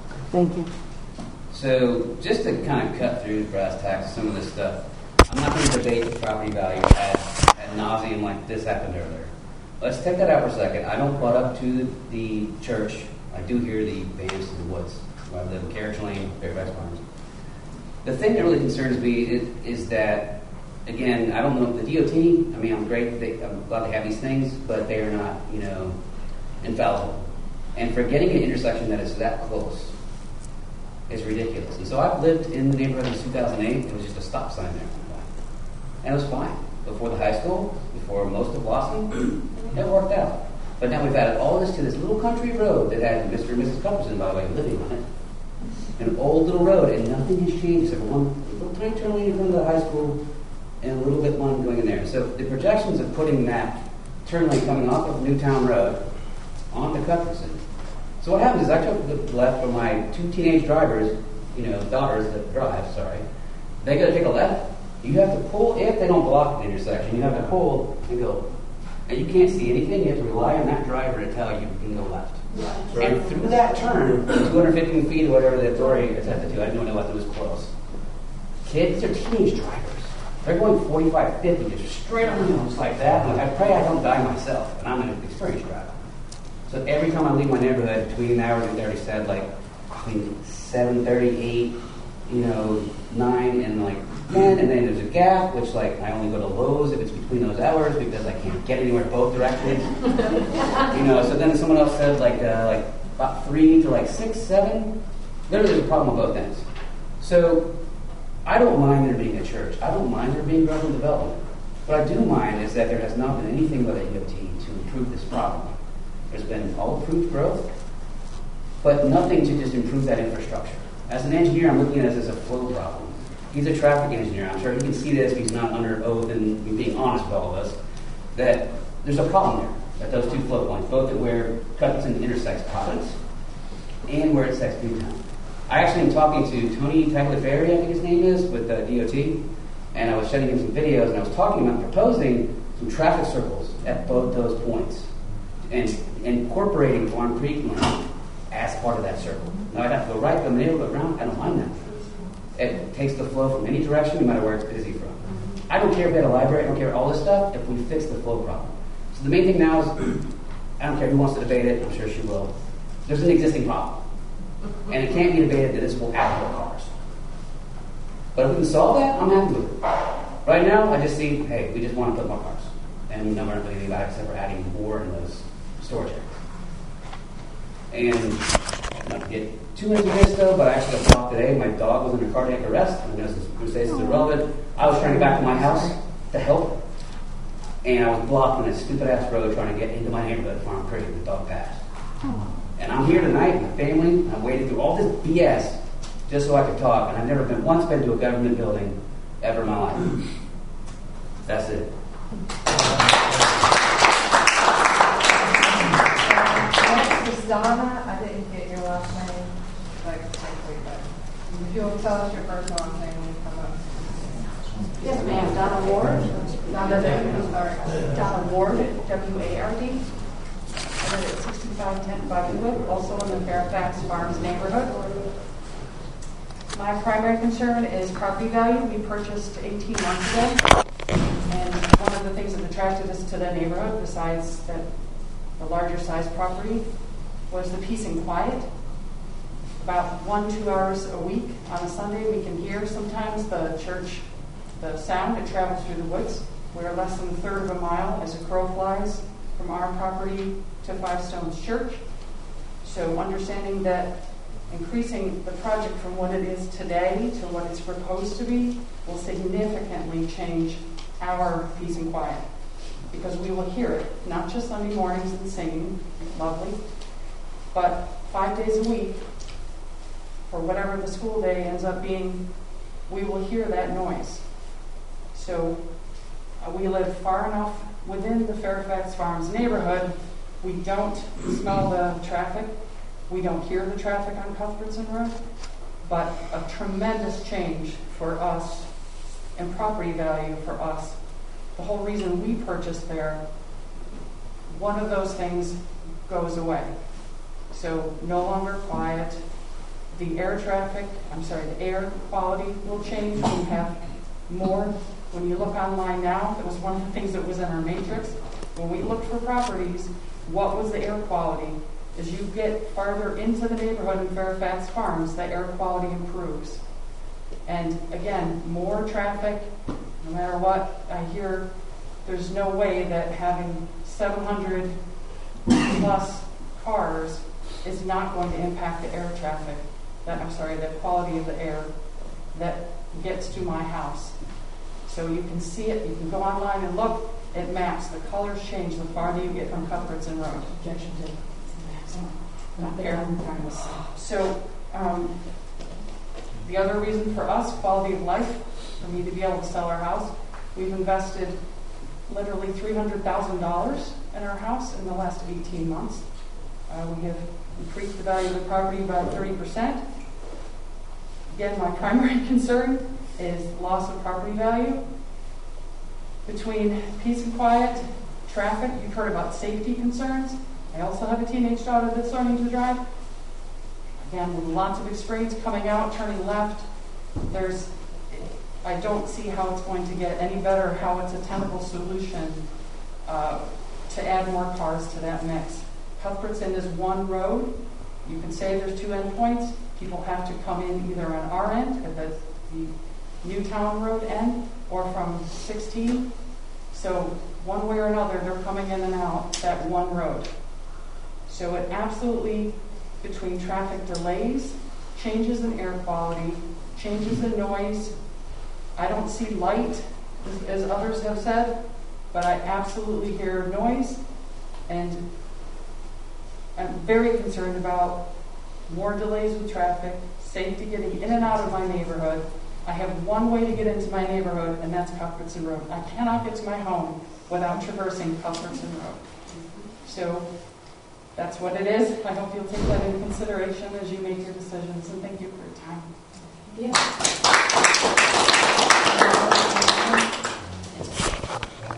Karen?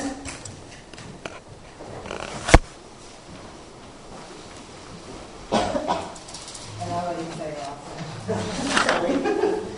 Again, name's Karen Petroselli. I live at 1221 Waynewood Drive, Wesley Chapel, in the Champion Forest neighborhood. I sent some pictures and video to the town planner. This one? And my property directly backs the Five Stones Church. I see it from my back door and all 18 of my back windows. That one? And I just took some pictures and a video to just show what I see every single day. Which would you like first? It doesn't matter.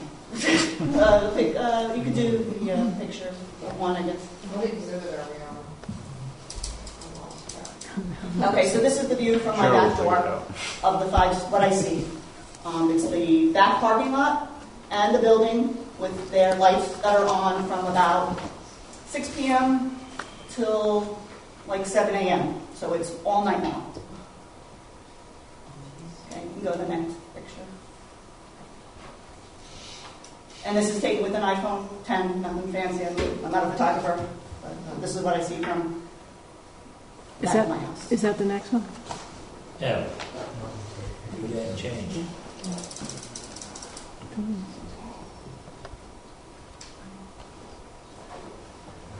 course, anything bigger will bring more light. I might have asked. I can attest the other picture looks kind of like that. And there's a video that I took. Let's do the video. You said 1221. And this is a video.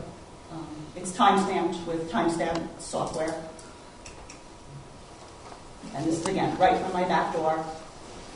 I do a 360 to show that I am at my back door. And again, this is what I see from about 6 p.m. at night till about 7 in the morning. And those are that's just the back parking lot, and that's what's there now. I worry about my property values. I worry about anything bigger than what's there now is going to be detrimental to my property for at least 6 months out of the year. You know, when the trees are bare, this is what I see. I cannot sell my home during these 6 months. I feel that it's, again, detrimental to my property value. And I worry about traffic. I worry about the crash incidents. I worry about extra teenage drivers on the road. But mainly my property backing the Five Stones Church. This is exactly what I see every single day. Thank you. You want to? Yeah. I got my list. I am right at the Bower, so this is me right here. 1, 2, 2, 1. That's me right there. So that is the people. Okay. I just understand it. Yeah. You get oriented with the building and everything. Thank you. You're very welcome. Thank you. That's mine. Madeline? That's your Salvador Martinez?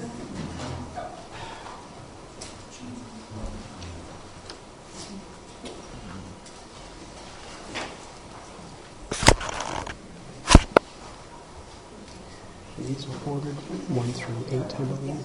You can see them in the title 1-2-3-. I'll go in that. Thank you.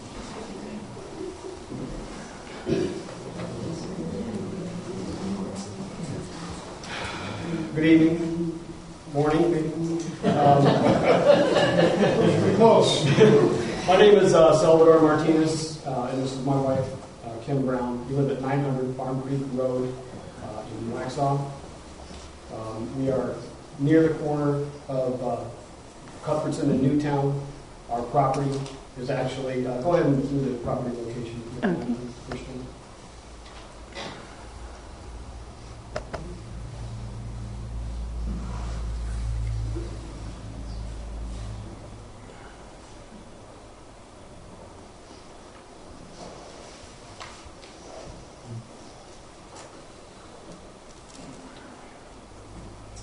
There we go.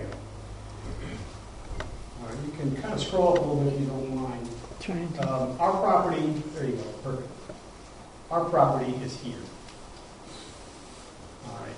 I maintain the property on Farm Creek Road in Cuthbertson. And here's the So, since we maintain that, or I do, well, actually, we've lived on the property for 24 years. All right, we moved down here in 1998. Fairfax Farms at that time was the only subdivision on Cuthbertson. Since then, we've seen the expansion of subdivisions, schools, commercial development, and the ever-increasing traffic. We've seen it all. And as I was saying, we maintain the property on Cuthbertson there. And I mow it. I cut back the branches, cut back the high grass, so that anyone coming in or out of Fairfax Farms can have a clear line of sight when they're coming out of the neighborhood. I do that for the safety of my neighbors. I don't do that just for in my home. All right? And I will actually stand here on this area and look down Cuthbertson to see if I can see far enough. Because people come out. All right. Well, we're here tonight because we are really concerned about the safety of me, my wife, and our neighbors coming in and out of Fairfax Farms, and anyone else coming in and out of Fairfax Farms. The speed limit in Newtown, right here, is 45 miles an hour. Cuthbertson is 35. People that are coming off of Newtown are probably going 45, maybe a little bit less just to take that curve, but they're not slowing down much. We have a few videos that we'd like to show that there's a dangerous traffic conflict point in this whole area. Respectfully, please say this is not related to the proposed use. Oh, it will be. It will be. If you would just let me finish. Sounds like existing conditions. Well, it is existing conditions. Which are going to be To prove what it is now. Okay. And are you a traffic engineer to speak there? I used to work for the Michigan State Police for the Office of Highway Safety Plan, which is the office that is sponsored by the National Highway Traffic Safety Administration. Are you a traffic engineer? Are you? No, I'm not. I'm not. Okay, you know that. I'm not. If I said that. I didn't know that. Okay, well, if I were a traffic engineer, I would know what you did. So, anyway, as I was saying, I am an expert on this corner of my property. Okay. So, we'd like to show you some videos of that traffic area. Okay. So, if you could bring up the first video is number 2. Yep. Okay, this is my wife and I trying to get out of our subdivision. Okay, current conditions. Okay, we're waiting for traffic to go. Okay. Yeah, the volume's not on. Well, my wife is trying to tell me when it's good to go. Okay. So I'm waiting for the line of traffic to come. And as you can see, our Farm Creek sign is upside down, sign of stress. I call that it. So, anyway, so my wife is telling me at this point, there's cars coming. Okay, we'll wait for this traffic to stop. Keep watching that traffic. Are you trying to turn left or right? I'm turning left. Sorry, thank you. Sorry, I'm trying to turn left. Okay, light is red. And she says, go, go, go. Okay? And someone has to. And somebody let me in. Right? Yeah. So here's the traffic line. As we're going towards Providence. And the time and date are here. So 2022, 03, the 8th at 16:40. Okay, 4:40 p.m. All right? So we're still seeing traffic coming at us. Okay? And you cannot hardly see it, but that is the entrance of Five Stones. Okay? And that's just for your reference. We could go on to the next video. Any of these relate to proposed use? I think we all were in agreement that Cuthbertson and Newtown is a rough intersection. It's already at AON level of service as it is. Can I explain my situation? Can I explain my situation? Okay, this is a semi-tractor trailer trying to come out of our neighborhood. Okay. What do you think he's waiting for? Traffic on the other side. Right. Down the line. Right. But I have to agree, that's not an issue specifically related to Five Stones Church, which is what we're here to discuss this evening. All right, well, we can skip the skip it. videos. Go on to the next video. No. That's going to be a problem whether Five Stones gets approved or not. We need to move on here.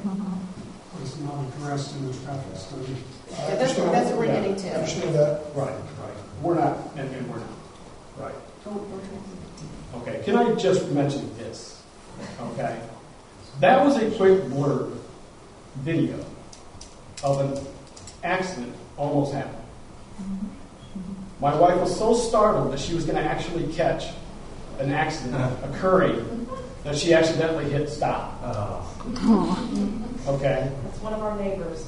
So, he is, well, I'll let you decide. It's very lucky. Very lucky.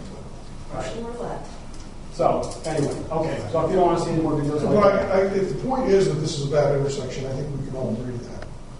Well, we're trying to show what we have for the TIA study. We're going to show how can we get out, but you have to first see what we are dealing with right now before adding other lanes. Right. It's not going to get. You're saying that right now you have to cross one lane of traffic, and if they improve the intersection, you're going to have to cross 3 lanes of traffic. Yeah. Yes. Well, it's a turning lane coming in off of Newtown. Can you go to Exhibit D on that? Oh, this poor guy.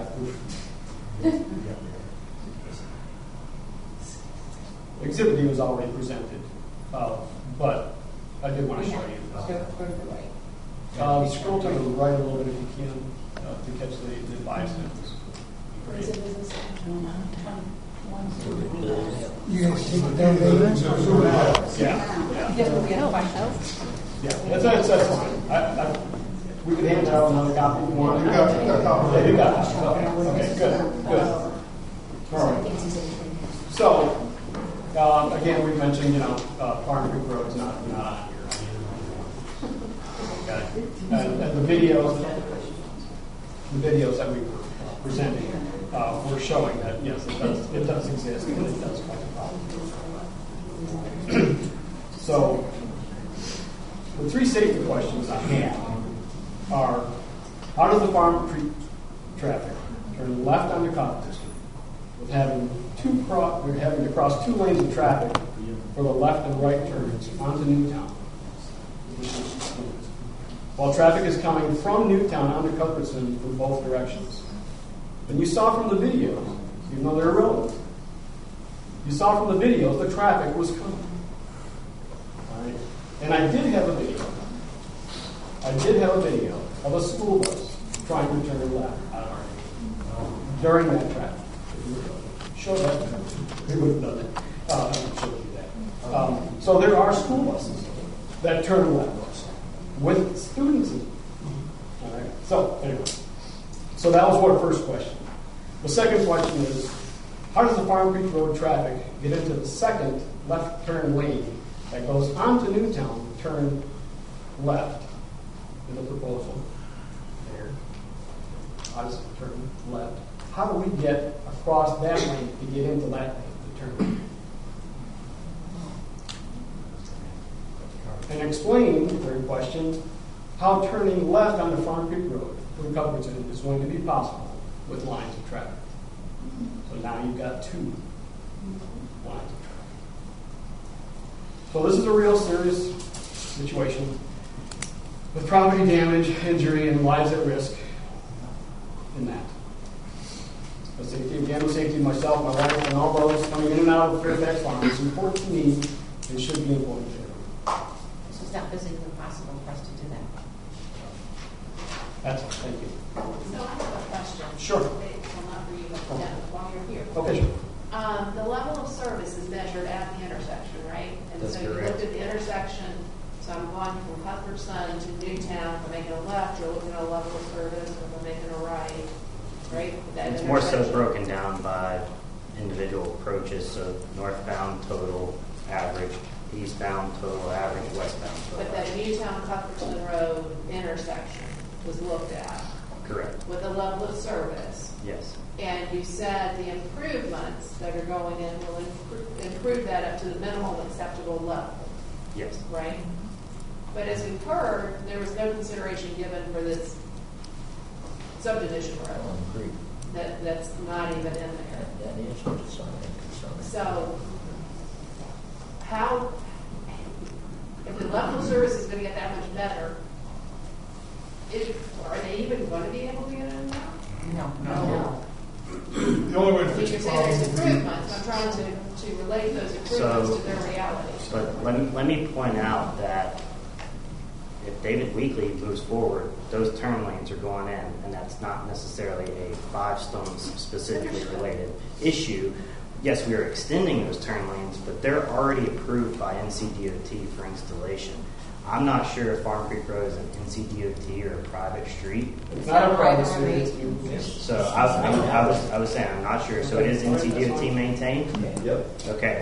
So if it's NCDOT maintained, they had the right during either of these TIAs to require us to study that, and they did not. Okay. Let me ask you this question. All right. So the distance that we determined is from Newtown to Fairfax Farms, Farm Creek Road. Do you know what the distance of that is? And I think we've already said it. I don't know if you're paying attention. It's around 200, 225 feet. Right, right. And how long are these extensions going to be for turning left and right? Well, the right turn lane won't necessarily be an extension. It'll just be a continuation of the through lane that ties in and terminates at that point.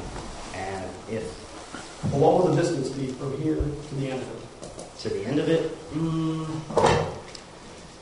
it'll be 400 foot of storage, and then you'll have to have a typical transition taper. Speed limit to once, probably another 300 feet. Okay, so way beyond Fairfax Farms. Would a roundabout at that intersection that incorporated Fairfax Farms alleviate the problem for everyone? I'm not sure how it would be implemented, honestly, with that big of a distance between without realigning through someone's backyard. I'm not sure exactly how you could. It would have to be an incredibly large roundabout to make that happen.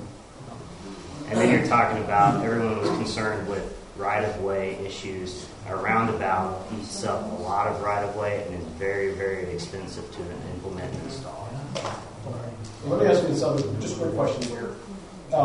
Since our property is on Farm Creek Road and Cuthbertson, do you think that would be affected by any of this? The lineage, the new lineage? My property, do you think that would be affected? Your property or your roadway? My property. I am right on this corner of Farm Creek Road and Cuthbertson. In terms of needing additional, in terms of needing to provide and let the developer purchase right of way? Is that what your question is? I'm asking if my property will be affected. In what regard? In what you said earlier. And what you said earlier was that any property owner that was affected by this would get a letter. A notification of some type. Let me clarify. What I was saying was, I was asked a question specifically related to right of way and acquisition of right of way. If additional right of way has been deemed necessary to implement these turn lanes, a developer, likely David Weekley, would have to reach out to you to acquire that right of way from you, the same as the state would if they were to come in and purchase so that. you retract your comment. That, no, wait a minute. No, you retract your comment that you said all associated parties that were affected were notified. That's what I heard. And you can read it from the record. That's what I heard. Did you hear that? Were they notified? I know it's the question was whether right of way was available. I was speaking directly to right of way, so I stand by my statement. I'm just clarifying that further for you. Okay. I heard you yell out that that's not true. I looked back to you, but I was speaking specifically to right of way acquisition. Okay. And for the record, we did not know. Noted. Thank you.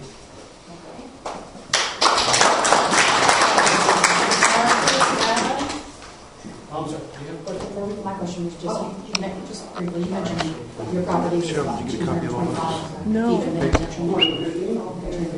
So Excuse me, Mr. Martinez. I need to get a copy of all that stuff. Oh, I'm sorry. I said there was 215 feet from the Farm Creek to, I just wanted to be clear about this. So the storage lane and the right turn lane are going to, that Dave Luke was putting in, are going to be for next to your property. Yes. Yes. Yes. Of all, supposedly. So according to that, yes.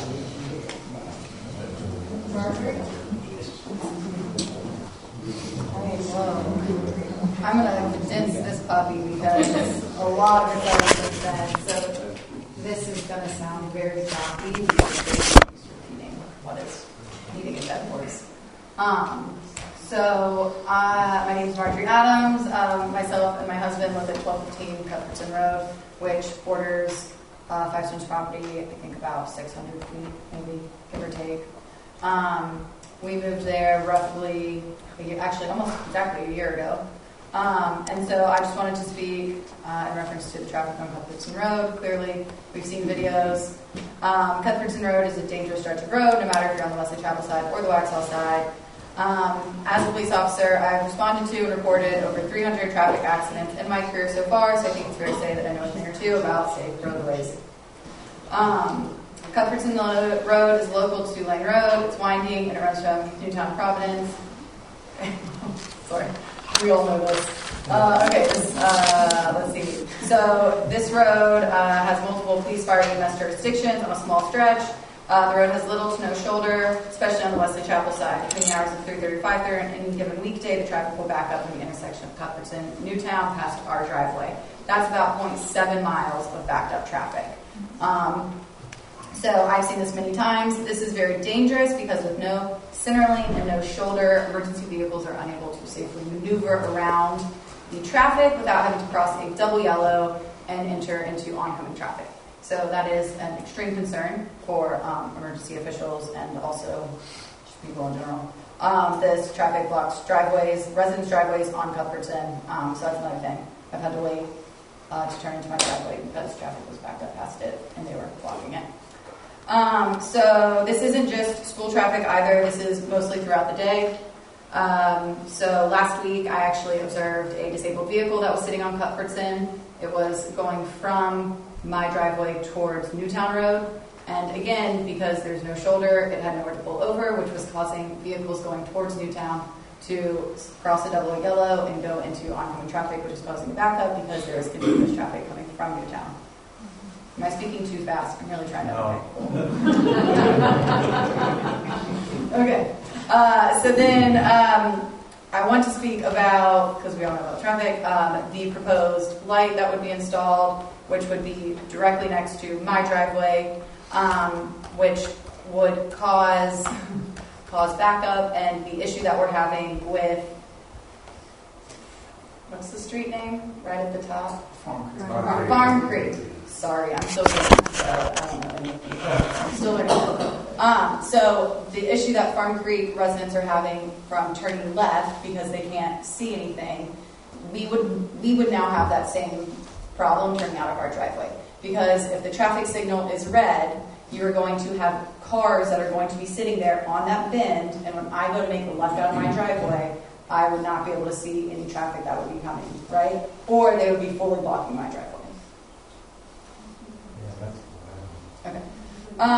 So my other concern is, again, just where my driveway sits, which has already been demonstrated is around that blind curve. So when I come out, there's people that are coming around that corner at 45 miles per hour, and it's an insanely dangerous intersection.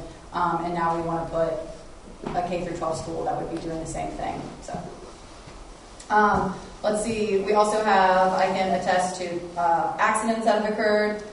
There was an incident in January that blocked the road. My brother was checking on my cats. He actually had to park in Five Stones parking lot and walk through the woods to feed them because medical, fire, EMS, police, whatever, everything was blocking the road. He couldn't get through. And then February 6th, me and my husband in our house, we're doing chores, we're just hanging out, hear a loud bang, look out the window, and there's a single tire rolling down our driveway. We run up to the street, make sure everyone's okay, but it was basically a head-on collision, which was, again, right in front of our driveway. And we flew there for a year. At this point, it would have been less than a year. So anyways, I know that what I'm reporting up here today is not news to anyone. Cuthbertson Road is a dangerous stretch of road. It's hilly, it's windy. There are no street lights to illuminate it at night. There's little to no shoulder, and there are no center lanes. I also wanted to note that Cuthbertson High School's cross-country team runs down that road. So yeah. And then I'm not against the church. I have no ill feelings or wishes. I am, however, against the idea of the number of cars and traffic on Cuthbertson increasing when the problem for the current traffic hasn't even been solved. which NCDOT would have also approved, I'm assuming. So I don't really take what they have to say with a lot of bang. I don't know if people are familiar with Charlotte, but we have an intersection of Queens, and Providence. Not the brightest. So anyways, that's all I have for you. Oh, actually, that's a lie. I do have some numbers. Per the reported numbers for the Wesley Chapel Fire Department, they responded to 11 collisions on Cuthbertson and 42 calls for service in 2021. Their jurisdiction is Dobson to Newtown, and then the North Carolina Highway Patrol responded to 9 collisions in 2021. But it's also awkward because there's a bunch of different jurisdictions, because I guess Union County also responds. I'm still trying to figure it out. That's all I have. Thank you for your time. Do you have any questions? Hey, Cheryl. There's some pictures on there. Okay. If you don't mind. You're going to be the first person to testify. There's other flash Start stuff. to do this. It's been done. I don't think I used the big one. That's the black one. This was here from last month, and I don't know whose it is or what it's about. I don't think they ever used it. Let's go in. My name is Mike Chiarini, and I live at 1219 Cuthbertson Road.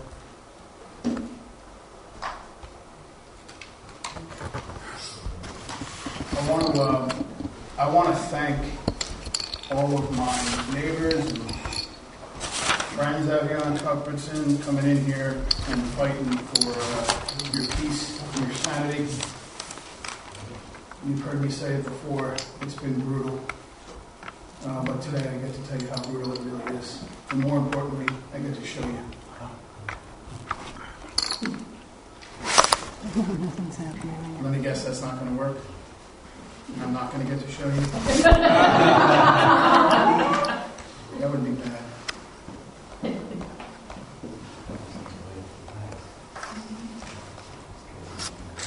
Is it working for you, Ms. Brown? No, I mean, I welcome all help. Is there another port?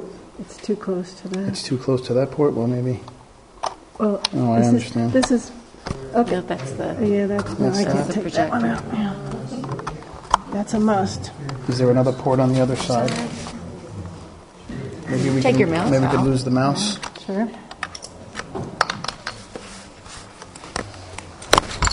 Look at that. Isn't it? They're not there. Nothing's happening.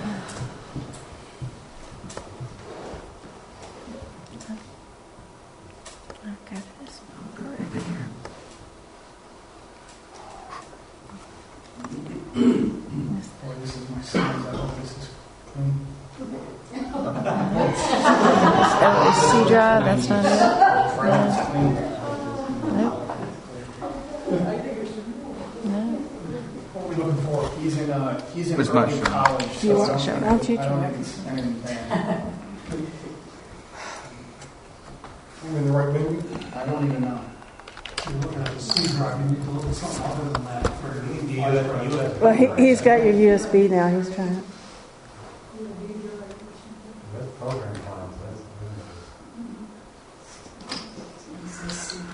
Oh, yeah.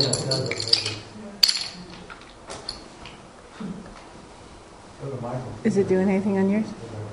USB drive is no more. So come again? Well, you're going to have to be a very good storyteller to tell us what. Oh, that he is. What is this? It's not there. Why is this not working? Don't know. You got a computer, you're free to bring it up here. This needs to work.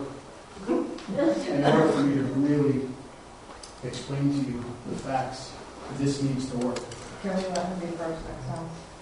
And Bob?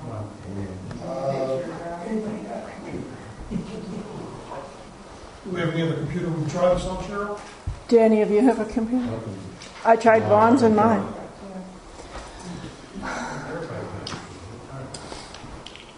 Nothing works at midnight. I'm sorry. Thanks, Vaughn. You know that.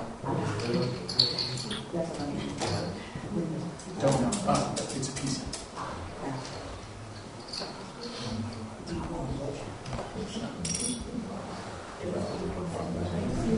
That would be such a bummer.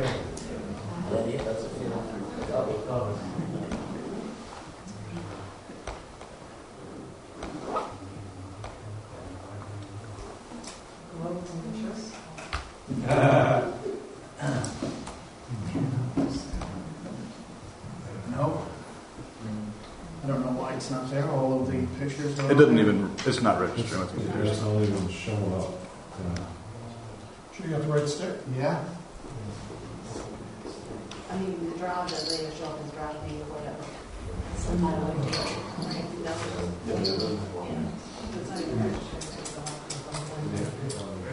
It's been the fourth computer we tried it on. Tried Cheryl's, tried Vaughn's, tried David's. We're being accommodated. I know you're getting loud. I don't need any more. I don't know. Oh, do you? Yeah. My daughter. Let's do it next month.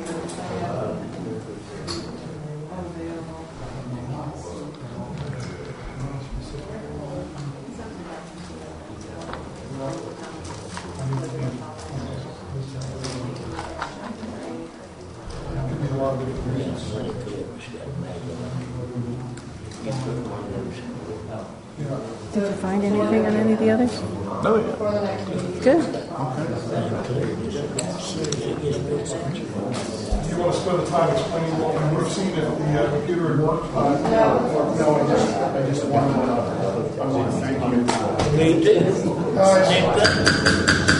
I'm going to come back and show you what I need to show you, but I just wanted to thank you for allowing us to speak. I know I've spoken out of turn sometimes, but we want to make sure that everybody is on the up and up and that you understand the process and that we have faith in you and that you understand the process entirely. I know you haven't been through a bunch of quasi-judicial hearings and neither have we, but it's important that we don't lose faith in you because you are the ones who protect us. You are the ones who are responsible to us. You are the ones who work for us. I really look forward to speaking next time. I promise to have all the videos and the pictures, and thank you very much.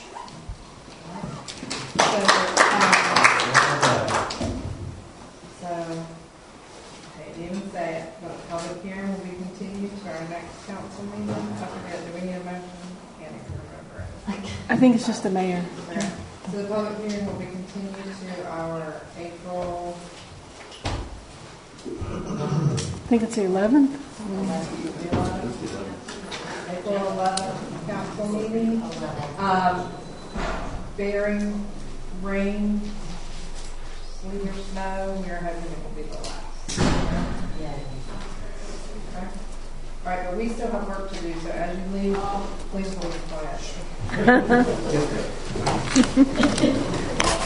So that brings us to item number... Do you want a copy? He's got a copy of this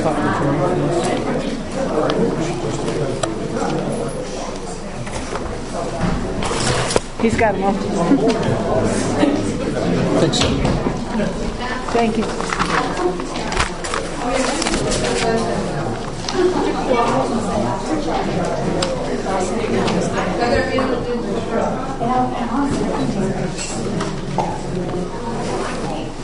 Mr. Wickline. Oh, I'm sorry. Go ahead. I was only going to say, my mother's maiden name is Wickline, and I rarely met other Wicklines. Do you have family in West Virginia by any chance?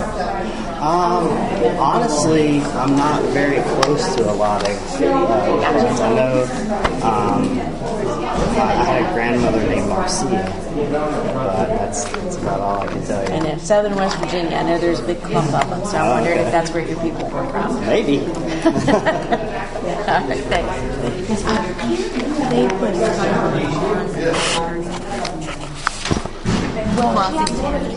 they could, because for one person, it's ridiculous. the south. Depends, but I would say that having had an expert report just sprung on her, that it probably would have been wrong to shortcut our measurement because she never even felt that. And he didn't test it. He just handed in his report. So I think it was probably error. Yes. Pretty fine. And I was going to say earlier, I was searching for your email from earlier today, and I saw that you sent me the message about the exhibits from last time. I'm so sorry I didn't respond. The Western Chapel Blast emails go to a municipal file on my email. And I realized that the junk is a little aggressive. Junk up there. Hey, Marilyn, how are you? Good, how are you?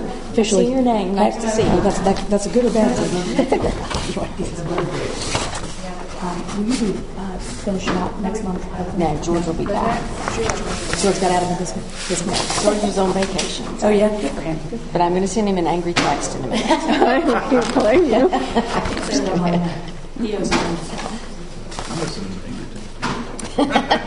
Let's all do it right now. Why do you think he's I think he's out west, so he's probably still away.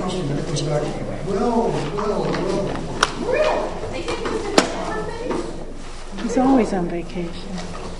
Thank you. George has a fabulous life. Are you going to kick George in the shin? We were all three getting ready to send him angry texts. So, just for fun. Thank you for coming today. I appreciate it. Oh, you're welcome. I'm glad to be here. Do you need me to stay for the rest of it or go on? Okay. Thank you. Thank you. What about me? You have to give a detailed synopsis to George. Oh, I can go too. Oh, that's good. Later tonight, or It's not that great. I got It's a long midnight. drive. It might not even be tomorrow. Okay. It is tomorrow. Not today. Later today. Well, you have a good evening. Nice to see you. Nice to see you. It's been a long time. Shoot. Oh, yeah, you have to do a conference and steering committee update before you leave. Oh, I think he can do that in one breath, yeah. Sorry. It'll be quick. You guys are welcome to stay or welcome to talk. Keep me honest down here. Thank you. It was nice to meet you all. Good night. I'm sorry you had to. Oh, no, that's all right. That's what I do. Yeah, Georgia is big. All right, Bob. 30 seconds left. So at the Conference Plan Steering Committee last month, we, in a very short amount of time, actually, relatively short amount of time, we took some draft vision statements that had been amalgamated from the committee's discussions of the previous month, and we came up with a good new vision statement for the Village Vision 2050 Comprehensive Plan. And then we also went through a list of guiding principles and made some modifications to the draft list or draft statements of guiding principles, and pretty much, I guess, settled on those too. And so I think we had a very productive meeting, and then this month we're going to start talking about the future land use map. Yay. May your progress continue, sir. It is going very smoothly. We have a good group of folks to work with. Thank you. You make it easy. You make it easy. He does. Yeah. He does. No problem. You're doing all the work. I don't know what you think. Well, that's what. But thank you. We appreciate it. Yeah. For the Western Union Municipal Alliance update, I told them that, ETJ might probably not be something we pursue, although we do want to have some influence on our transition zones and our donut holes, but we weren't going to be on any committee going to speak to the commissioners. In March, we do have somebody from the state coming to talk about ETJ. So that will at least be interested to learn about it from somebody like that. Amanda, I know you've had county commissioners at those meetings in the past. Are they still attending, or? No, they're not, but they were like, nobody invites us anymore, despite the fact that it's a standing public meeting. So they decided that now, when this is a meeting agenda, they will include the county commissioners on the agenda. So they can't say they're not invited. even though they were given any standing invitations. Okay. Yeah. So we did have Jonathan Thomas come, who I think we should probably support vocally in the election. So, but that's all. Council comments. I'll go first. I'm sorry, guys. But George says it's better just to let them get it out. So at times I was just letting them get it out. Also, Vaughn had a meeting with somebody about the corner beside McDonald's. Apparently it went well, and they're going to probably proceed with their rezoning application, which would be Billy Bessie Plaza's property. Yeah. So I don't know when that will come, but I don't know. But I mean, that is zone commercial in our future land use plan, so I don't have a lot of part there. You sounded surprised. Are you surprised?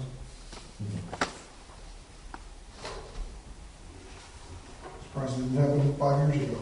Well, there's always been nibbles, but there's yet to be a bite. So we'll believe it when there's actually a bite. We haven't landed a fish yet. But thank you all. That's all I have. Who else wants to go? Okay, I got nothing. To mirror your comments, Julie's husband, Jonathan Thomas, came to our Parks and Rec meeting 2 weeks ago, and I immediately went out in the lobby and spoke with him for a good 15, 20 minutes. And I think he is a good candidate that we should back in Wesley Chapel. And after a very long discussion with him, he convinced me that now would not be the best time to run for county commissioner myself, and that you guys are stuck with me to the end of my term. So you should be aware of that. Our term's in first. My point being is I did not actively, when they reopened registration, I did not actively register to open for a county commissioner seat, only because of more than anything else, the odds.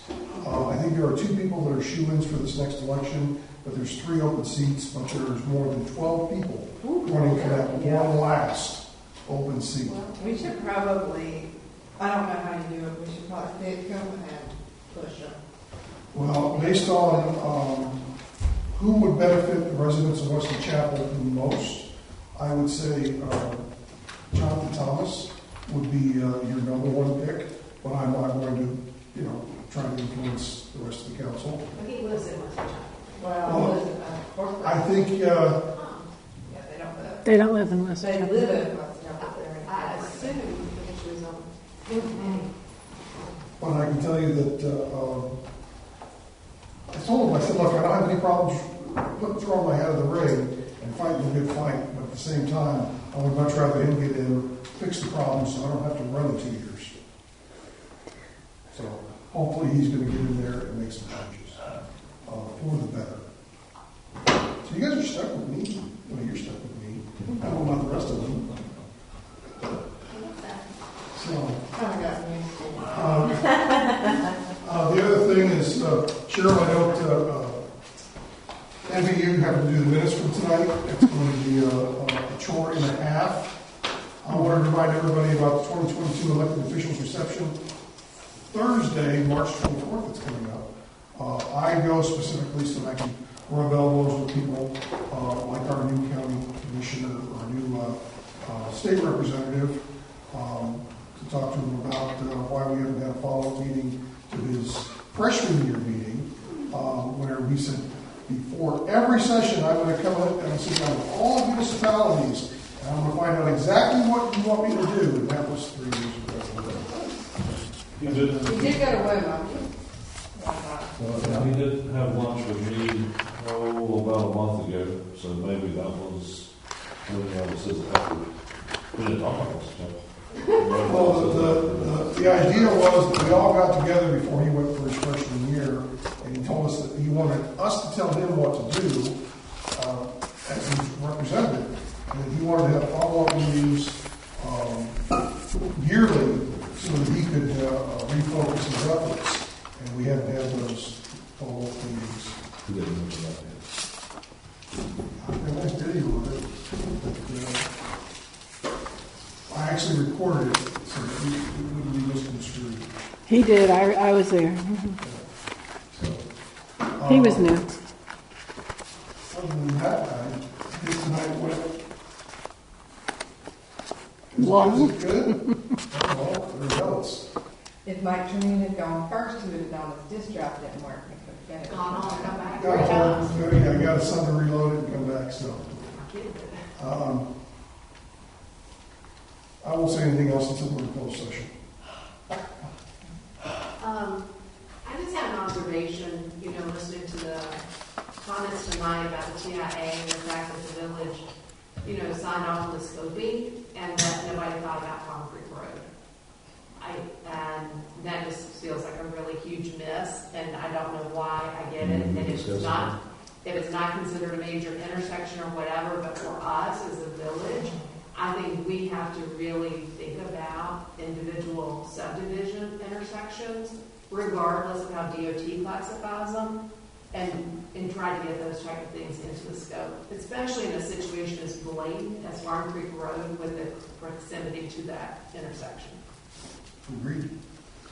I think that's I'm jumping in, I'm sorry, but there's another TIA that's going on right now, and it's probably for something that won't give you a lot of heartburn, but it just seems strange. You guys don't even get to look at it. We have no idea they're happening. Until you get the results of it, and then you have to deal with it.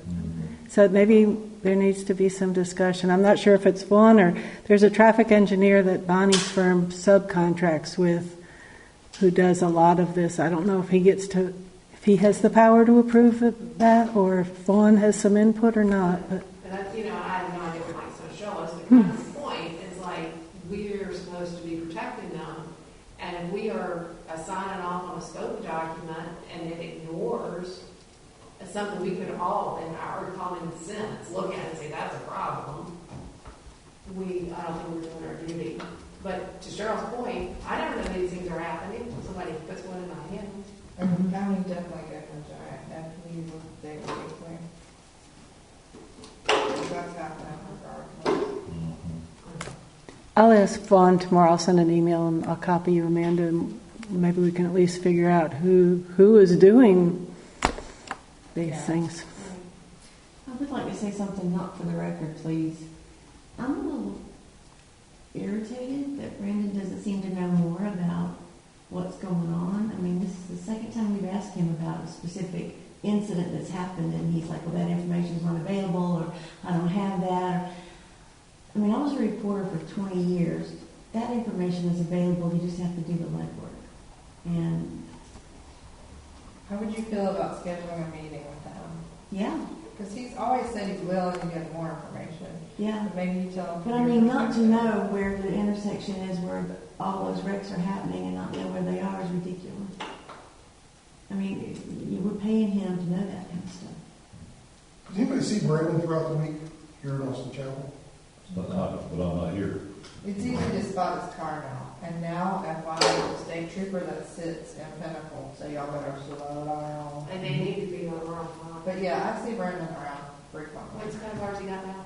He's got an SUV. Oh, but I always look at it and say, it says Village. I pulled into Chestnut Village, Austin Wood, whatever it is down there on the corner of the day and saw 8 deputy cars. I was like, yes, there's nothing going on in the Greater Stallings, Wesley Chapel, Weddington area. They're all eating lunch. One guy had a donut. Who didn't go? David. Yeah, I don't have anything other than just, to Mike's point, Cheryl, thank you for all that you do to council for the diligence of putting up with what we put up with, and Mike for being the bear and speaking. Well, I all figured of us were rolling your eyes. Yeah. If anybody objected, I figured somebody's going to hit me in the back of the head. When I looked over and I saw a lot of people nodding when I jumped at some of the irrelevant speakers. The only one that I thought was the most relevant was the one that turned around and put this traffic report in her hand. Everything else was kind of their opinion, and I it's not that I don't want to hear from them. It's just from a legal perspective, I'm not sure. especially at 11:30 at night, it made sense to talk about it. I thought that Sarah made a good point of, hey, it's my fact. This is what I'm living, this one experience, which was backed up by what you read in the book. And kind of to George's point, as painful as it might have been, I think we did need to give them that opportunity to express themselves. And, it's aggravating when everything they say something, now it comes out of like, well, I wish this George or that or that or something. And these poor people just sit through so much. I wish George had said what let them she talk a little said. bit. I wish George had said what Becky said. Well, Make her wait till the end. Yeah. That would have saved so much time. Would have saved the whole. And I knew she was going to object, and if I had known, I could have given her a time limit. But George didn't tell me that. She seemed a little amazed by some of the But I only know what George and us letting her. Amazed in what way? That she just had free reign. She was just she just goes. But Wow. George has let her. This is our Yeah. harmony meeting. Well, I don't think Becky would have let her. Yeah. Can we get Becky to be our attorney? I think that's You can request a change. We just have their firm. We don't have George. because it doesn't feel like we have any say. Or We can have Keith. We can request Keith too. My only suggestion is use that Galvin more. Well, I was erring on the side of let her get it. Well, I understand that, but at the same time, there was a few times I would have really liked to have seen you not only hit it, but hit it hard. Yeah, I think there's one thing letting them come here and speak and express themselves, and another with the crowd control. I think that was a little. I feel like it would have been all night, Gavin. Everybody say their piece. You guys finish up. Motion that we adjourn. All in favor? I don't even get the vote. Yeah,